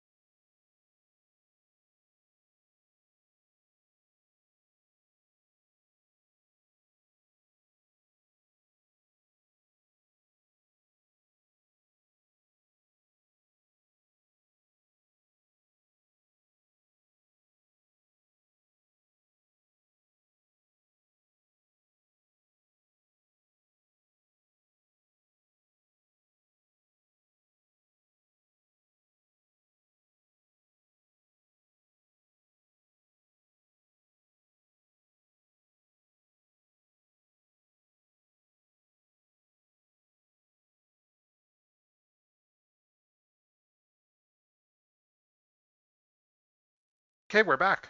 A dinosaur story. Yeah. Wanting to warm God, up this I tea. remember that movie. Yes. That was definitely a weird. That was definitely the good kind of bad movie. Like the movie that's bad but also weird enough that it's also just kind of trippy on its own merits. Did you ever read the book? No. It's a picture book, yeah. Like like my elementary school had it. Like the book is obviously a much shorter story because it's a picture book. Like all the stuff with screw eyes is not there, or the humans actually. Yeah. It's more like the dinosaurs get brought to the present, made intelligent. Like, like the alien dude is the one that makes them intelligent. Like in there, there's no like professor or whatever there. New Eyes. Yeah. New Eyes isn't in the original book. Sorry, I'm just waiting for this stuff to warm up. But yeah, New Eyes isn't in the original book. It's like an alien that brings them to the future there, and they're supposed to make their way to the museum, and then it's basically like all the misadventures that they get into like along the way, and then the ending is very similar in that they're at the museum, and now they're and then them playing statues, but then coming to life for the kids and all that stuff. I will say like one scene from the movie that's actually really good is like when Stubbs, the clown played by Martin Short, decides to quit the Circus of Fear, and he basically just goes on this like over the top like rant to like Professor Screw Eyes about what comedy is, and he's pulling out all these crazy props. Well, it's Martin Short. And it's yeah. You just let that man go. I kind of you wonder don't how you much don't of that edit was Martin Short. You just let Martin Short do Martin Short stuff. Yeah, I was kind of wondering how much of it was just stuff that he came up with off the top of his head, just sort of zany stuff that Again, it's Martin it's Short, Martin so Short. probably a fair amount. Let's see. And, like the whole thing is funny that like this is like a Circus of Fear, so you expect them to get like a clown who's like evil, right? And then Stubbs is not that, so he probably just heard there was a circus, decided to sign up for it, and then found out, oh wait, it's an evil circus, but he had already signed a contract, so. I saw an actual point the other day, which was something to think about with regards to clowns and their portrayal in pop culture. Which is pointing out that there's a whole trope of like the scary clown and stuff like that. But there was also a thing I saw pointed out in that there has actually been a number of like non-scary clowns in more recent media as well too. Yeah. I mean, the most recent one would probably be like Pomni there from Amazing Digital Circus. Yeah. Whereas everything else, it's terrifying. And then even in like Hell of a Boss, it's like clowns are not meant to be scary. They're meant to be funny. Yeah, like Fizz, he's a demon, but he's not like a scary demon. Yeah, and even like Blitz, was a clown, and then Mammon's a clown, and the clown bit is not the scary part of him. It's the capitalist bit. Yeah. Yes, it's capitalist bit. But like, it's just pointing out that's like that there's actual like pop culture stuff of clowns that aren't scary now, which is nice. Yeah. I never found clowns scary except for the one with the brave little toaster. That guy scared the shit out of me. Yeah, like I just spent on the weekend watching like all of. I had not seen any of it before. I was like, you know what? I've been meaning to check out Amazing Digital Circus. Let's put the first episode on and see how it goes. And then by the end of the weekend, I'd watch the whole series.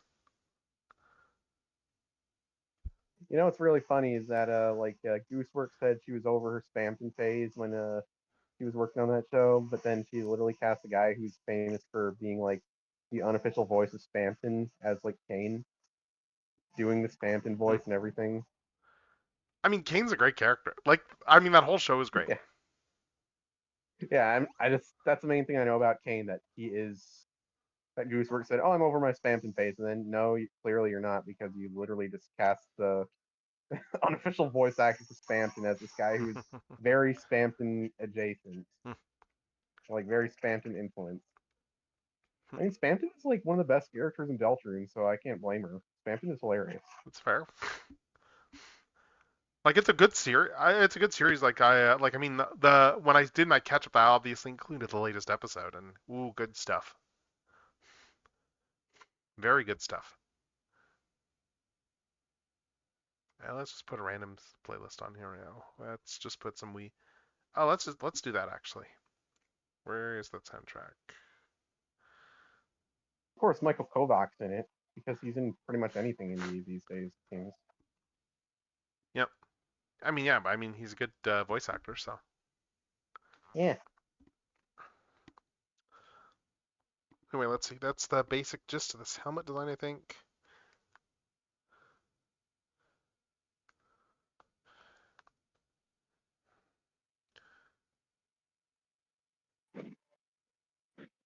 There we go. There we go. They're fulfilling your wishes.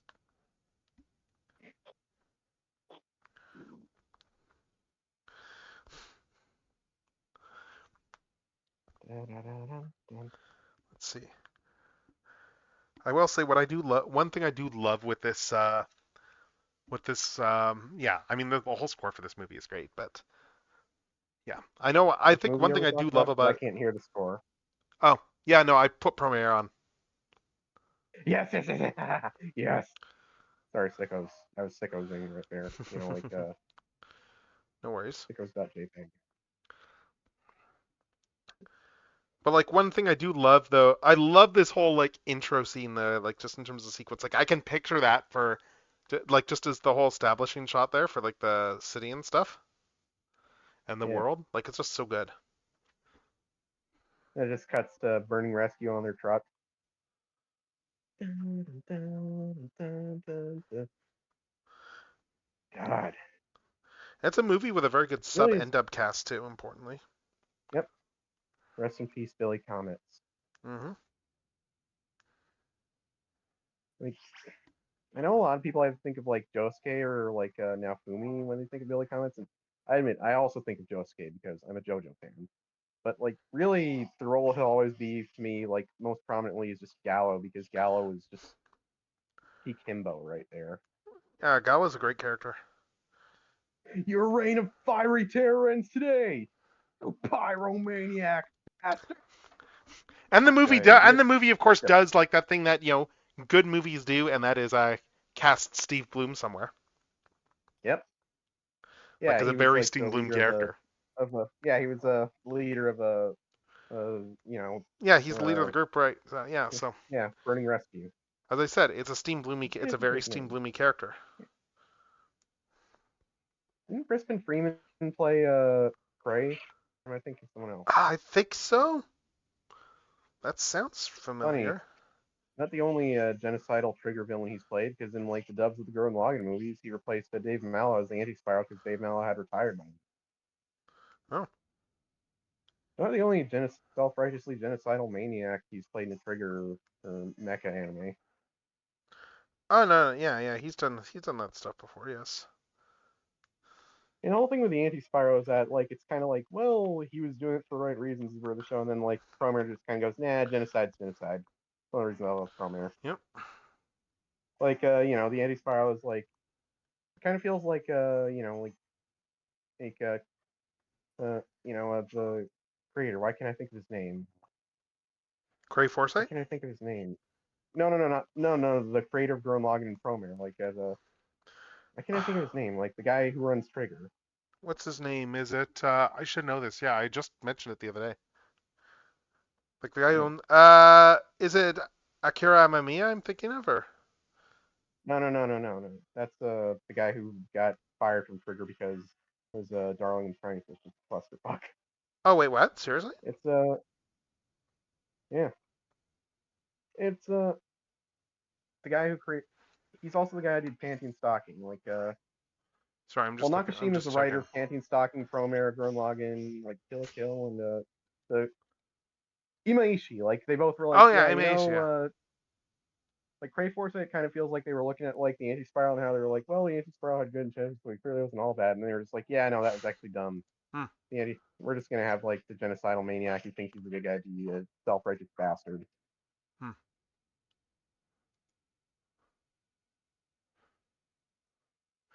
No, he's still doing stuff for Trigger, Amamiya. Well, Amamiya? Yeah. I guess he still does character Yeah, they just design work. announced a new project of his, like Trigger, this year. Oh. And he Yeah, directed I wonder if, Gridman like, Universe. Oh yeah. Oh no, I'm not thinking of Amamiya. Amamiya is like a different guy. I'm thinking Yeah, of Amamiya's done a lot of stuff. Amamiya's like one of I'm the thinking, OGs who's been involved, who like they tend to hand things it's off to. Atsushi Nishigori. It's Atsushi Nishigori I'm thinking of, who Okay. basically got fired from Trigger because Darling and Franks was such a Yeah, Amamiya's been clutch for years. Amamiya is like the guy who's like the biggest Transformers nerd at a company full of Transformers nerds, right? He's one of them. Like, keep in mind, it's Trigger. Trigger is full of them. That's exactly why Hasbro should let them make a Transformers cartoon, but They won't did let because them make a Hasbro's Transformers cheap thing, and they need to fucking let them make more. I mean, like a full-length one, but you know. Yes. As I said, they need to let them make more. can't believe I'm being chased by Wimpod. You know, an alpha Wimpod. Be Normally it's the careful other what way you wish around, for. you know? You just might get it, and then you just might get, and then you might just creep the Pokemon out because you just got what you wished for.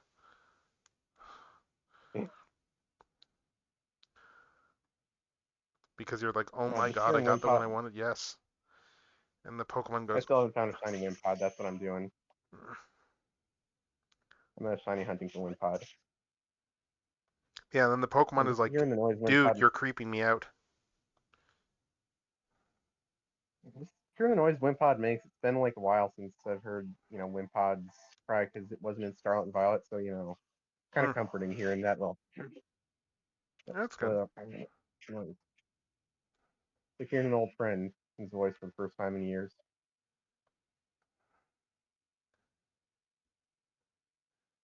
I won't lie, occasional friend immediately brought into my mind the musical number Brand New Best Friend from Phineas and Ferb. I meant like old friend. I said not occasional. I said old friend. I still love that. I still love how that song ends there with the whole "Coming at You Fridays." Yeah, it's such a Doofenshmirtz way to end a song. It is. And then I don't know if you ever saw the one that they did there with what's his name with the other like the I guess there's the follow up stuff that they did with the evil Doofenshmirtz when they went back to the second dimension. No, I never saw that. I seen clips there, but they do a whole thing there where it's like because he's actually like he's broken out by his wife. Yeah. And there's a whole they do a whole musical number on how like she has actually like been secretly evil all along. Yeah. And that the entire reason for the divorce was tax purposes. Yep. And they have a whole musical number about it. I love Phineas and Ferb. It's a goofy show. Such a good show, such a goofy ass show, and I mean that in the best possible way. Yes, the world can always use more Bill Farmer characters. I don't think Bill Farmer's in Phineas and Ferb. Yes, who did Bill Farmer voice most famously? Oh yeah, Goofy. Yes, that was the joke. All you need. Yeah, I got it now. I was gonna make an Amphibia reference because you know he was Hop Pop in that show. Oh yeah, he's great in that. It's a show where he does a different experience. It's great because he gets to show some actual range that he never gets to show these days. Oh, Frog, I'm unemployed.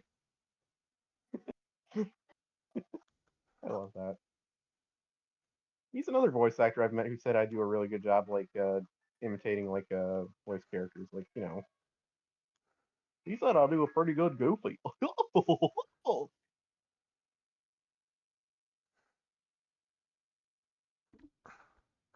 I mean, I probably could have done a better Goofy right now, but I just didn't feel like it. Yeah, I don't know how common of a character Goofy is for people to voice.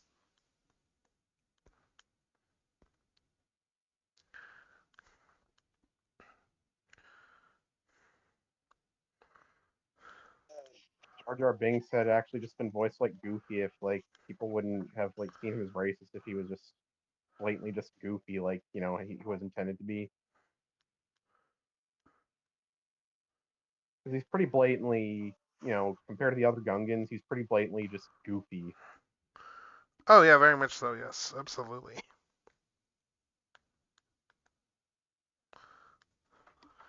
Why am I doing? Okay, there we go. That's better. I just had a moment on this. It's like, wait, why am I not using any references for drawing feet?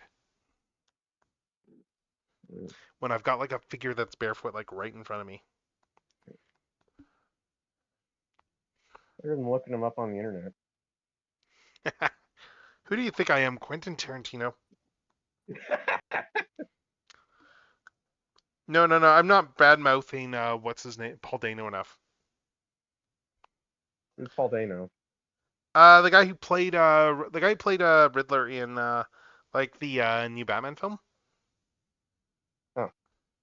No, because there's a whole thing going around with Tarantino with where he was talking about like the movie No Country for Old Men, which Paul Dano's in, and how and like criticizing Dano's performance, and then it's one of those things where it's like at that point, like a good chunk of Hollywood like came out in Dano's defense and was like, "Oh, you're kind of being an Yeah. asshole about this." Yeah, Quentin Tarantino can be kind of an asshole sometimes.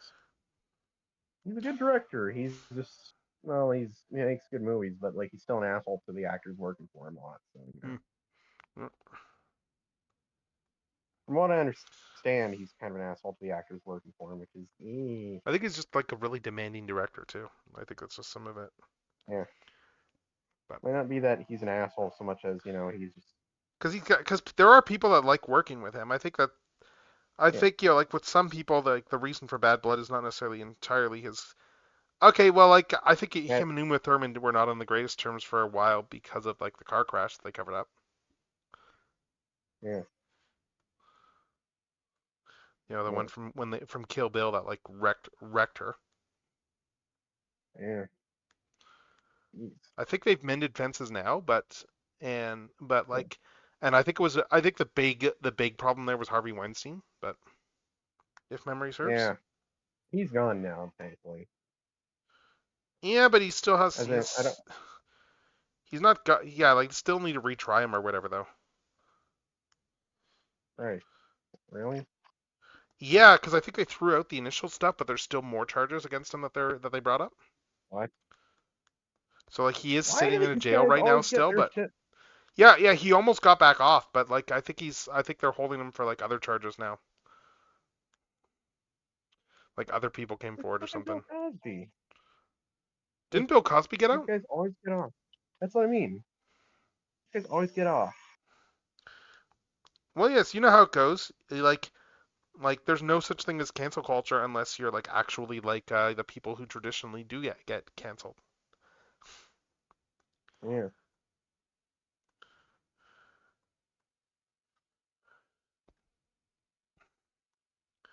There's a new pod.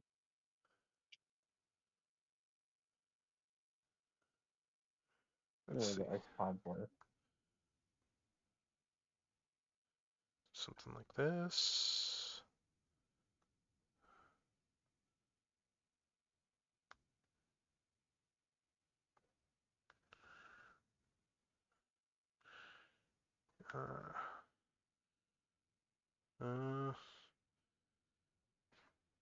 Okay, that's the gist of this here. Also, these guys are rich enough that they can kind of probably bribe someone to, or that someone connected to them will bribe, like, I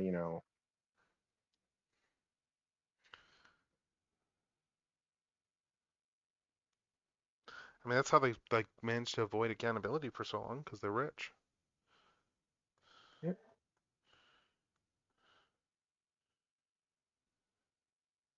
People wonder why I think that we should crucify the rich.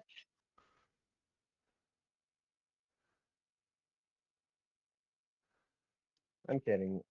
That's why I said crucify instead of something more actionable. But how we should, Well, I don't condone rich just cannibalism suck. anyway.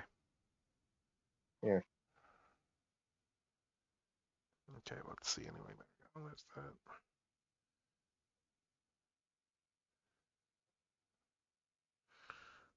It does genuinely feel like once you get to a certain point of wealth, all your moral standards just go out the window.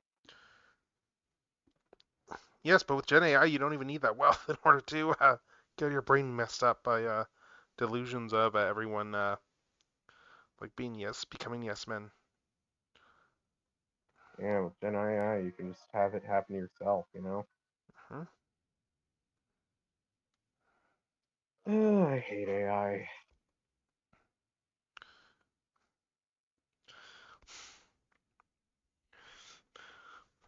Anyway, let's see. So there's the basic gist of this.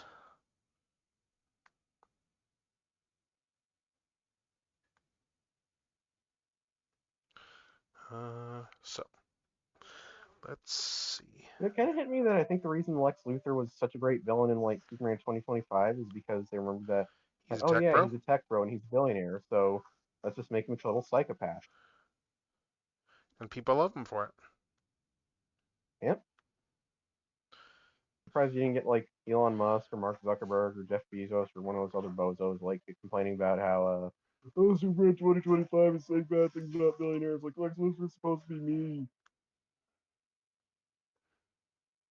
Like you think Keep in their mind those egos would people would like lead like. to Keep in like mind that those are the types of people who would want to be associated with Lex Luthor, because being yeah, associated with Lex Luthor implies they're smart.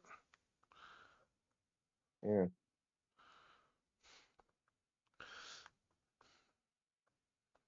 Okay, so I think I got the. Now let's thin out the neck a little bit here. I don't need it to be super thick, I guess. I've got like the.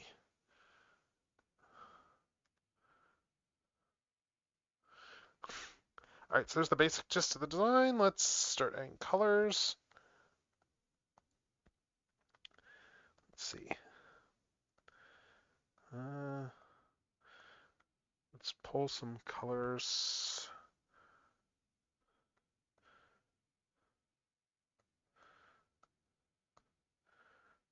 Let's see.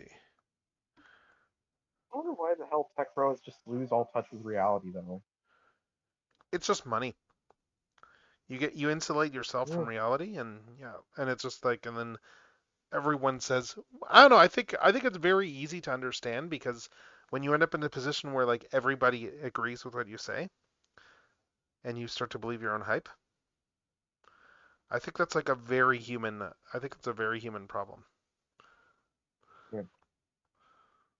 I think that's why Michael Eisner just kind of chilled out after getting fired from Disney because he was kind of leaning into that, and then he got his ass kicked out of Disney, and ever since then he's just been like, yeah, you know, Well, Eisner did do he stuff. kind of It's got just he humbled. he And, moved into other industries and stuff. Like, yeah, oh, like yeah. he worked for did Yeah. stuff at Tops for a while there, like with Yeah, baseball but you cards. get what I'm saying. Like Eisner, like he kind of just like he was kind of like full of himself when he was running Disney, and then like he got a reality check, and Yeah. I mean, Eisner did a lot of great things like at Disney. that's what I mean. Like he had a lot of good ideas. He'd also because he loved taking risks, he would have bad ideas naturally, and without Yeah. Frank Wells, Yes. Yeah. He didn't have the person to Frank talk Wells him was down the from guy some of those risks. yeah, like Frank Wells was the guy who's like, okay, Michael, I think this is actually a really bad idea. And Katzenberg he did whatever the fuck he wanted, which is why he left. Mm-hmm. Well, Because Katzenberg was just awful. Yeah. Again, they based a certain Disney villain off of him, who's probably a lot funnier and more likable than either Katzenberg or the guy who voiced. Is definitely more likable and funny than the guy who actually voiced him. Hey, he's low to the underworld. How you doing? Let's see. Like, it just kind of Yeah, sucks well, that like James Woods is such a piece of work when like Hades is like one of the funniest Disney villains of all time. I do appreciate though that James Woods, when it comes to Hades, is well aware that that's where his bread is buttered. Yeah. And that he is And actually his like best role. Yeah, well, he is aware of that's like one of his like Hades is legit like one of his favorite roles as an actor. Yeah. Oh, I know.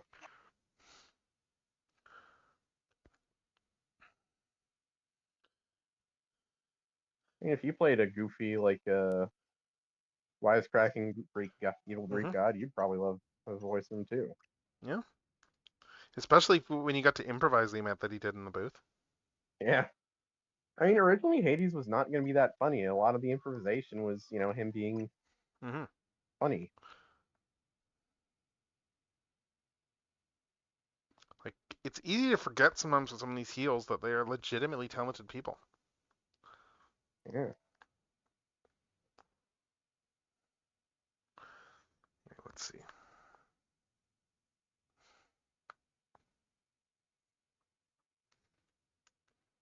He's not a heel aside from like being like a anti-vaxxer, but Jim Carrey seems like a pretty okay guy, and he's also really funny. Like, I think Jim Carrey's aside, anti-vax stuff was like partly just like who he was dating at the time too. Ah, Hasn't he fair. kind of like reversed course in some of that? It wouldn't surprise me. Like, I know Jim Carrey's like not a right-wing guy, so I know he's like decidedly not like a conservative.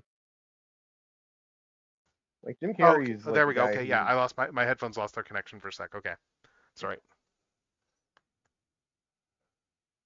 Like Jim Carrey seems like a good dude.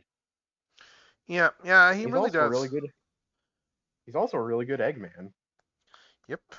Did you see the there's Sure. an article that's been going around there lately with regards to because it's the holiday season, just like Variety did a retrospective thing on How the Grinch Stole Christmas. No, did he do Grinch face again without like the makeup? Because like I remember seeing No, like no, some no. I clip mean, of like they did a whole like they did a whole article just talking about like the making of like How the Grinch Stole Christmas and all that stuff there, just like 20 years on. yeah.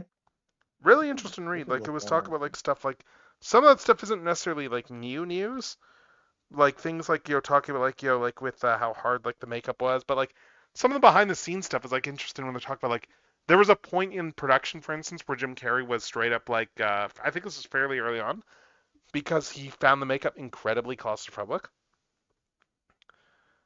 And I mean it's entirely his Yeah. own fault because he wanted the makeup. So to be completely fair here. Yeah. Like, but there was a point where he was like telling the filmmakers there, I'm sorry, but I will refund my salary plus interest. I can't do this. Like that's how bad it was Wow. for him.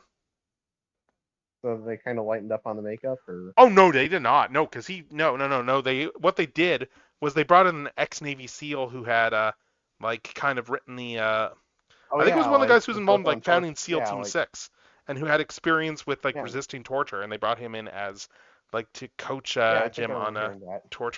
anti-torture resistant techniques. I'm just thinking, does that mean Eggman could resist torture techniques?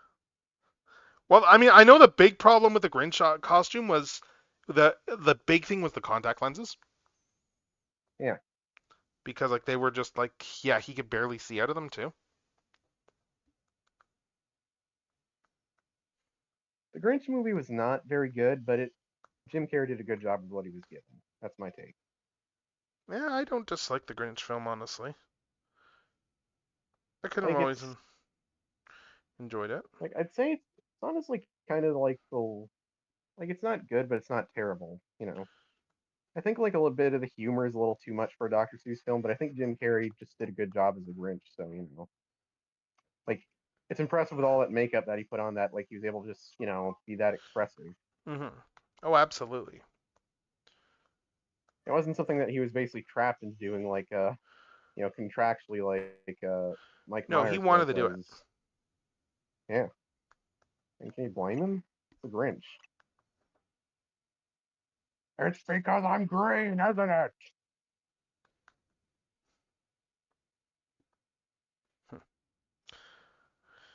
There's some bits I like Yeah, that are like funny to read about there, like for instance, like like with the bit with the tablecloth there, where that was improvised because he was meant to actually like pull everything down, and then he actually succeeded in the but he tablecloth thing. So then he that's went a Jim back and Carrey just like move. wrecked everything because of that. Very, very Grinch move. Yes, but like I Actually just remember be reading, good at it's like sleight of hand and they were mentioning too that there wasn't actually like that much improvisation in the film because of the fact that he was just because of all the makeup and stuff, like there wasn't really and his limited visibility, he really couldn't do all that much improvisation. yeah. Just because he didn't have the ability just with all the stuff that he was in.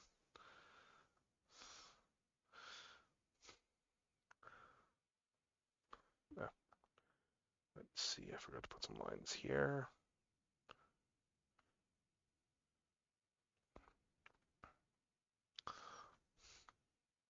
I'm not really looking forward to the Mario Galaxy movie just because I have no faith Illumination will actually make a decent movie. I didn't think the first Mario movie they did was very good either, so That was okay. like, my main beef is just that they kind of butchered Bowser. They cast a good actor as Bowser and just like let's make Bowser a total jackass. And it's like the whole thing with Bowser is he's pretty damn good to his evil minions. Like out of all the Nintendo villains, he's kind of the guy that you'd want to be the evil minion of because Right. he's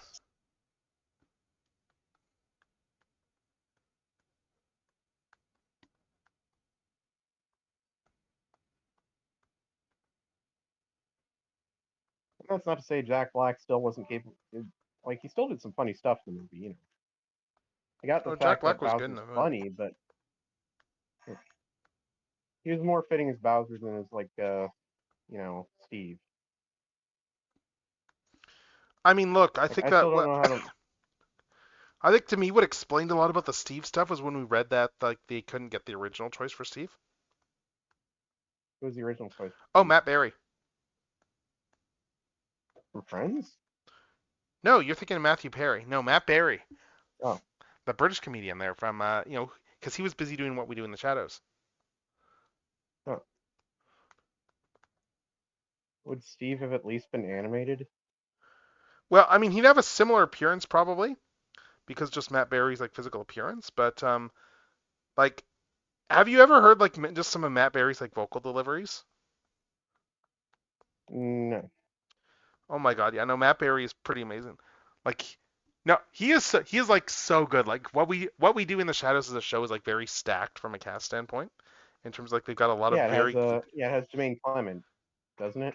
The movie, yes. Isn't Jermaine Clement in The it? movie does, but the show, Clement shows up a little bit, and he was involved in. I think he show ran the first couple seasons, but like he wasn't super. He wasn't super involved in like the TV series. No, they had like the TV series is set in Staten Island instead of in New Zealand. God, I love Jermaine Clement. But yeah, they had a different cast I for think it. you know why. I think you know why I love Jermaine Clement. I'm actually not 100% because there's a lot of good stuff Jermaine Clement's done. But Tamatoa hasn't always been this glam. Okay, yeah, I guess there's Moana, yes. Yeah. He got one scene in the movie and he stole it. Yep. It's fitting considering that's what Robert Crabs do. They steal things. Yeah. But yeah, anyway though, let's see, what was I gonna say though? Yeah, with regards to, hold on, let's see, this to this, multiply. Yeah, what was I saying? The Rock kind of stopped buying so much into his hype, because The Rock was kind of buying into his hype a bit too much for a while. And he's kind of mellowed out and become more reasonable again. After like Black Yeah, he Adam bought into his hype pretty heavily, yes. Very heavily. But yeah, what I was saying though is that yeah, with regards to with regards to What We Do in the Shadows, like Matt Berry, I'm trying to think what else you might have seen him in. Did you watch it all, like Disenchantment, like the Matt Groening series? Yeah, I heard it was kind of eh. Honestly, I thought it was decent. Like they had some decent like long running plot lines and stuff. It felt a little cut short, but like the problem is that the first season is a lot more gag of the week than the rest of the show. And there's a lot of stuff in the first season that like reads differently once you finish the first season, because of stuff that they were keeping from the viewers on purpose and the main characters on purpose. Yeah. But he has a recurring part in that series. I'm trying to think what else he might have been in.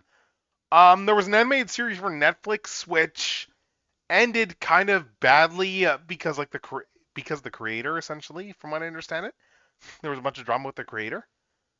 That was called like 12 Forever. He voiced a character in that. Oh God, yeah. Like he voiced the Butt Witch character in that. Yeah, the creator kind of turned out to be kind of a freak. Yeah. But anyway, though, I mean, I think it should have been obvious because, like, apparently she was the person who was responsible for the scene in the Powerpuff Girls reboot where the girls worked. Yeah. I think we should have seen that coming. Like, it should have been kind of an obvious, like, oh, she's probably someone that's kind of weird, Not in a good way.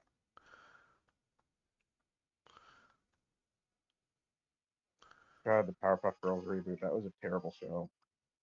Yeah, I heard not great things about it, but anyway, though, what was I saying? Anyway, though, yeah, Matt Berry, yeah, very talented individual, but yeah, like he was that character in that. I'm trying to think what else he might have seen him in for stuff. There's a sitcom he did called Toast of London. Like it's his own like kind of vehicle there, that like British sitcom that's pretty good, where he plays like a where he's like like the character name is Stephen Toast. He's like just like a working actor in it's set in, It's Steve.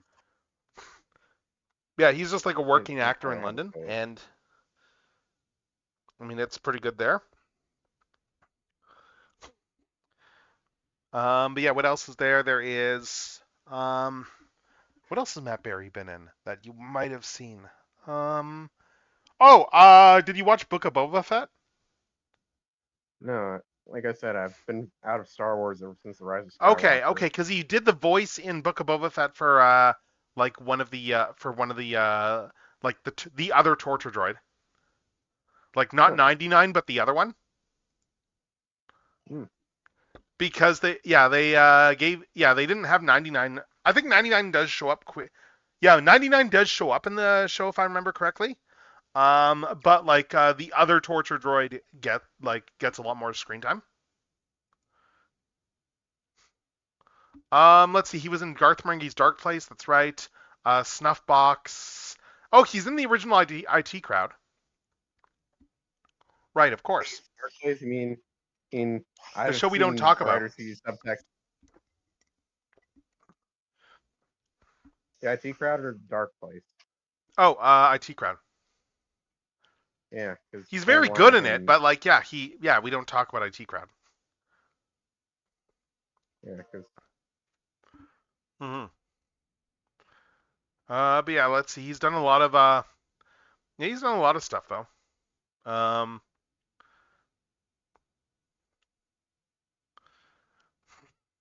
Rude. Sorry, I just got. Oh, he was in. He did some stuff in SpongeBob. Oh yeah. He was in the SpongeBob movie A Sponge Out of Water. He was a dolphin in that, I guess. Oh. Yeah, I didn't see any of the SpongeBob movies after the first. But anyway, though, yeah, Matt Berry though, like very talented actor. Like he's got a good he actually has his own band and like does like his own the show Toast to London. Like he full on his band full on did the theme for that series too. Oh.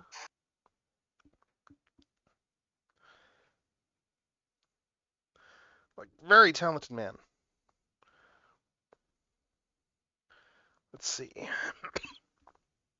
I don't wonder if Chicken Jockey would have probably wouldn't have become I think admittedly Chicken Jockey's largely. If you've ever heard Matt Berry vocal deliveries, yes.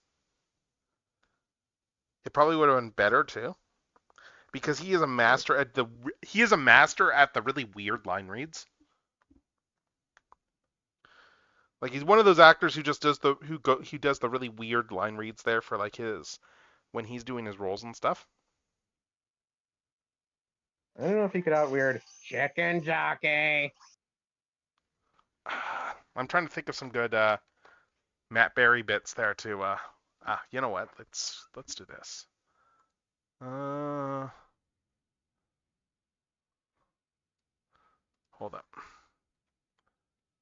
Now you got me going and digging up Matt Berry supercuts.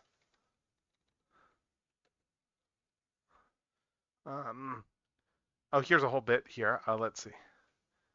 I still don't know how the Minecraft movie and the Devil May Cry movie got nominated over Sonic 3 for the Game Awards Best Adaptation, but I still have my theory that they just didn't want to they wanted to stroke what's his name, the Last of Us guy, the guy Neil Druckmann. Neil Druckmann. I felt they wanted to stroke his ego, and they didn't want to bruise his ego by having him lose to Sonic. So, Could be. Anyway, I'm bringing up my mini viewer here, so let's see. Oh wait, hold up. Let's turn off Plex on the mini viewer. As soon as I find the view for the mini viewer, here we go. Yeah, let's. Anyway, yeah. Anyway, because I said I'm gonna just give you some stuff there. Hold up. Let's just to give you an idea for just supercut of Matt Berry stuff. I'm giving you a bunch of I just found a supercut of line deliveries just to give you an idea from what we do in the shadows.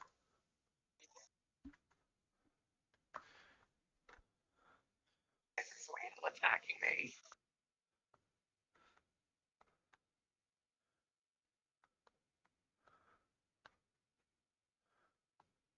I can't hear them because like stream is muted, so I can hear you. I don't hear my own voice. Ah, sorry. And after I went to all the effort to links, dig up a Matt Berry supercut. You can send me the link and something. Hold up, then. Yeah, just a sec. Let's see. All right.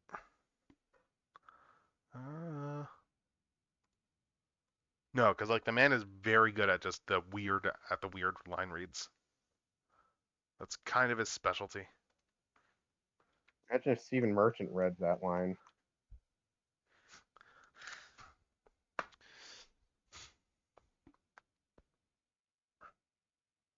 Oh, Stephen Merchant would also be good, yes, but let's see. So we got this whole, we got the helmet here. Do the bit under the helmet. Nobody's going to space, mate.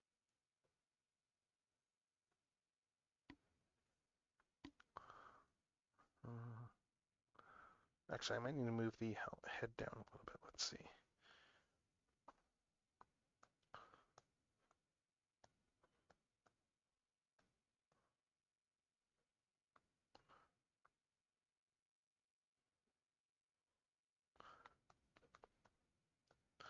Yeah, like seriously, like Matt Berry is genuinely like up there on like my list of like just favorite British actors.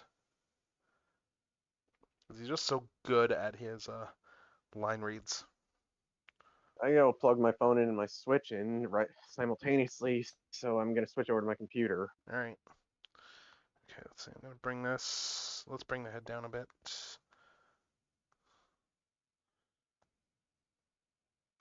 I still have had no luck finding a shiny Wimpod. What sucks? Yet. Yeah.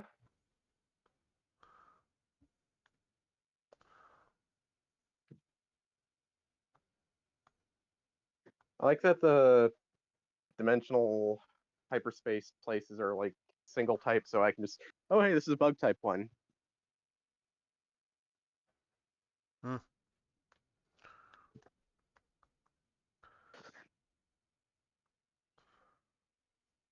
Because like I do not fucking care about any of the psychic types in this game because okay, Gachaing I actually care about. And Ralts, but I already got a shiny Ralts. It's a male, so I can evolve him into a Gallade, so yay. Oh, and obviously Delphox, but Delphox, Fennekin isn't psychic type, and you can't catch a wild Delphox. You can catch wild, not Delphox. Sorry, what was that? I think it's funny. You can catch shiny Fennekin, you can catch Fennekin in the wild, but you can't catch like Delphox in the wild.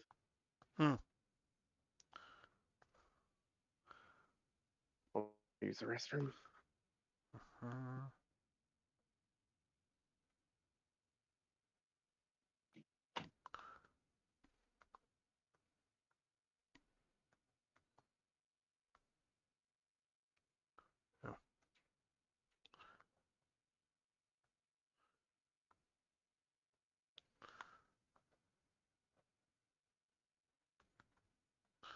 Alright, so something more like this.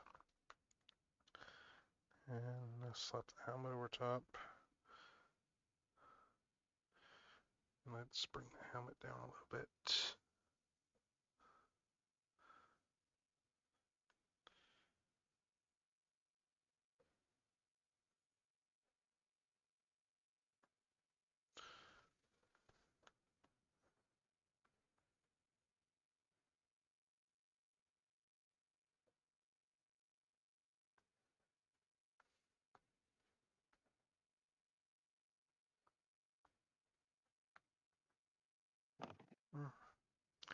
Come to think of it, it's kind of ironic that the first fire type starter to break the curse of being a firefighting type and also be the first fire type starter since like Gen 2 that I actually really liked was a psychic type, Delphox, but foxes are just cool like that.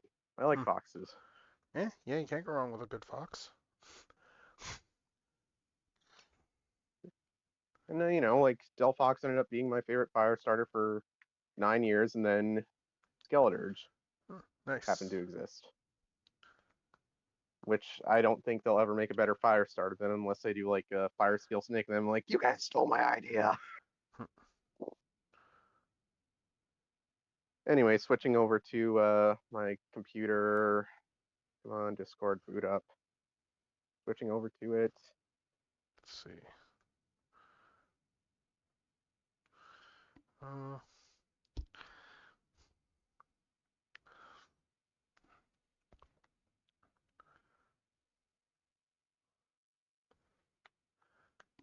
Let's revise this a little bit here.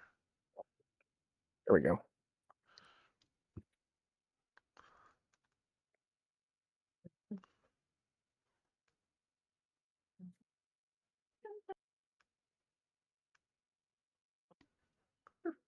Yeah, like Matt Berry line reads are like legendary. They're so good.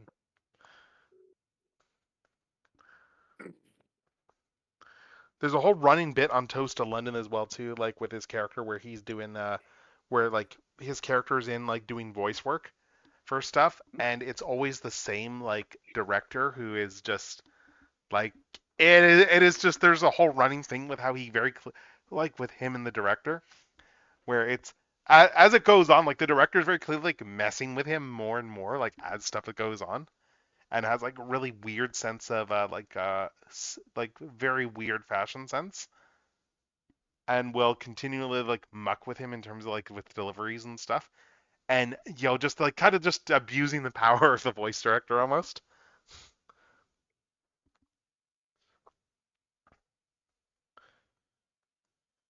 Where it's like like a let's see. Anyway, clothing.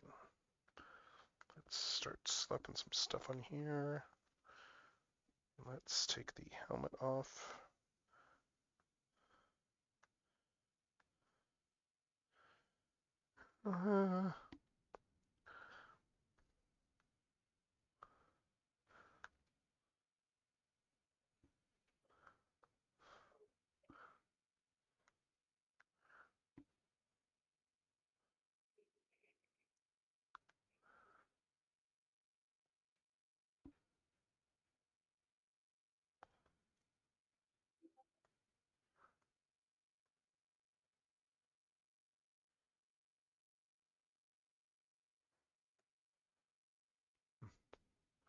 We probably got ads coming up soon, don't we? Let's see.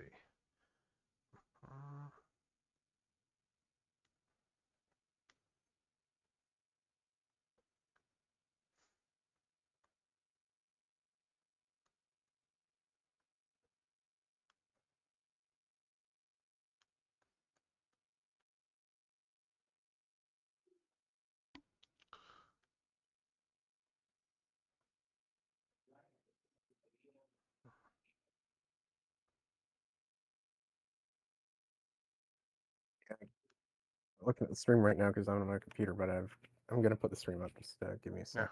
Yeah, no worries.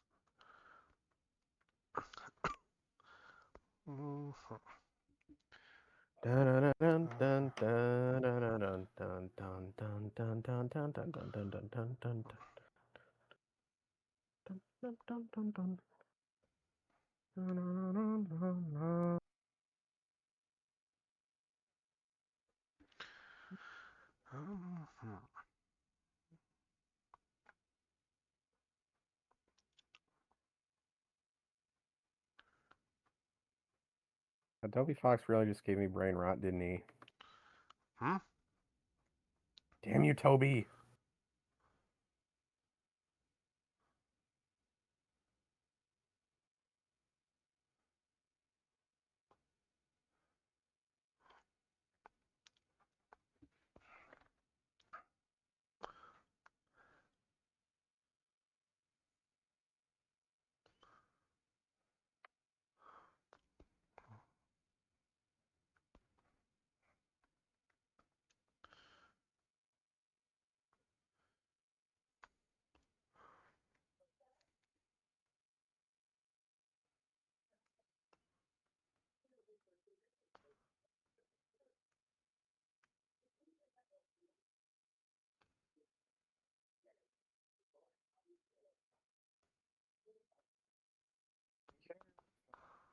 Twitch recap.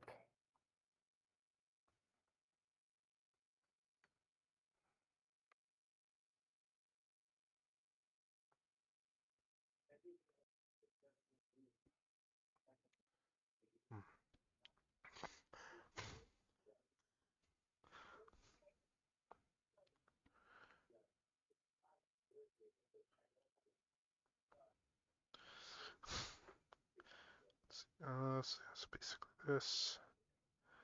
Okay.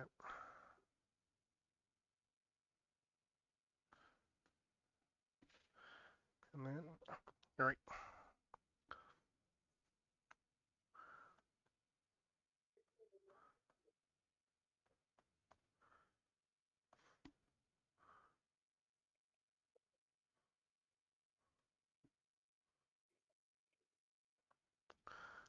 Uh,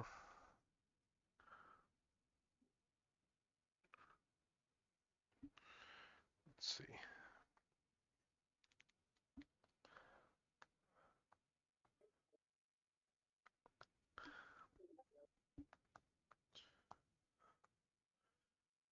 I think we're probably hitting.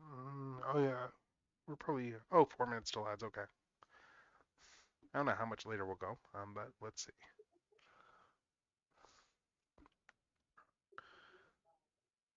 Oh.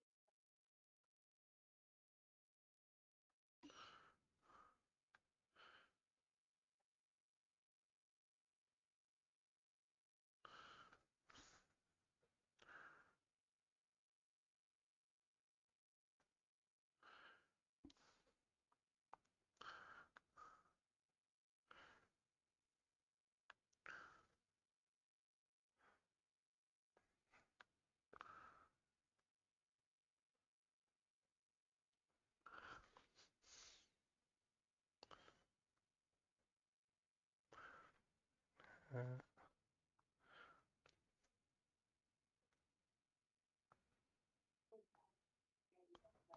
Ramses, do you have anything to say? You're still watching, right? yeah, apologies. I'm not like yeah, very vocally active with this. Kind of just. Yeah. Did you get a chance to see that Matt Berry thing, or should I put that on right now? No, I can watch it after the stream. Like if you send me Okay. since Okay. you sent me Okay. the link. I did send you the link. Yes. Suffice to say though, that, yeah, like Matt Berry is very talented, very funny, like very good at the line reads. There's a lot of good memes from what we do in the shadows there, like the Jackie Daytona bit, for instance, which is from the episode that Mark Hamill has a bit in actually. Oh, nice. Yeah, yeah, they have Mark Hamill in an episode as like Jim the Vampire.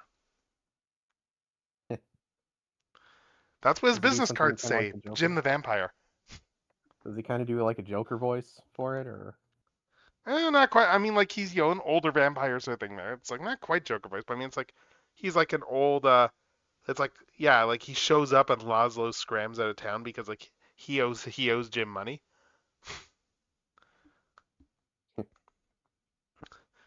It's like Laszlo's first reaction is like immediately like turn into a bat and get out of Dodge.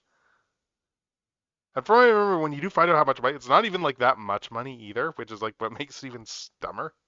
It's like some small amount of money. Ever think about how Mark Hamill's name literally has Arkham in it? Huh. No, I have not. All right, well, let's just run the ad now, and we will be right back after the ad. And this will probably be the last ad of the night, so let's run it, and then we will return after these messages.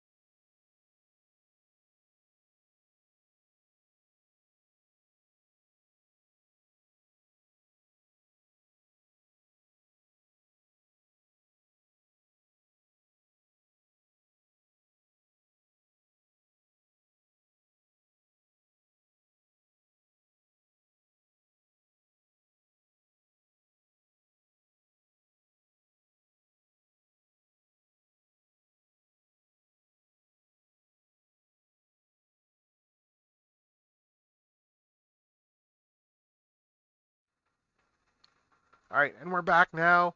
Let's put this music back on. But yeah, what was I saying though? Right, I'm just trying to remember where I was. I was remarking on. No, I can't remember now. But I know one thing I've been enjoying in terms of Star Wars stuff recently is like there's one channel I've been watching on YouTube which does a lot of just like analysis for Star Wars stuff. And what I find really interesting is the perspective that the guy has offered there from like analyzing the Empire, because he has done a number of videos where he touches on the idea of how economically unsustainable the Empire was, like as a government, which is something you never hear someone approach.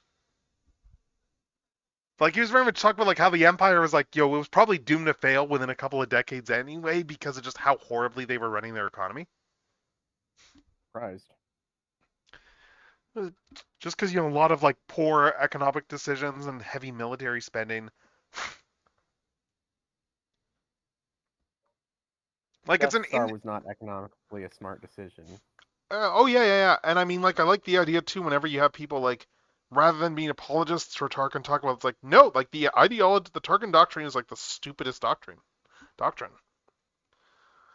What's the Tarkin doctrine?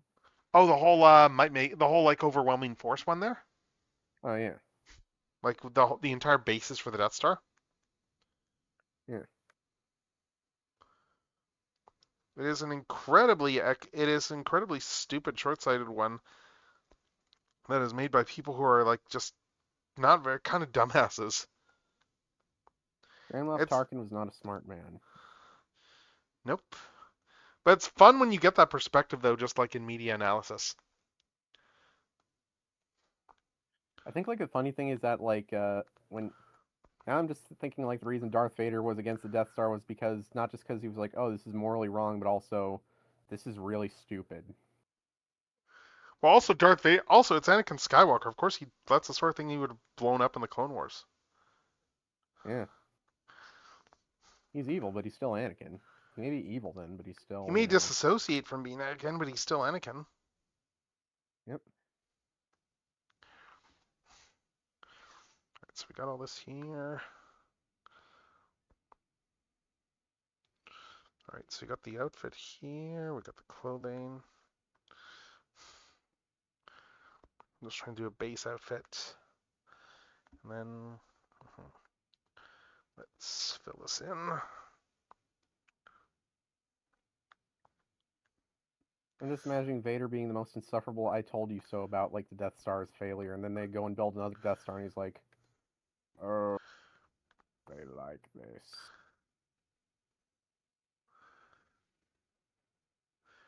I think Vader was more concerned about the fact that, like, after the initial conflict of finding out who the hell pilot that shot him down was. Yeah. Like, and then of course and then he did find out who it was, and then that like was a big deal for him because he thought his kids were dead. Yep. Another thing that like gets Vader to start like coming back to the light is just realizing, oh shit, my kids are alive. Yeah. Because he basically just resigned himself to evil because he felt nobody, Yeah. He felt he had nothing. He destroyed everything about himself. Yeah.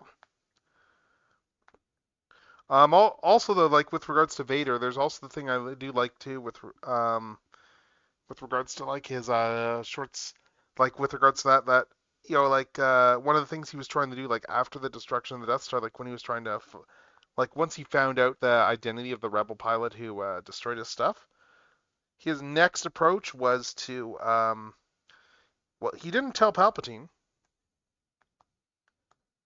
because he was trying to keep that from him because like the whole framing of the conversation like that they have in Empire is kind of meant to be one of he didn't know that the Emperor knew. Yeah. Like he deliberately withheld that information because he was like, of course he knows he can't trust Palpatine. Yeah. Palpatine's his worst enemy. At that point. Yep.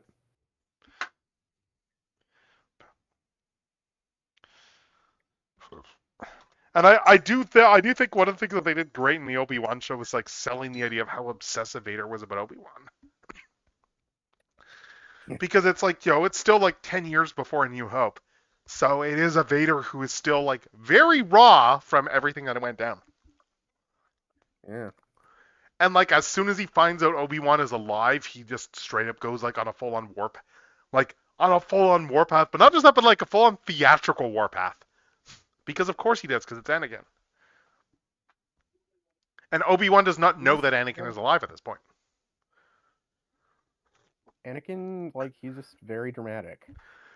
Like to their credit, when you get the initial showdown, it's like it's one of those things where it's like because he's been very much like in isolation, he's out of practice, all that sort of thing. Like he's cut himself off from the Force somewhat, like as an individual at that point, Obi-Wan, and it's just like.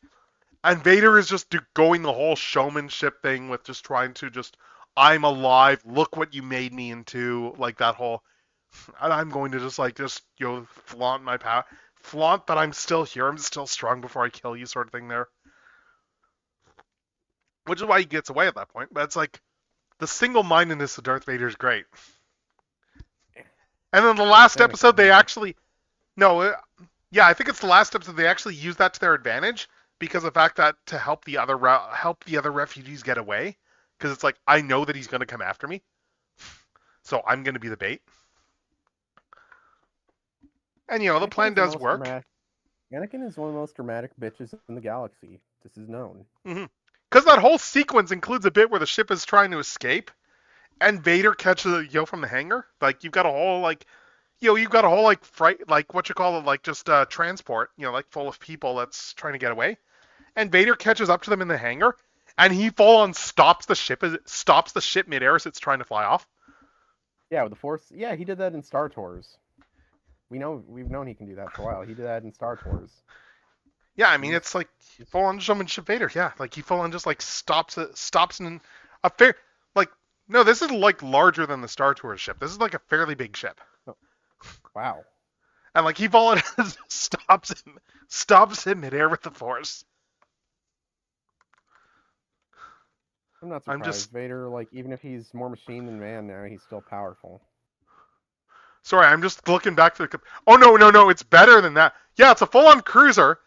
He doesn't just stop it. He starts pulling it back in. That's Anakin for you. With one hand. I'm rewatching the clip right now, and it's like...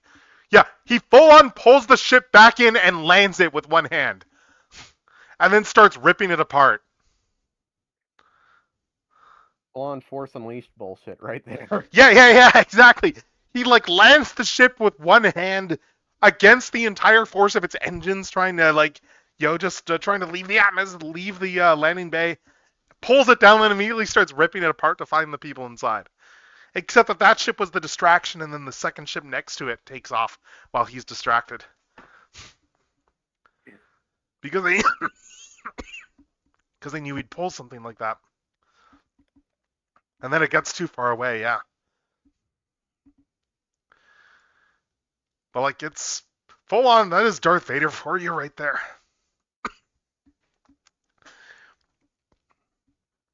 Like, I love how theatrical the man is. The man is theatrical as hell, like Anakin.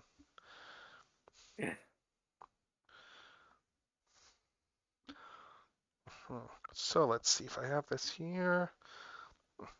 Okay. Let's... Here...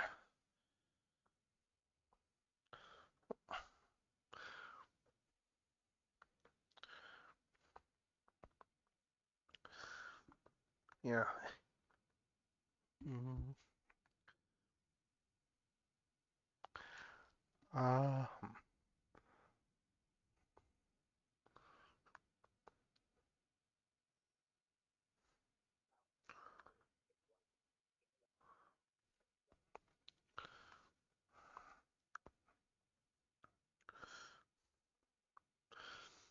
Mm-hmm.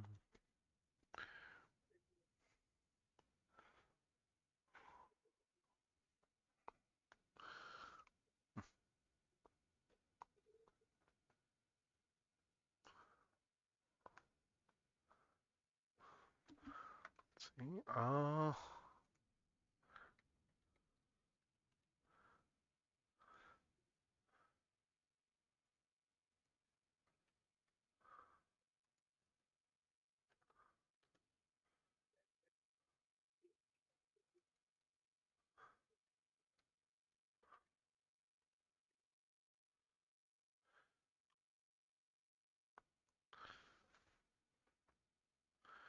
Something like this.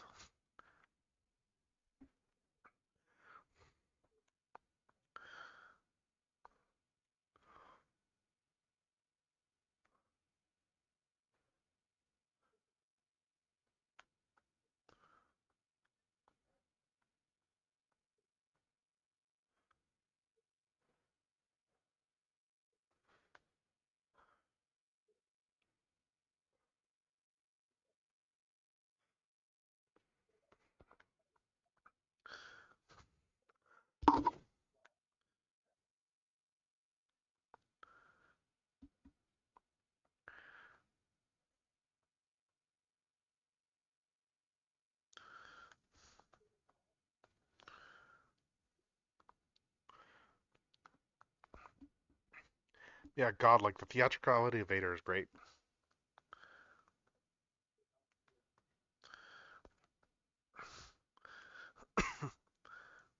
Trying to think what else there is in terms of like just petty as hell like Vader stuff.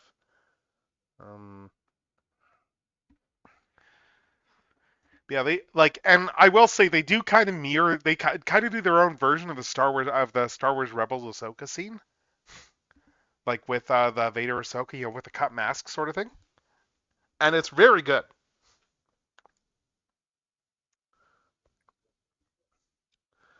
And it plays into the whole idea of just like the, absolving Obi-Wan of kind of some of his guilt,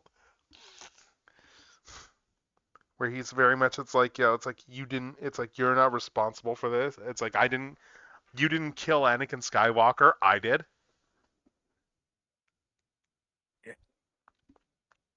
Who, Anakin said that to Obi-Wan, or Obi-Wan said that to Anakin? Oh no, Vader does that there, like during their last confrontation there. It's like it's full on. It's like you didn't kill it. It's like you didn't kill Anakin Skywalker. It's like I killed Anakin Skywalker.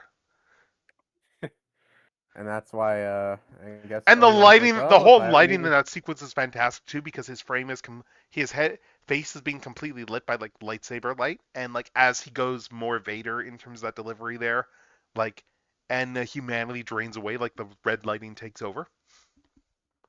I'm just thinking, like, well, Obi-Wan's gonna find that convenient if any of Anakin's kids ever turn out to be alive. Well, he knows Anakin's kids are alive, so.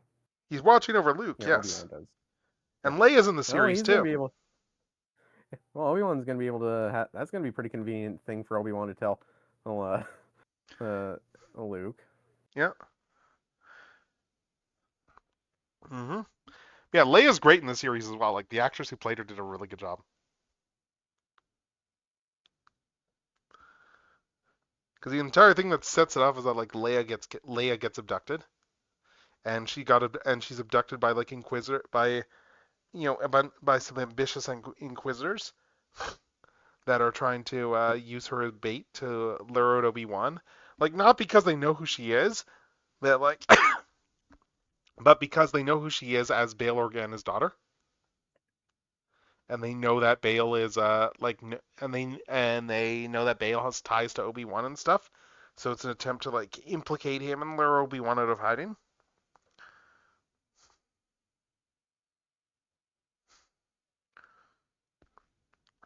Sadly, the Grand Inquisitor performance is not great.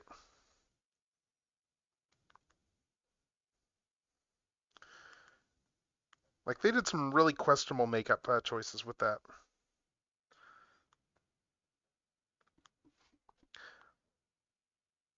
Because they did recast, and then the recast actor didn't really do that much of a Jason Isaac type performance.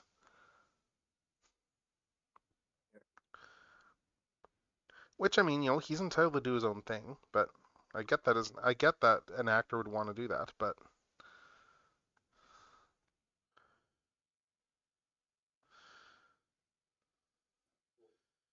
like it's just not great.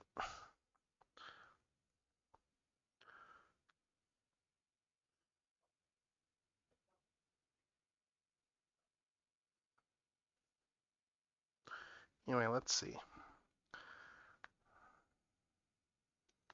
I'm giving this character a pair of just walking sticks here.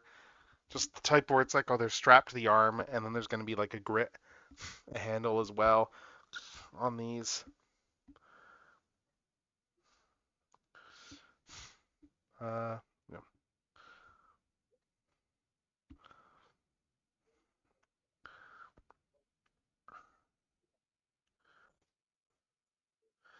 Just the whole idea here being that it's like, oh, they've got a mobility aid.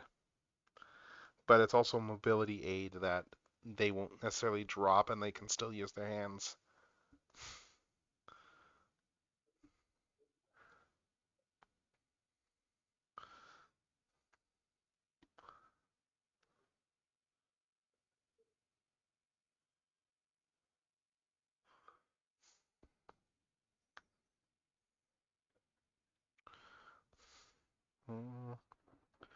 Let's see.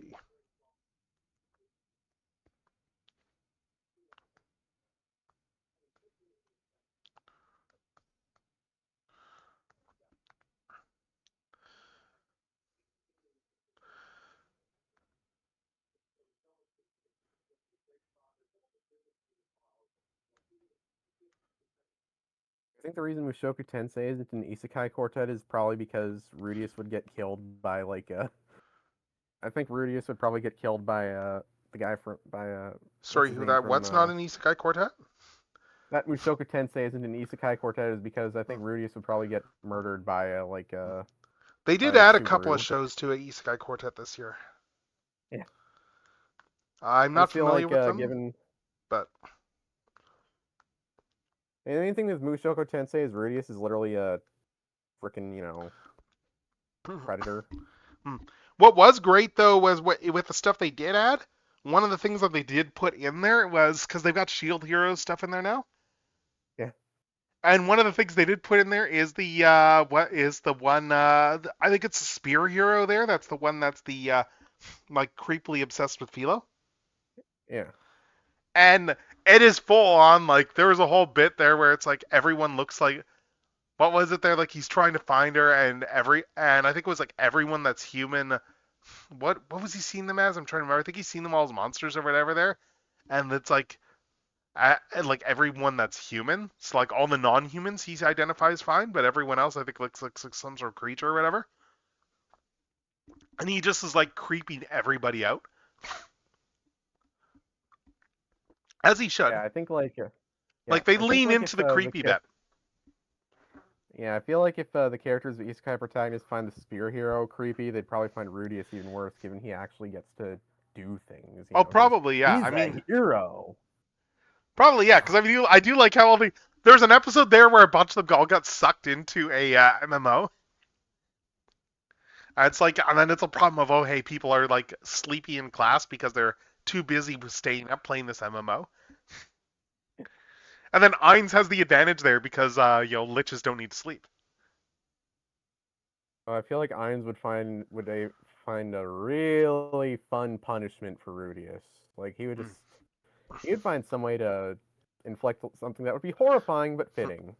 I mean, Ainz is evil too, but at least he's not a predator. Ainz is also like Ainz is evil, but he's also like, part of that is a lot of that is like more so nature. Evil. Yeah. He's also like pragmatic about it, isn't he? Oh yeah, he's a much more he's a pragmatic evil, but he's also not like evil like mwahaha type evil. Yeah. Like he's probably of his minions, he's probably one of the least evil ones. Yeah, he's like the only one who used to be a pretty normal guy, and he ended up just creating all these edgelord characters, and now he's surrounded by them. Oh, he only created one of them. Yeah. And of course that character is edgelordy as hell. Yeah. Like Pandora's actor. Yeah. I thought it was going to be like the character he created was like, as a joke, he just created a character who would be obsessed with him, and then, Oh, no. As a joke, like in the last minutes of the MMO, he added a line to her character bio that she was obsessed with him, but he didn't create her. Oh. He just added it as a joke, like in the last minutes of the game. Well, that backfired on him because I'm pretty sure. No, it did backfire on him. That's not. He knows it backfired on him. Isn't like the whole thing that he's like the closest thing to a sane person in like his evil empire? Yes. But then you also have the bit where he's like constantly like faking like how in the know he is there too, with his minions. Yeah. Because it's like, he'll just lead them on, just in terms of the whole, it's like, yeah, of course I get it, just explain it for everyone else type approach. I feel like even Kazuma would look at Rudius and go, dude, what's your problem? Yeah, but Kazuma's not a terrible person. I know. Kazuma's not a great person, but he's not terrible. But, like, he is not a horrible person. Like, the show is very clear about that. He's a jerk, but he's not a horrible person, Yeah. Kazuma's just kind of a dumbass teenage boy, basically. Yeah. And he is capable of actually doing stuff, and like it's just he doesn't like he wants an easier life, yeah. It's like and then you have what's his name, Subaru, who like Subaru's damage is pretty awful. Yeah. Like I think it was I forget if it was season 2 or 3 when we find out what Subaru's damage is, but I think it's season 2. Yeah. Like I forget teenage boy who ended up facing reality when he got isekai, and it didn't turn out to be the cakewalk he thought it'd be. Oh no, that's not what happened with Subaru. No, what wrecked Subaru was he had 2 exceptional parents. and Oh. he himself was not exceptional. But You everyone never felt he could expected live up him to to their be because expectations? of his parents. God. So Even he got before he got isekai'd, he was yeah, suffering. oh yeah, oh before he got isekai, he was already mentally a wreck there because of the whole I can't actually live up to, because he looked at it as like I can't actually live up to what I'm expected to be. Well, Because everyone Subaru, if the whole Rudius everything the showed whole up, thing of he it, can turn everyone him, and expects great things of me that I can't possibly live up to. like, friggin' now Fumi would just be like, "Yeah, I'm just gonna kill this guy." Like, about Rudius, he'd just be like, Oh yeah, and now Fumi is like very serious in that stuff, yes. And then of course, but yeah, honestly though, with Subaru, like overall, he is a character that is like the whole like other world has actually been like good for him in the sense that like it toughened him up and helped him straighten himself out. yes, it absolutely did, and it let him like get more confidence in his own abilities as well too. Like as the show goes on, like the whole like return from death gimmick becomes less and less of a thing that he does not like using that. In fact, he would rather Oh not yeah, use that because he has to live through those deaths. yeah, I know. That's his God mode isekai power, just Except suffering. it's more of a curse than a power because he can't tell That's anyone what I about it mean. either. Oh my Like God, he's it not really is a capable curse. of telling anyone that he has that power as well. Like he literally, if he tried to say it, he just freeze up when he was trying to say it, and then he has Yeah, to say something else. essentially yes.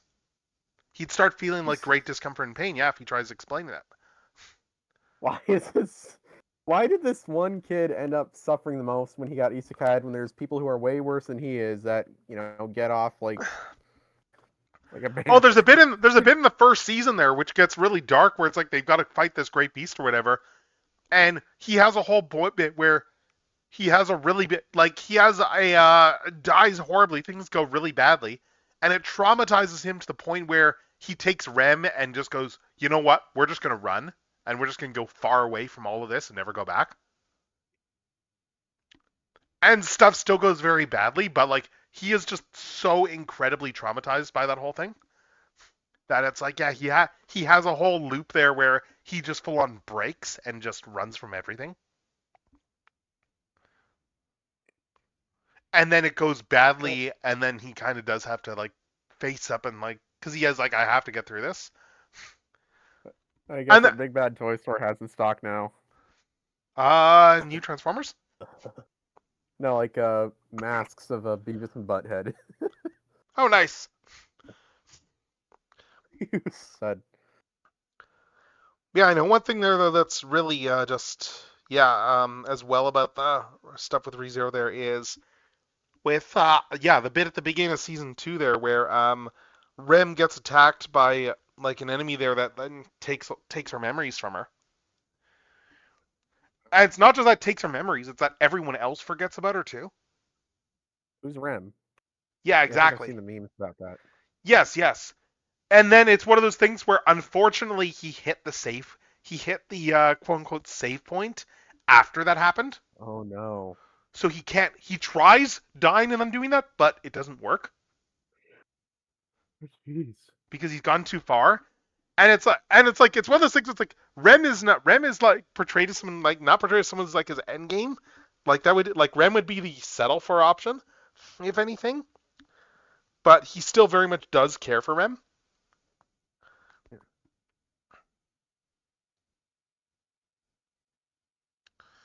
So yeah, it's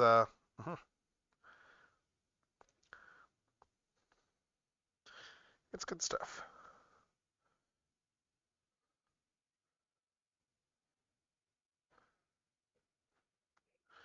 Uh,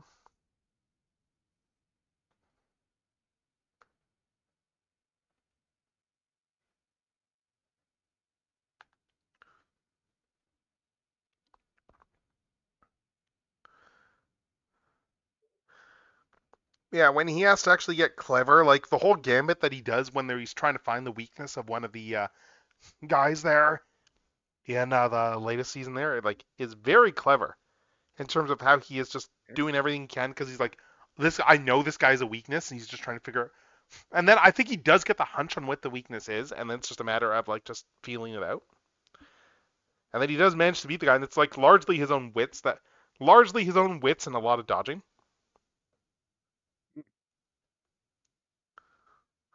But like they do very much set up the idiots. Like he is absolutely like when he actually like applies himself, he is a very capable person. Yeah.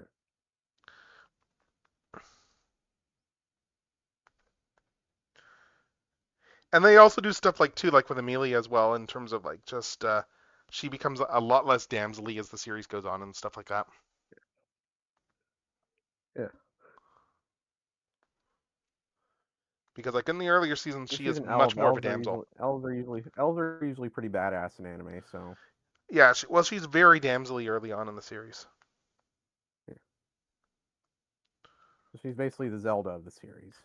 Kinda, yeah. Like she's the one who's like he's backing because there's the whole background with her role is that there's a whole like there's no clear heir, so there's a competition for succession.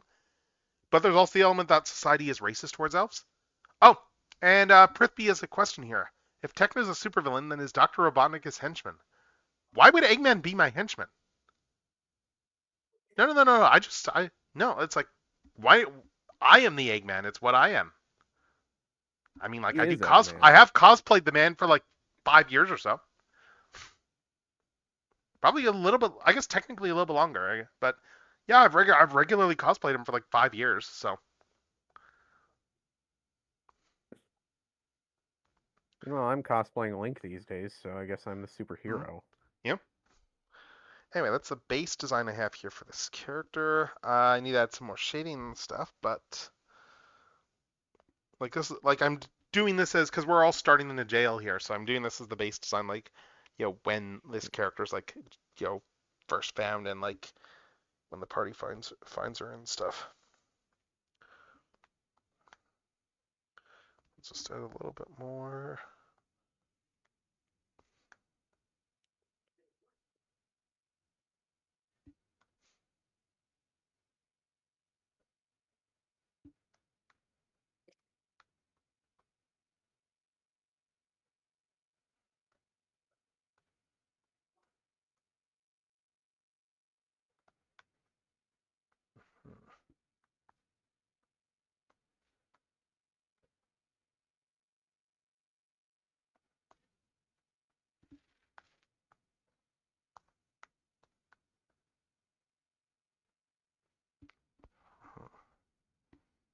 Yeah, so something like this here.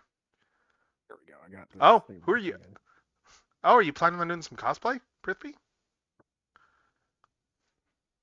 And yeah, that's fair, entirely fair to be curious. It's like, yeah. Let's see.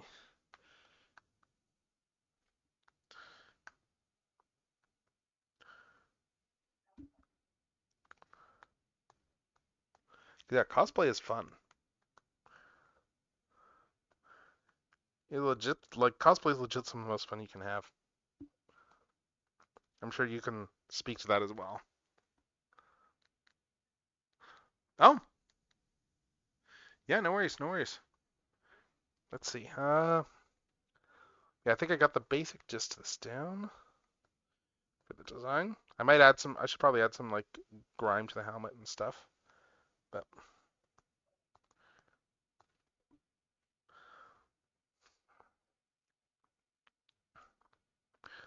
let's see. I might soften some of these lines. Let's see. Yeah, let's do this.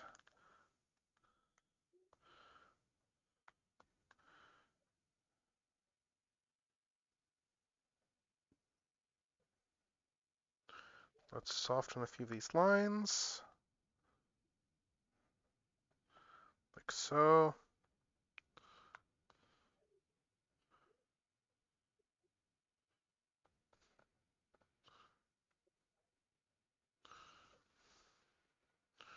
Yeah, I think I got the. I gotta turn the Sorry? stream volume on to hear this. I love this song. It's a good song. Yeah, I think I got the basic gist of the helmet design here. Let's add a little bit of grime to this thing.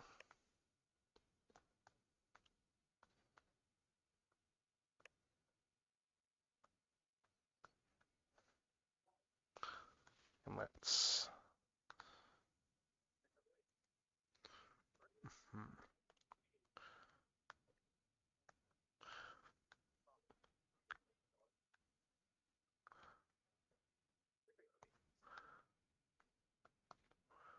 Spray some stuff.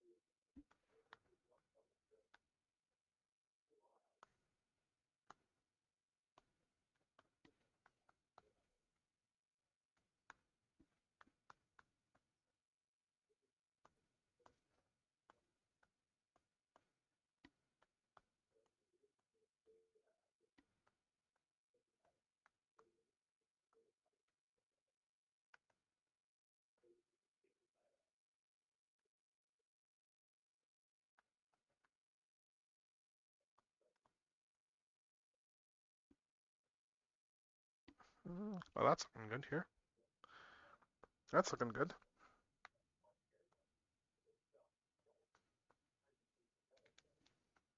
Okay, now I'm back to listen. I muted the stream again because No I worries. just had to. Of course, it's Promare. I don't blame you. Promare. Ah! Well, yeah, it's Promare. I don't blame you.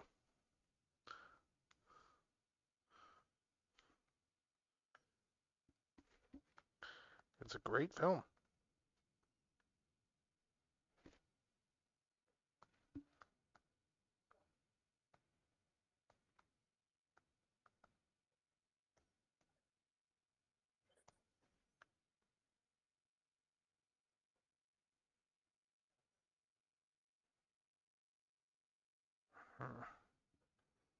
Anyway, though, that's the gist of my design here, just for the. Actually, let's add a few more rivets onto this. Let's add some more rivets. Nope, right.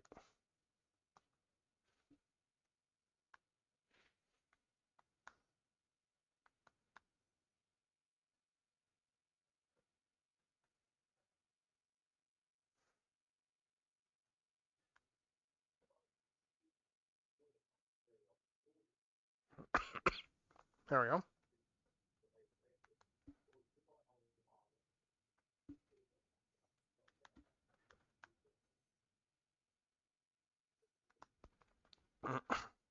Anyway, that's the basic helmet design here I'm going for. Should add some grime to this outfit. Let's see.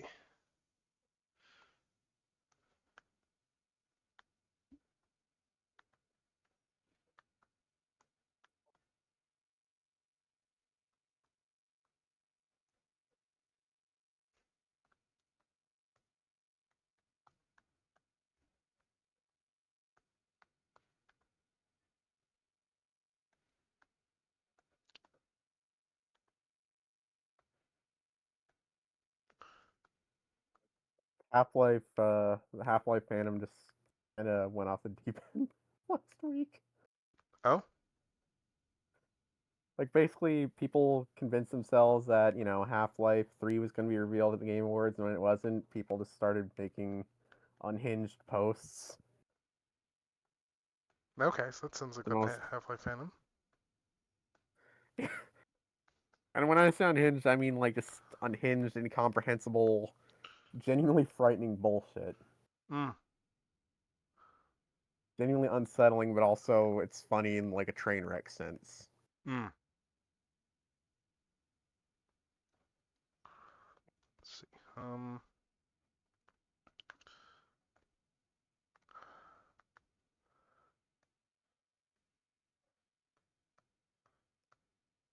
Let's see what else. Let's put some shadow on this.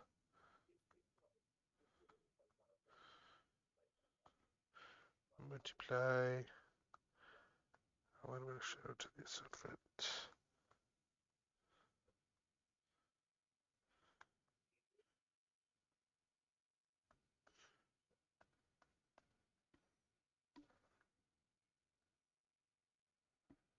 people are still going insane there. I mean, let's be fair. Like, I can understand a bit because they've been waiting for so long. Yeah. I'd be upset too if I was like really waiting for something to come out that hadn't actually come out yet like that. I mean, basically, the guy who said that Half-Life 3 is being made, who actually seems to have some interesting sources saying, I don't think it'll be revealed at the Game Awards. It might be, but I don't know. I'm not going to say it will Right. be. So naturally, everyone just believed what some crazy idiot on 4chan said instead of the guy who actually Knows has a some thing or idea of two. what he's. Yep. Of course, that sounds like people. That sounds like I think what my people favorite do. one is just that's just the post that's Mr. Freeman. And it's the G-Man edited into the Joker. Arkham Asylum. Shit like this is why Hello, I can't take the Gordo. Joker serious. This is why I can't take the Joker seriously anymore. Yeah, I Joker would be genuinely like, cannot take "Why, him. hello there, Gordo."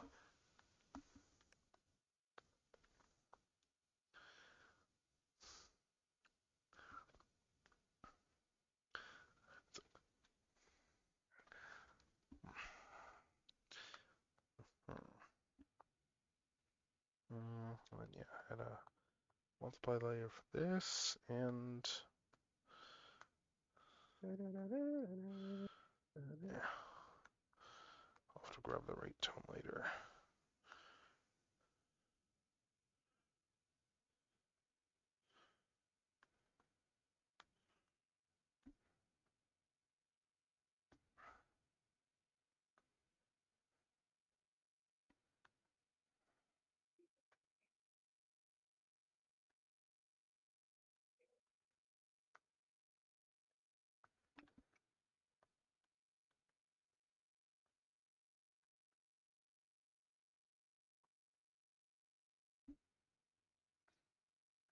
Yeah, I think the important thing to remember about Joker is that he only does stuff if it's funny.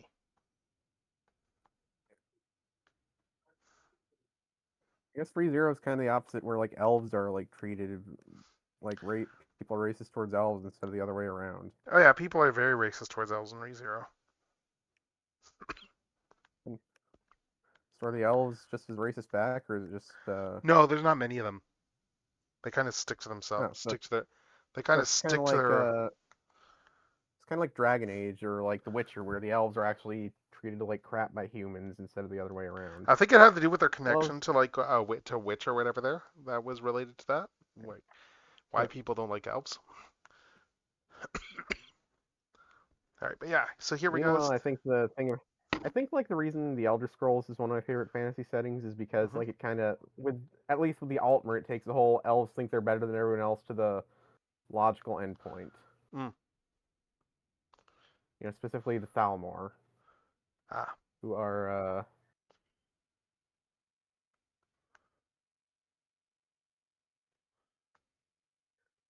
basically the elf equivalent of the kind of guys that you really don't want following you. Mm. The kind of guys who ruin the internet, you know, like, and I don't mean like tech bros. I mean like, you know what I mean. Yeah, I appreciate the clarification though, because that's an important clarification. The Dwemer were probably the elf equivalent of tech bros, but they're all gone as far as we know. And then you just got the Dunmer, the Dark Elves, who literally kept the Argonians as slaves for like centuries and managed to get a deal with the Empire to let them keep them as slaves despite the Empire being against slavery because the Dunmer were like, oh, it's in our culture. And I'm just like, I guess the Dunmer are just like Dark Elves who are Southerners. All right, but I think I got the basic gist here for just a design. Meanwhile, the Bosmer are pretty chill. Like, they have a weird feud with the Khajiit, but it's, like, mutual, and both the Bosmer and the Khajiit are both pretty cool. Like, in general, it's just the Bosmer and Khajiit just don't like each other very much for whatever reason. And then you have the Orsimer, who everyone else picks on. They're the orcs. Everyone except the Empire, you know, like the Imperials of Cyrodiil, who come to respect the orcs, and the Nords, who, despite hating every other kind of elf, actually respect orcs because of the whole warrior culture shtick. Like, they're still a little racist towards orcs, but they don't hate orcs like they hate, like, other elves. Like, the Right. Nords, they have a bit of respect for them. Okay. Actually, I want to adjust this slightly. Meanwhile, most other elves don't even consider the Orsimer actual elves, especially the Altmer, who, think they're the closest to being the true original elves, Ah. And the Altmer literally, basically, just eugenics has been a thing for the Altmer for like centuries, so it's kind of inevitable that the thought that inevitably they'd just go full straight up fascist. The Altmer, Right. the third Altmerry Dominion, the Thalmor are just because earlier Altmerry Dominions and the Thalmor were actually not fascist. They were like actually pretty decent. But the third Altmerry Dominion, who popped up after the Oblivion Crisis, were okay, the logical endpoint of the Altmer thinking they're better than everyone else. Ah. All right, let's see. By which I mean, Okay, I think I got the gist of this done now. Yeah. Let's see. And basically, the Thalmor are kind of like a part of the basis for how elves are in the largest elven country, Albion, is in my fantasy setting. Except the Thalmor, to their credit, are like not queer phobic like the Altmer are generally, pretty open minded towards. The elves of Albion in my fantasy setting are not like that. They I think in are my probably fantasy the only setting, elves. I decided to invert it a bit and make like the queer relationships more of a norm. That's the thing. Like, they're more of a norm for like every other ancestry. It's just the elves of Albion who have a problem with it in my fantasy setting because they're Catholic fascists. They're British Catholic. They're like part Catholic. Right. Like, they got some Catholic Church going, but they're more Puritan. They're like also like just straight up fascists. Yeah, no, for my own stuff, I full on like came up with some rationalizations too for the elves in terms of like there are actual like reasons like from a societal standpoint why they prefer those types of relationships, and a large part was no kids. For me, the elves, well, for the Albions Because of if you my have a fantasy species, setting, if you have a species that can live for centuries, and you have the ability to, then you end up with massive wars whenever somebody dies. Yeah. Because of just because of just all the kids. That's one of the things about the elves in my fantasy setting. They only live slightly longer than everyone else, and really, it's only the upper crust of the Albion society who live longer because they've structured society to benefit themselves at the expense of the lower classes and of other ancestries. Since they've colonized most of the world, and basically they've either enslaved or attempted to genocide every other ancestry. Like, they're trying to wipe out the orcs. They've basically turned the bird people or the winged people. They aren't really bird people. They don't have bird heads, but they have like talons on their feet and wings on their back. They're like a vassal state. The wildkin, the beast folk, are basically a slave race in if they're in elven territory. And the fish people are like, and the Oni are like very close to becoming vassal states, but are like putting up a good fight. The orcs are also putting up a good fight. The elves are not very good at genociding them.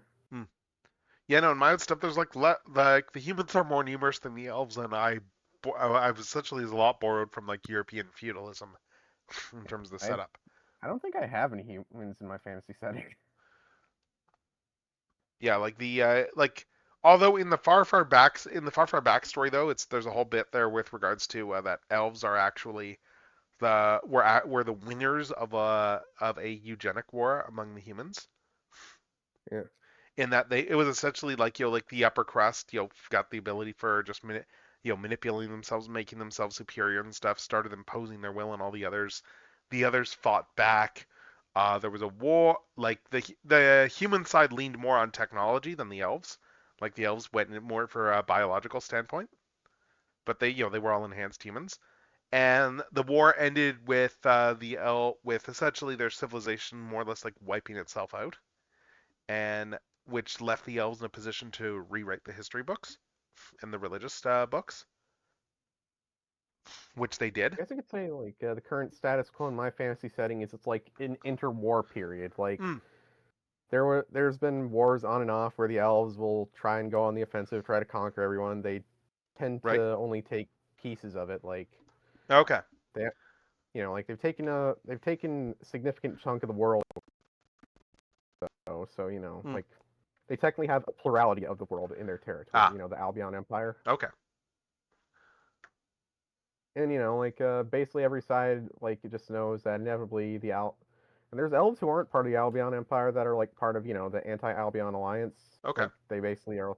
They're not recognized as a legitimate state by the Empire of Albion, who believe all elves, okay, should be under the Empire of Albion. All right. And the elves that rebelled and formed their own splinter states are generally pretty okay. They're still a little prejudiced in the sense that they think they're helping noble savages. They're basically white allies, is what I'm saying. Yeah. To the other ancestries of my fantasy setting. Let's see. Anywho, I'm pretty much done with the stuff I was working on.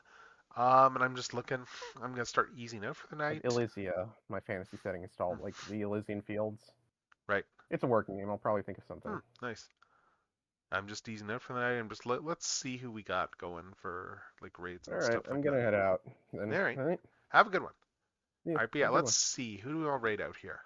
Let's head out to the stream end screen.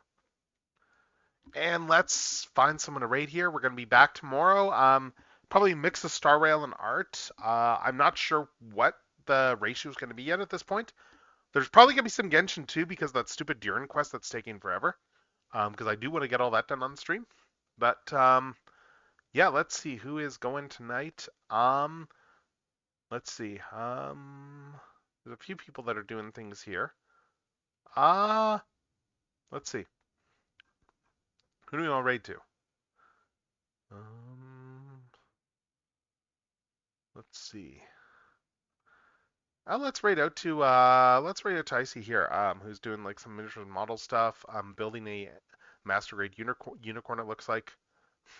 So let's raid out to them. Let's raid out to them. And thank you everyone who came by tonight. We will be back tomorrow.